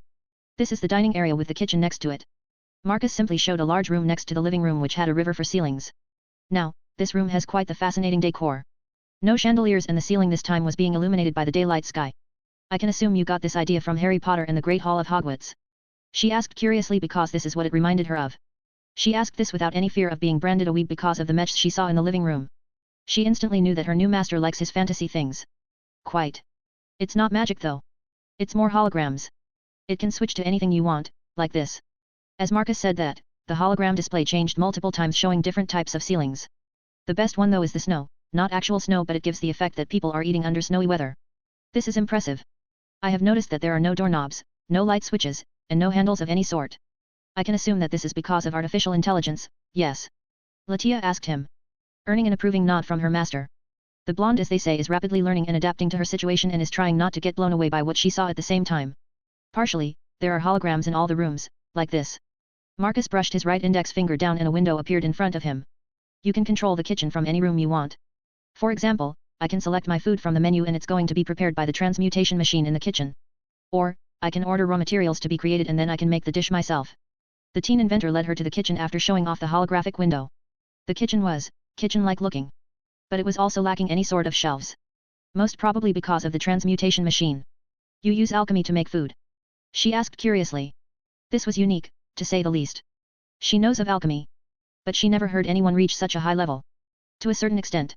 And by that he means that his alchemy level is beyond that of the biblical god who created the sacred gears. He used their formula and reached a level way beyond theirs. Quinella said with a groan. Why is her master downgrading everything?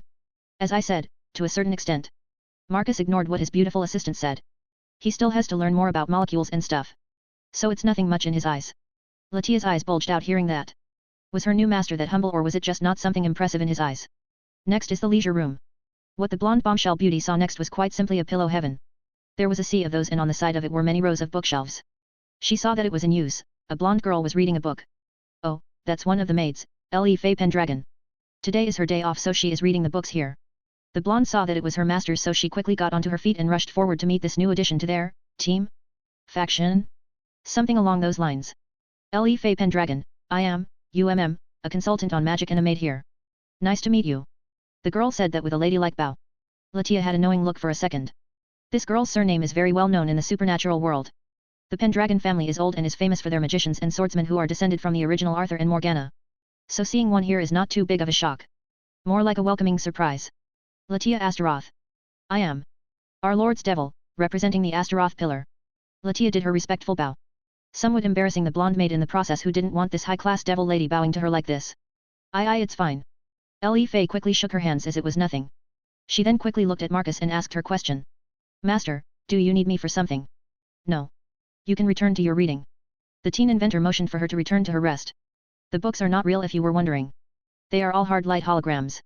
This way new information can easily be added. And those shelves are not as stationary as you may think. He led the beauty towards the shelves as he showed how the shelves work. With a hand motion he made the middle section move separately from the rest. This shocked the blonde because it was like going through rows of clothes in a clothing shop. Only here you were going through an endless amount of books.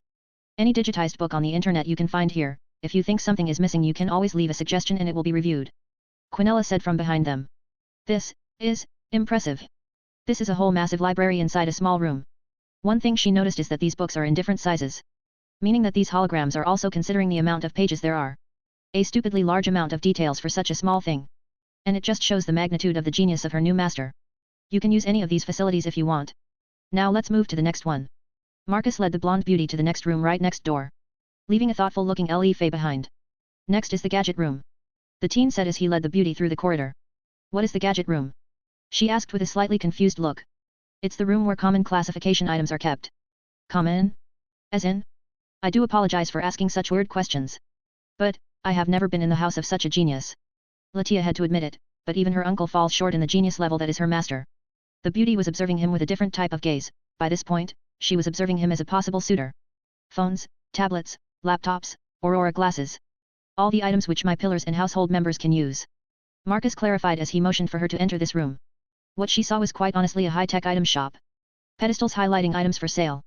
Latia definitely felt like she was in a shop at the moment. Pick a phone, and any other items if you want. He motioned for her to pick whatever she wanted. Are you sure? She asked with slight disbelief. You are my pillar. An extension of my power. It brings me a certain amount of satisfaction when you use items created by me. Her master clarified with a bright smile. Which made her slightly gulp down and fight off a fluffy feeling she had in her stomach. Okay. This guy has me in the palm of his hand. He could easily do whatever he wanted. Yet, he is playing the long game. The beauty thought to herself as she walked deeper into the so-called gadget room.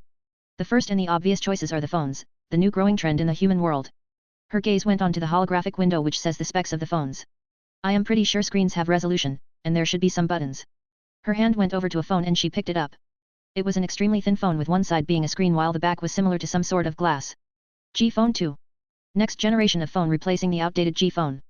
The 8K screen was replaced with a new Realitas screen which emulates reality to approximately 80%. The back camera received a similar update with prism lenses hidden in the glass.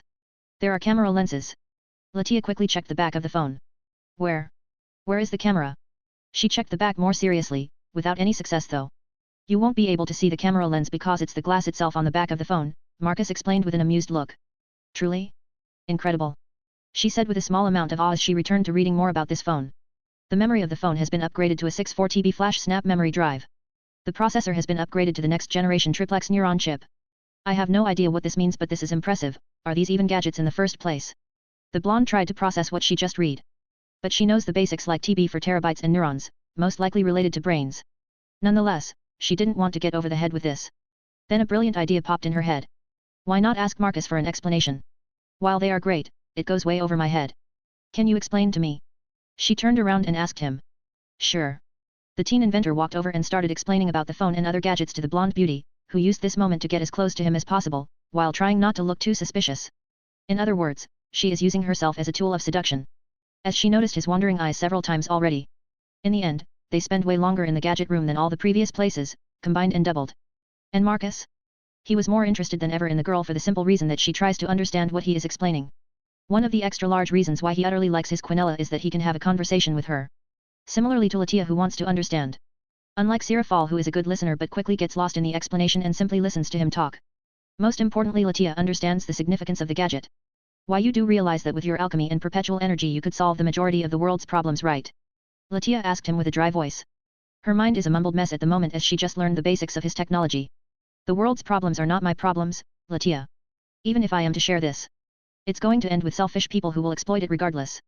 He explained casually as they were walking towards the other room. She was carrying a small bag, feeling like she had just gone to a shop. It had her new laptop, a tablet, headphones, Aurora glasses, and a phone. Any piece of these gadgets would bring either revolution to the outside world or just the end of the world. Thankfully they are all tied up to her and will malfunction the moment the tech realizes that she was no longer her owner. Which is, on its own, an incredible safety measure.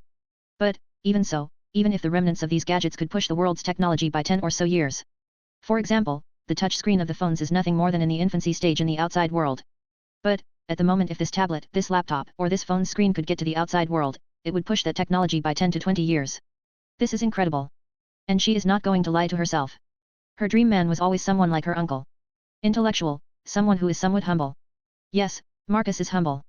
Well, it was more like, he doesn't see his achievements as impressive, which makes him humble in her eyes. I see. I can assume that you will create more companies which will improve the world. Latia asked him with a raised eyebrow. Marcus only looked at her with a baffled look. Never crossed my mind. He said honestly. So, you want to make video games and sell smartphones, but not sell cheap energy or food? She asked with a truly baffled look. None of those are cool, so I don't see a reason to. He answered with a casual shrug. Latia slowly nodded. That moment she made up her mind, and she knew what to do next. Here it is, the entertainment dome, Marcus said with a proud look. The blonde bombshell beauty quickly realized that this must be insanely big if Marcus is this proud. Let's get in. The moment the doors slid to the side and they stepped in, they were greeted by an orange desert as far as one could see. A simulation is running. Checking, it's Jean, she is inside Star Wars, the Attack of the Clones. She likes Star Wars? Marcus asked with a baffled tone. This was the first time he was hearing it. Not quite, she wanted an experience. So, I told her to go to a galaxy far, far away. I never thought she would take it literally and get sucked into the Star Wars experience. She has clocked around 47 hours at the moment and is playing as a Jedi Knight. Whistle. Well, she is quite good with a sword. Marcus shrugged after realizing that. Are we transported to another world? Because it feels like it. Latia asked with wide eyes as she looked around. The heat, the sand, the atmosphere, it's like she was in a completely different place. This is the peak of holographic technology. The entertainment dome. Our master created this to experience the ultimate experience while being at home. Quinella said with an arrogant tone. She wanted to show this to the girl from the very start. To make her see the level of her master's genius. Nonetheless, she could accept the slow introduction the girl had. Still, such a slow introduction lessened the impact the entertainment dome has. Just, how? I don't sense any magic, my senses are telling me that everything here is real. How can such a thing exist? Latia asked with very wide eyes. She tried to find some sort of sense of fakeness, but the more she tried the harder it was to differentiate between what is fake and what is real. Put on the Aurora glasses and see for yourself. The teen inventor said with a knowing look like he was about to share some sort of secret. Latia pulled out her stylish glasses and put them on. Moments later the HUD came online and her vision changed. Now she saw it. Saw what is truly happening in this place. She could not wrap her head around how this is happening. The room is nowhere as big as she saw before. And she could see a blonde teen girl swinging in the empty air not far from them. The blonde bombshell beauty wanted to understand how this worked. So the vision changed again and she saw some sort of particles taking shapes, and some waves of energies were added to the mix. See, the hard light particles are emulating the heat on your skin, the vision itself is intercepted by the prism light technology, while the smell is emitted by the vents in the room. All of the senses are intercepted to give a complete feeling of immersion. Marcus explained to her as he immersed himself in the Geonosis desert. Oh, it's hot, but he doesn't care. At the moment he just has the feeling that he was in a galaxy, far, far away. This is incredible. She took her glasses off and once again immersed herself into this world just like he did. How we don't smash into the walls and things like that. The lady I saw was not that far. Latia didn't finish as she saw a massive ship descend from the sky. Her eyes widened even more when she saw gunships starting to fly out from the large ship's bottom. She continued to watch the gunship fly somewhere. And by this point, her curiosity was at its peak as she wanted to see what was going on. What is happening here? The blonde asked with extreme curiosity. But neither Marcus nor Quinella were too shocked or anything like that. You never watched Star Wars? Marcus asked her. I know of it. It's a very big thing in the United States. But, I never had a chance to watch and understand it properly. She explained honestly. I see. Then we arrived at a very convenient time. Follow me. Marcus motioned for her to follow him as they started walking. Now more than ever does she wonder how they haven't smashed into the blonde who should be in front of them just a few meters away, but they have already taken so many more steps. If you are wondering, Aurora is controlling our senses, this way we are never going to smash into Jean who is not far away from us, Marcus explained to her. Which only made Latia even more impressed by this place's illusion-like capacities. After a few moments of walking, the group started hearing sounds. Sounds of explosions, destruction, sounds of beams and similar lasers. Latia hastened her steps and she saw things in the air which looked like ships of different sizes. Many of them looked like flying balls.